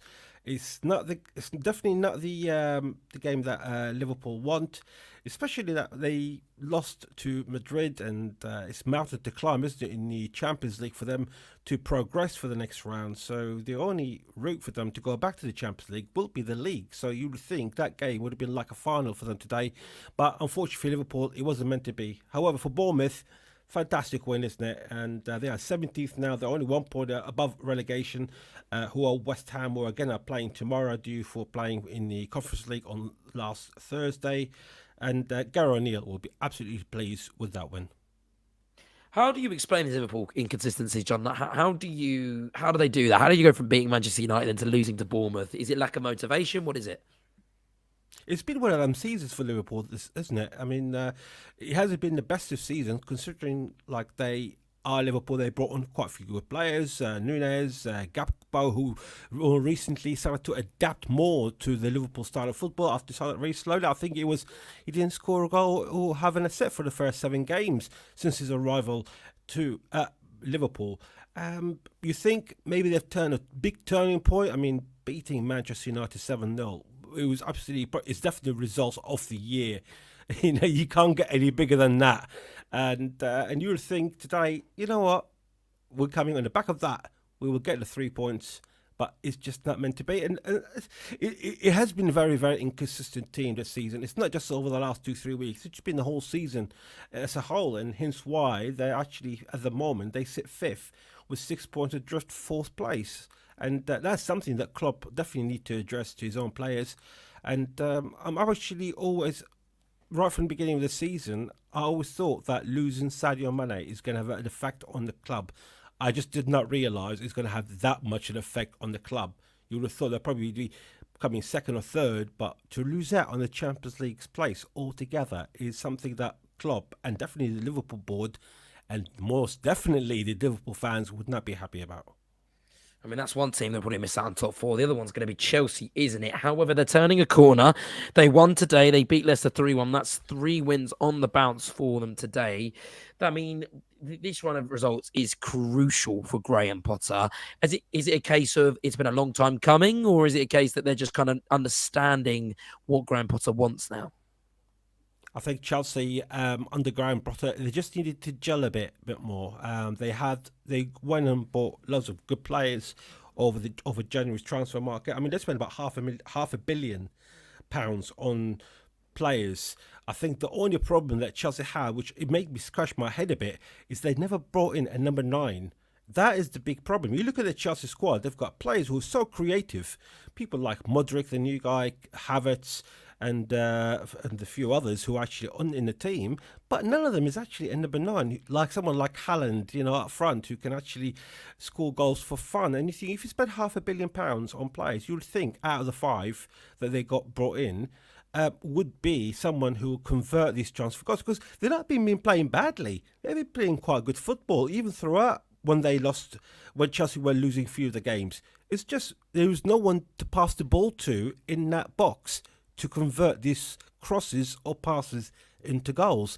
And I think now what probably Potter trying to do with the players that he's got is trying to gel them a bit more, and it does take time. I mean, you get the best players in the world. If these players don't have played with each other before, especially if you've got 4 or 5 new ones, you need to have time to gel. Maybe Chelsea are turning a corner now, and we've seen it against Dortmund. They played very well against Dortmund in midweek. And again, I mean, listen to Matt Smith. Apparently, Chelsea have been superb today away to Leicester. So I do think it's very, very hard trying to get 4th place, or top 4, in fact. However, if they have turned a corner, don't shall we say, don't rule Chelsea out of maybe winning the Champions League if they are with the players that they have. Like you mentioned early on, Josh, Benfica, one of the underdogs in the competition, and they play very good football themselves. I would say probably Chelsea will be in there as well. Anyone who stays in the Champions League has to be good to reach that stage, and Chelsea definitely were against Borussia Dortmund.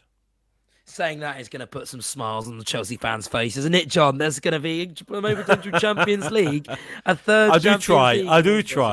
You're going to be making them very happy. I mean, John Kane. I mean, to be fair, Chelsea are the only London club to win the Champions League or the top European football trophy. So they've won it twice already, and that's one thing that Chelsea can always boast about, is actually they won it twice, whereas teams like Arsenal, Spurs and West Ham, whatever, never won the top European trophy. And so that team is used to it. That club, that recent history, Chelsea is used to winning that sort of cup. So never rule them out. Never rule Chelsea out, especially if they turn a corner. And like what we've seen against Dortmund and today against Leicester. I mean, yes, people say, oh, it's only Leicester, but it's away from home, and they score 3 goals. You're going to have to have the benefit of that, don't you?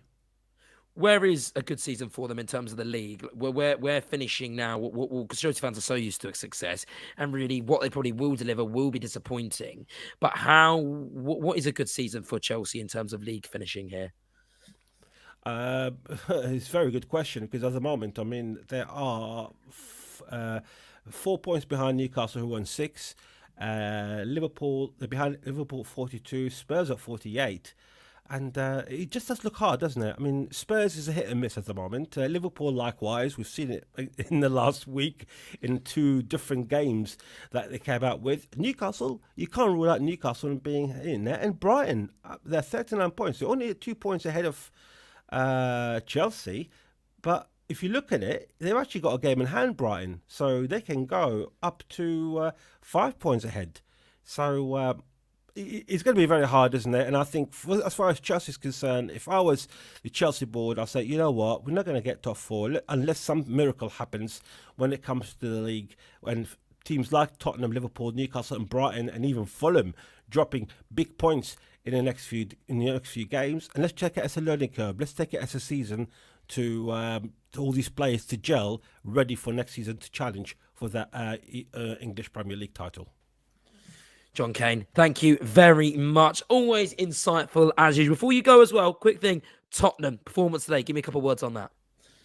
What can I say about Tottenham? They played, like you mentioned, against Milan. They were dreadful one night. They were playing at home, and you think there was a team that actually already 2-0 up against AC Milan. They were actually They lost the first leg 1-0, and they came to defend hardly anything up front. And today, listen to Patrick Nairabet. Apparently they were very, very good. And for Forrester also saving a penalty in the end, it only just give a boost for them. And also, obviously, with Liverpool losing today, he keeps that 6 points difference above Liverpool. But of course, Liverpool got a game in hand. But at the moment, like we said, with the inconsistency of Liverpool, so is Spurs at the moment. You just never know. But it's definitely a boost for Antonio Conte for today, because he's been a complete criticism by the Spurs fans over the last few days, and in fact over the last couple of weeks. And people thought might even turn up today when you actually look at social media, with the idea of Pochettino, even De Zerbi was being mentioned, and Luis Enrique, they're all been mentioned. But today, Conte probably told them, hold fire. Let's see what happens over the next few games. Thank you very much, John Kane, our brilliant producer, as always. There we go. He got a couple of words in. John Kane, I've heard. Nigeria, I've heard. John Kane. Thank you very much, mate. You go back to your position as producer now. Right, well, there we go. So we're going to head over to Barry Swain now, and we're going to head over to Napoli, because while we were talking to John Kane, Napoli have had a few chances, and they're knocking on the door.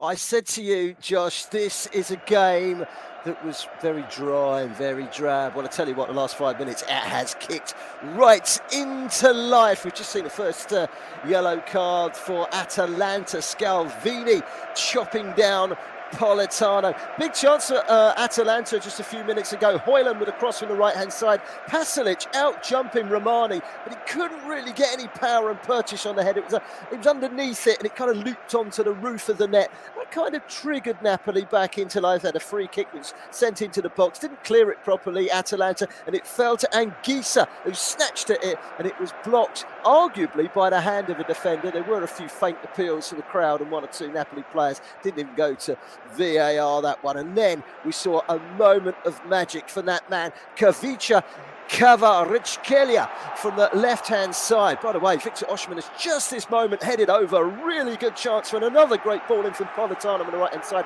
But let's talk about this Kvaratskhelia lad. He's a Georgian international. He's weaved in from the left-hand side. He's given the fullback Mela, he's turned him inside and out. He's probably still feeling dizzy from it. Brilliant piece of skill. He comes in on the goal line, coming across towards goal, tries to chip it over the goalkeeper, but goalkeeper Juan Musso was there to save, quite literally, with his face. Just seen that Victor Osimhen chance, another big chance. They're starting to turn the screw here, Napoli. We've got just over half an hour gone. It's turning into a really good game, and Atalanta, for their credit, are also playing a really big part. Really enjoyable game this. Napoli 0, Atalanta 0. Barry, where does Victor Osimhen end up in the summer? Do you think he'll stay at Napoli, or do you think we'll be seeing him in the Premier League and with Manchester United? Well, Napoli will breathe heavily and say, no, he's staying, he's ours, we're not going to let him go. And they certainly won't let him go for a cheap price. But I can see him ending up in the Premier League. We've heard some interviews this week with him where I think he's alluded to the fact that the Premier League is his destiny eventually, and I think that will be this summer. You know, you could name any club, couldn't you? You know, Manchester United are the team that are being touted with the big move to him, but it could be Liverpool, it could be Arsenal, it could be Chelsea, it could be any of them. And they wouldn't say no, any of those clubs, would they, to a Victor Osimhen in their starting lineup up in attack, because he will give them goals. He's scoring goals for fun at the moment for Napoli, but he's not just doing it in Serie A. You can criticise Serie A for not being as good as the Premier League, but he's doing it at Champions League level. And I think the real test for Victor Osimhen is going to be in the latter stages of the Champions League. Can he do it in the quarterfinals? Can he do it in the semi-finals? Can he do it up against the likes of Manchester City and Bayern Munich and the very best in Europe? This Napoli side is a really good side. Dark horse. If they could win the Champions League, and he was a big part of it, his price would go escalating through the roof, wouldn't it? But I wouldn't be surprised to see him in the Premier League next season. Yes, thank you, Barry. Napoli on Nairabet are currently 1.83 to win. They're knocking on the door. And remember, this is Football Live. You are listening to Football Live. Today's show is powered by Hollandia Chivita and our official betting partner, Nairabet.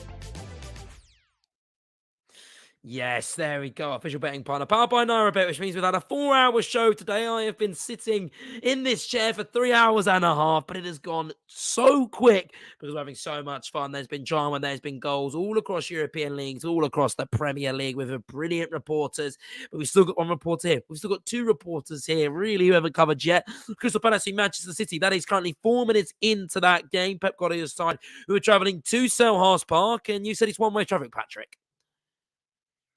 Yeah, one-way traffic. It's not you play, we play. Basically, it's Man City in possession all the time now, just dominating. And I think Crystal Palace just sitting back, trying to hit them on the break. Rodri just had a shot in front of goal, and the keeper picked it up. But again, it's City doing what they do, keeping the ball, moving it from side to side. They've had 2 corners already, so it won't be long before they scored. So 4 minutes gone. It's Crystal Palace 0, Manchester City 0. Tactically, how is that game developing, Patrick? Where are kind of the areas that both teams trying to exploit? Basically, left-hand side, Zaha. What they're trying to do is let City come onto them. As soon as they get it, the first ball is forward. They're not holding to that ball. As soon as they get it, can they move it forward? But having said that, they haven't had the ball, so they can't do it. So City just dominate, but City don't lose the ball in certain areas. They're very clever the way they do it. They move from side to side. When the ball is on the plate, if it's not, they recycle the ball and start again. It is frustrating. As a player, you're sitting there, you think, do I go in close or do I sit? The ball's there to be won, what do I do? So it's quite interesting, but for me, City do what they do. They'll get a chance, and they've already had a couple of chances already, so we'll have to wait and see. If they manage to get the ball to Zaha, then we can see what will happen if Zaha gets it, and at least he gets on the ball. So at the moment, still the same, one-way traffic, 5 minutes gone. Crystal Palace 0, Manchester City 0. Manchester City then, they are 1.33 to win on Nairabet. However, that is subject to change, so don't hold us to that one because it can change any time. And, well, I mean, if Nairabet's correct, Manchester City, they will equal their longest winning streak this season of 3 games. How have City not strung 3 wins together? A team that we're so used to seeing win every game and go on these long 15-winning game streaks are an absolute machine, but this machine hasn't been as well oiled this year. It's been a little bit rusty. It hasn't moved as well, and, well, there's a reason why they haven't hit the heights they have in the previous year. And also, so they're vying to keep consecutive clean sheets for the first time since their opening 2 fixtures of the season.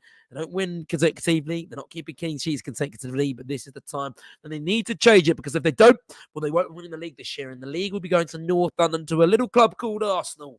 Yeah, well, not a little club, a huge club, but you know what I mean. Anyway, over to Germany now, to Schalke v Dortmund, because Dortmund have just had an early chance there, Leon Jones. Yeah, it's Julian Ryerson deep inside the box. His well-hit shot flies just wide of the right post. And Dortmund, they're trying to play out of the back, but Schalke are putting a squeeze on. And this was the first time they've managed to successfully get out of their own half. And it was Jude Bellingham, lovely bit of passing. And an early chance for Dortmund in the derby, but it still remains Schalke 0, Dortmund 0. Scores around Europe currently then. Well, not many are going on. We repeated the Bundesliga full-time reports, and I will do that again. Bayern Munich, they beat Wolfsburg 5-3. Frankfurt drew 1-0 with Stuttgart. Hertha drew 1-0 with Mainz, and RB Leipzig beat Mönchengladbach 3-0. As we said from Leon Jones there. Schalke and Dortmund drew 0-0 in that game. In French Ligue 1, Auxerre, they're still playing in that tie. Got 7 minutes left. They're still drawing 0-0 with Stade Rennes. And then Brest and PSG, that is coming up at 9 o'clock. As we heard from Barry Swain in the Italian Serie A, 37 minutes gone. It's Napoli 0, Atalanta 0 with Barry Swain shortly to get an update on that. And as well, Bologna and Lazio. That is currently, well, that kicks off at 8:45. And in the Spanish La Liga, well, game finished between Elche 1-0 in that game. Valladolid had 2 red cards, but somehow they managed to hold on to a 1-1 draw in that game. Those red cards, well, they came shortly. They came right at the end of the game in the 9th. So how do I even say this? It's an absolutely incredible game this was. Elche equalised in the 96th minute. Then Mario Valladolid then got a man sent off in the 100th minute. And then they got another red card, 2 yellows, in the 102nd minute. Oh, wow, what was if we had a reporter at that game? They would have been out of breath. Well, that seems like an incredible game. And the other game in the La Liga right now happening is Celta Vigo in Rayo Vallecano. That game is 10 minutes there. And it is 0-0 currently in Valencia at Swan. That kicks off at 9 o'clock. That is all your European scores for right now. And, well, I mean, John Kane there, he really wanted to play that jingle. He really wanted to do it. And, John, feel free. You can play the jingle now. Listening to Football Live. Today's show is powered by Hollandia Chivita and our official betting partner, Nairabet. Yes, there we go. Powered by Nairabet. It's been a great show today. Thank you for joining us for the 3 hours and 40 minutes. We've only got 20 minutes left. That's quite sad, but it's going to be an incredible 20 minutes and non-stop, action-packed 20 minutes. And we're going to start the action then over at Napoli because they have just had another chance. It can't be long before they find the opening goal there, can it, Barry?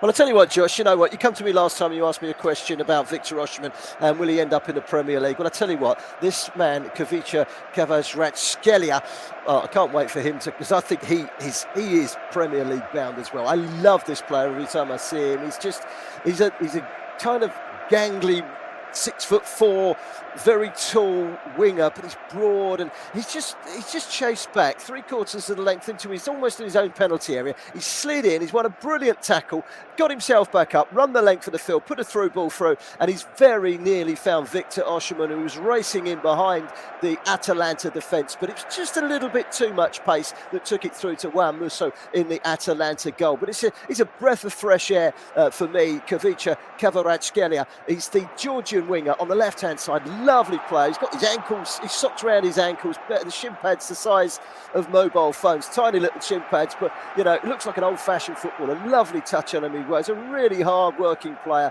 Really liked to watch him. He's on the ball as we speak at the moment. Loving every minute of him on the ball. He just epitomises what Napoli are all about this season, and he's a supply line for Victor Osimhen's goals as well this season. Napoli have been the better side in this first half. We've played now just coming up to 39, 40 minutes, about 5 minutes to go plus injury time in the first half. Napoli on top, but it's still 0-0 against Atalanta.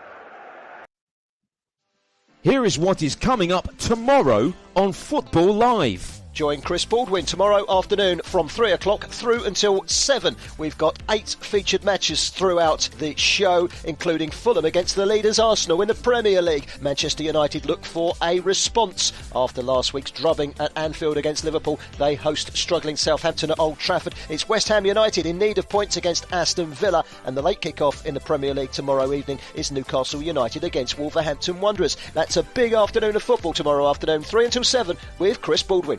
You are listening to Football Live on Brila FM 88.9 and 101.1 FM.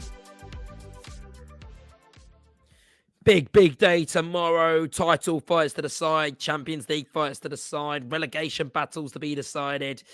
There is pretty much everything tomorrow on Football. I was at Fulham v Arsenal at 2 o'clock, Manchester City v Southampton at 2 o'clock, West Ham v Aston Villa at 3 o'clock. Sorry, all those games are at 3 o'clock. And then Newcastle v Wolverhampton, that'll be starting at 5:30. In that game of Football Live, we'll have you covered for all those ties. It is going to be an absolutely incredible and absolutely scintillating show to Selhurst Park, because that is absolutely scintillating over there with Manchester City heating up the pressure and dominating Crystal Palace. Yeah, they're dominating the ball, but not clearing. Not making too much clear chances, unless for the 2 corners they've had. I was looking at the team sheets and wondering, because De Bruyne is not playing and he's on the bench. Normally he's the one that feeds Haaland up top. At the moment they're playing these short passes, and I just said that Gundogan just put a long pass ahead, but he didn't get to his man. So they've got no one there who can actually hit a 40-yard ball. Maybe Foden on the right hand side, but he doesn't do that. He comes inside, doesn't on the left hand side. So it's interesting the way they're playing this. The short passing game suits Crystal Palace, because they can actually win the ball and go on the counter. At the moment they haven't been able to do so, except one chance which Lucy has. He got into the box, sent across him, but the goalkeeper got it. So at the moment, still City dominating possession, but not really causing much problems. So we'll have to wait and see. With 12 gone, it's still Crystal Palace nil, Manchester City nil. Causing problems with Erling Haaland up front in the form that he's been in all season long. You can imagine the scores aren't going to remain 0-0 for much longer, and you can imagine that it's going to be a goal coming to Manchester City very, very, very soon. Napoli as well. Well, they could have a goal coming away very, very soon, because they're getting so close. How have they not scored? Well, do you know what? There's another really good chance, Josh, because they've come forward in their numbers, and the ball has fallen really kindly. Been impressed, by the way, Matteo Politano. He's one of the 3 front 3 for Napoli, and he's been predominantly on the right-hand side, but he's found a couple of opportunities in a central position, and there was one that he's just managed to find space out of nowhere from just on the edge of the penalty area. He's got the shot in. It's a really good save, pushed away by Juan Musso, and it drops straight to the feet of Victor Osimhen, who weaves back inside. The angle's not really that very kind to him. He's got two defenders around him and the goalkeeper basically blocking off the near post, and they managed to block it away. Atalanta, by the way, are having to make a substitution at the moment. Just waiting to see who it is coming off. There's a man down injured. I can't actually see the number on his shirt because he's lying with his back on the ground. I can't read the number on his shorts, but it looks like they're going to make a change any minute now. I'll bring you news of that next time you come over. But for now, 2 minutes to go to half time plus injury time. Looks like we're heading in. It's Demaro coming on, by the way, for Jim Sita, who goes off. So a change because of injury. It's Napoli 0, Atalanta 0. Up the continent and to Borussia Dortmund, to Schalke, sorry, because 32 kilometres away is Borussia Dortmund. That's why it's a local derby, and they have just had another chance. Yeah, Dortmund really on top here at the start of this game, and it was Jamie Bino Gittins this time. Another great piece of play by Bellingham, who's controlling this game so far, and he laid it off to Bino Gittins, who's just on the edge of the box, and his right-footed shot was deflected out for a corner, and then that corner was cleared by Schalke's defence. But this derby, one of the most fierce derbies in the world, and the Veltins Arena is absolutely bouncing this evening, and both sets of fans making a deafening amount of noise. Schalke, they're fighting for survival, and Dortmund, they're battling for the title. Form should go out of the window in this one, and I think this game looks like it could be a cracker with the way it started. But still here after 14 minutes is Schalke 0, Dortmund 0. Are Dortmund going to win the league this year, Leon? They're playing brilliantly. I mean, I think this is the year where Bayern get dethroned. I know they had a mistake in midweek with Chelsea beating them in Stamford Bridge, but other than that, Dortmund have looked impeccable this season. I mean, what could be their downfall at the moment is the amount of injuries they've had. Kobel's currently out, Adeyemi's dealing with a hamstring injury, Lookman as well. So if they can keep their key players healthy, like Jude Bellingham, I think this is the year that Dortmund can win the title back off Bayern Munich.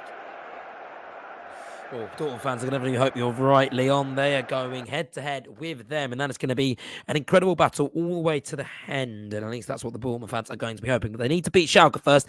A Schalke team that have been in incredible form so far since the World Cup, and actually Schalke and Dortmund are the only two teams that are unbeaten since the World Cup, and it's their best run since 2006, and last weekend, a 2-1 win v Bochum actually ended a wait of 76 Bundesliga matches without recording consecutive victories. Two victories in a row for the first time in 76 Bundesliga matches. Wow. Schalke are definitely on the way up, and a win today would definitely go a long way in securing them safety for another year. But we're going to go to Selhurst Park quickly now, because Palace have just had a chance against the run of play.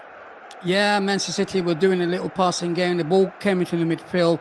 Lotonga won it and put a slight little ball through to Wilfried Zaha, who gets his shot off but missed the target. So that's what they're trying to do. Push him inside, away from Rodri, and just, I think you've only got Silva in there, haven't you? And they're going to go in there. So that's what they try to do. At least they won it. Little touch into Zaha, who came inside, off the left, took a shot, and then the shot just missed the post. So I know what they're trying to do. So will they be able to do it? 16 gone. Still Crystal Palace 0, Manchester City 0.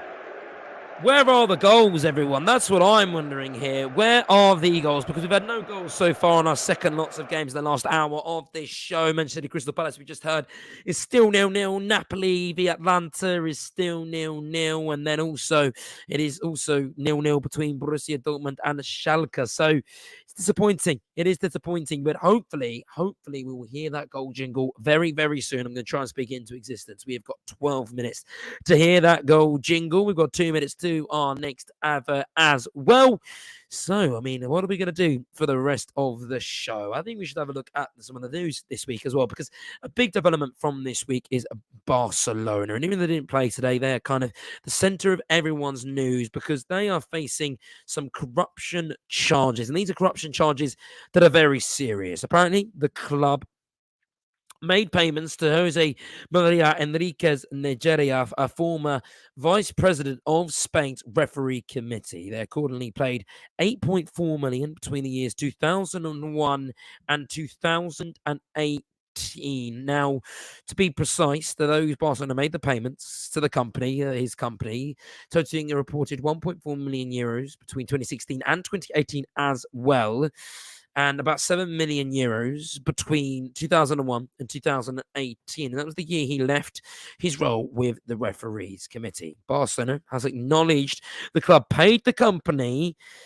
However, this is something that could be of deep concern to the Spanish League, and actually something that's deep concern to Real Madrid, because Real Madrid, well, they released a statement earlier on yesterday, I think it was, but specifying actually kind of how they felt about those corruption charges. And they said the following. They said, given the seriousness of the accusations made by the Barcelona prosecutor's office against FC Barcelona and two of its presidents due to the well-founded suspicions of corruption and their relations with the former vice president of technical committee of arbitrators, who I mentioned, the president, which is obviously Florentino Perez, has summoned the board of directors tomorrow, Sunday, 12th of March 2023 at 12 o'clock p.m. on deciding the actions that Real Madrid deems appropriate. Something is up at Barcelona, and, well, they're not going to be very happy. All their fans, and could this be a slowdown for what Barcelona will happen to see? This is a story that you've got to keep your eye on, and it's going to be Football Live that does keep your eye on it, because obviously we are Football Live and we are powered by Nairabet. Follow Nairabet on Twitter @Nairabet and on Facebook @Nairabet Online to take part in our infamous giveaways, and you too can win big. Nairabet, the home of sports betting and fast payments in Nigeria. Yeah, so keep an eye on that update. Other news as well this week. Julian Alvarez, who has signed the new deal until 2028. That's the Manchester City striker. Seeing him get one more year and also a significant pay rise, the World Cup winner. Also, Jonathan David yesterday has scored 53 goals as a Lille player. That hat-trick has now seen him become the highest top Lille scorer this century. He moved past Eden Hazard, but the question is, where is he going to move this summer? And finally, as well, Sheikh Hassim Al Thani is still convinced by the United project. He feels that his bid is best with the plans to invest on the squad and new systems and facilities. However, Elliott Investment Fund are the third bidder who was revealed this week. This is the investment fund that actually bought AC Milan in 2018 and then directed them to, well, their Serie A, their first Serie A in a very long time. So it's him, it's the Ineos Group, and it's also a fourth bidder along with the Elliott Investment Fund. And they're going to be, we'll keep an eye on them because they could be a secret bidder if they bought AC Milan and guided AC Milan to the successes and riches of the last few years. We've had a flurry of things then, and we're going to head over to Barry Swing with Napoli because it's half-time at Atalanta, which sees the scores going in at 0-0. Yeah, very interesting first half. It grew as the game went on. It was a slow burner for the first 15 minutes. Napoli has shown glimpses, been very impressed with Kvaratskhelia down the left-hand side. The Georgian has caused untold problems to Atalanta. Atalanta did have one really good chance. Højlund down the right-hand side crosses it in. Pazalac winning the aerial duel with Romani, but couldn't quite get over the ball. And he's headed it looping over onto the roof of the net. Really good opportunity for Victor Osimhen after a good save of Politano from Musso. He pushed it out to Osimhen, but he couldn't find a way from the narrowest of angles to hit the back of the net. They've had a couple of decent chances, Napoli. They've huffed and puffed. They've been the better side, but Atalanta have set up their stall. Defensively, they've been very solid. Their game plan is working so far. Half-time, Napoli 0, Atalanta 0. Barry, what changed in the second half? What did Napoli need to do and Victor Osimhen need to do to win that game? Or the same goes for Atalanta? Well, for Napoli, I think they've just got to stick to their guns and carry on the way they play. They're so easy on the eye. They're so great to watch. They're a joy. And if they carry on playing like that, there's every chance that they'll get the goal. They've got a man there that knows how to score goals, of course, in Victor Osimhen. He hasn't really had that chance yet. He had one header which was saved, and that other one I was talking about just now, it was kind of closed down at the near post with the impossible angle. And that chance will come for Osimhen. For Atalanta, well, if they can nick a goal, brilliant. They'll take a point right now from this game. But, you know, away from home, they've not been bad this season. They've got the ammunition to cause problems for Napoli. We've seen that only once or twice in the first half. And, of course, that ammunition, including Ademola Lookman, who is on the bench. Will a Nigerian come on? I'm sure he will, the Nigerian international, come on at some point in the second half. Yes, thank you, Barry. Unfortunately, probably won't be with you to hear the second half because the show finishes at 7 o'clock. But thank you very much for your report there. And we've had our first shot at Selhurst Park, and it's fallen to Haaland and Manchester City. Yeah, it's what Palace are doing. They're not really allowing match room at the back, so they're not pushing right up, which means Haaland likes to have the space, doesn't he? With De Bruyne on the pitch, but he's not. These long balls will go through to him. They managed to work it around, and Haaland got a shot off just at the edge of the box. That's the only first shot he's had actually, and the goalkeeper saved it. That's not a problem. But I can see what Crystal Palace are trying to do to wind him onto them, and then as soon as they win the ball and go forward with it, and in midfield, what they're trying to do, just let them have it. They let Gundogan and Rodri have the ball in certain areas. And the interesting thing with the right back position, because Walker's not playing, what Stone's doing, he's coming into that midfield now. He's been seen as a central midfield player. So it's quite clever what they're trying to do, try to break this down. But at the moment, I wouldn't say Palace are hanging on. It's just that City are probing. But as you know, it only takes a second to score. So if you lose concentration, one ball, one goal. So with 24 gone, it's Crystal Palace 0, Man City 0. How do Man City find a way in front in that game, Patrick? Have they got to do anything different, or is it just a case of maybe just being a bit more patient? For me, on the right-hand side, I think you've got Foden hasn't really touched the ball. Mahrez probably, bring it on. He's tricky. You know, he can beat players.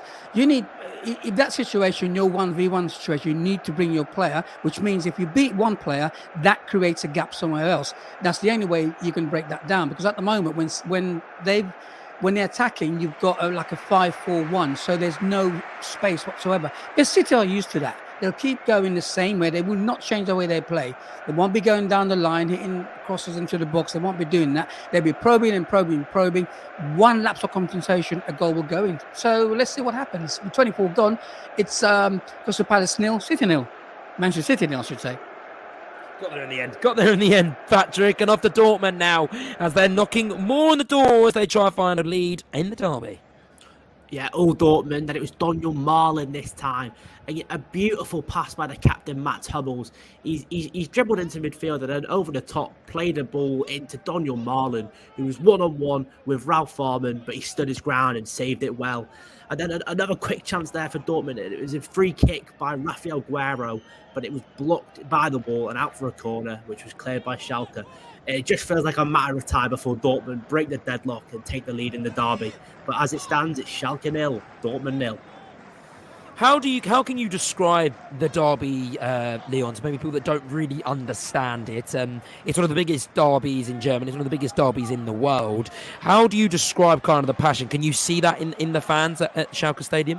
Yeah, both ultras of each team are going crazy since an hour before kickoff. They've been in the stadium. They turned up with their flares, and you can see the blue smoke from the Schalke end and the yellow smoke from the Dortmund end.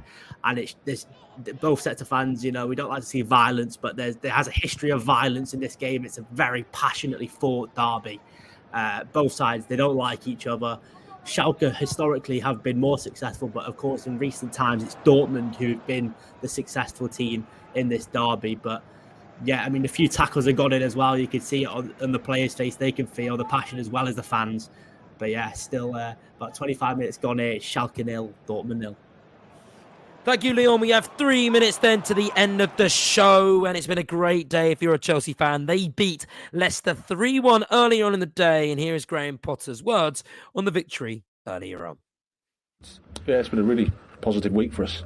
3 wins, a determined win against Leeds and an important victory against Dortmund in the Champions League, and then to back it up with a victory here away from home in the Premier League says a lot about the developing, I think, spirit, developing togetherness we have at the club with the team. So we're delighted with that. It's a hard-fought game, as they always are. It's about balance, it's about attack and defence, and we haven't got that completely right.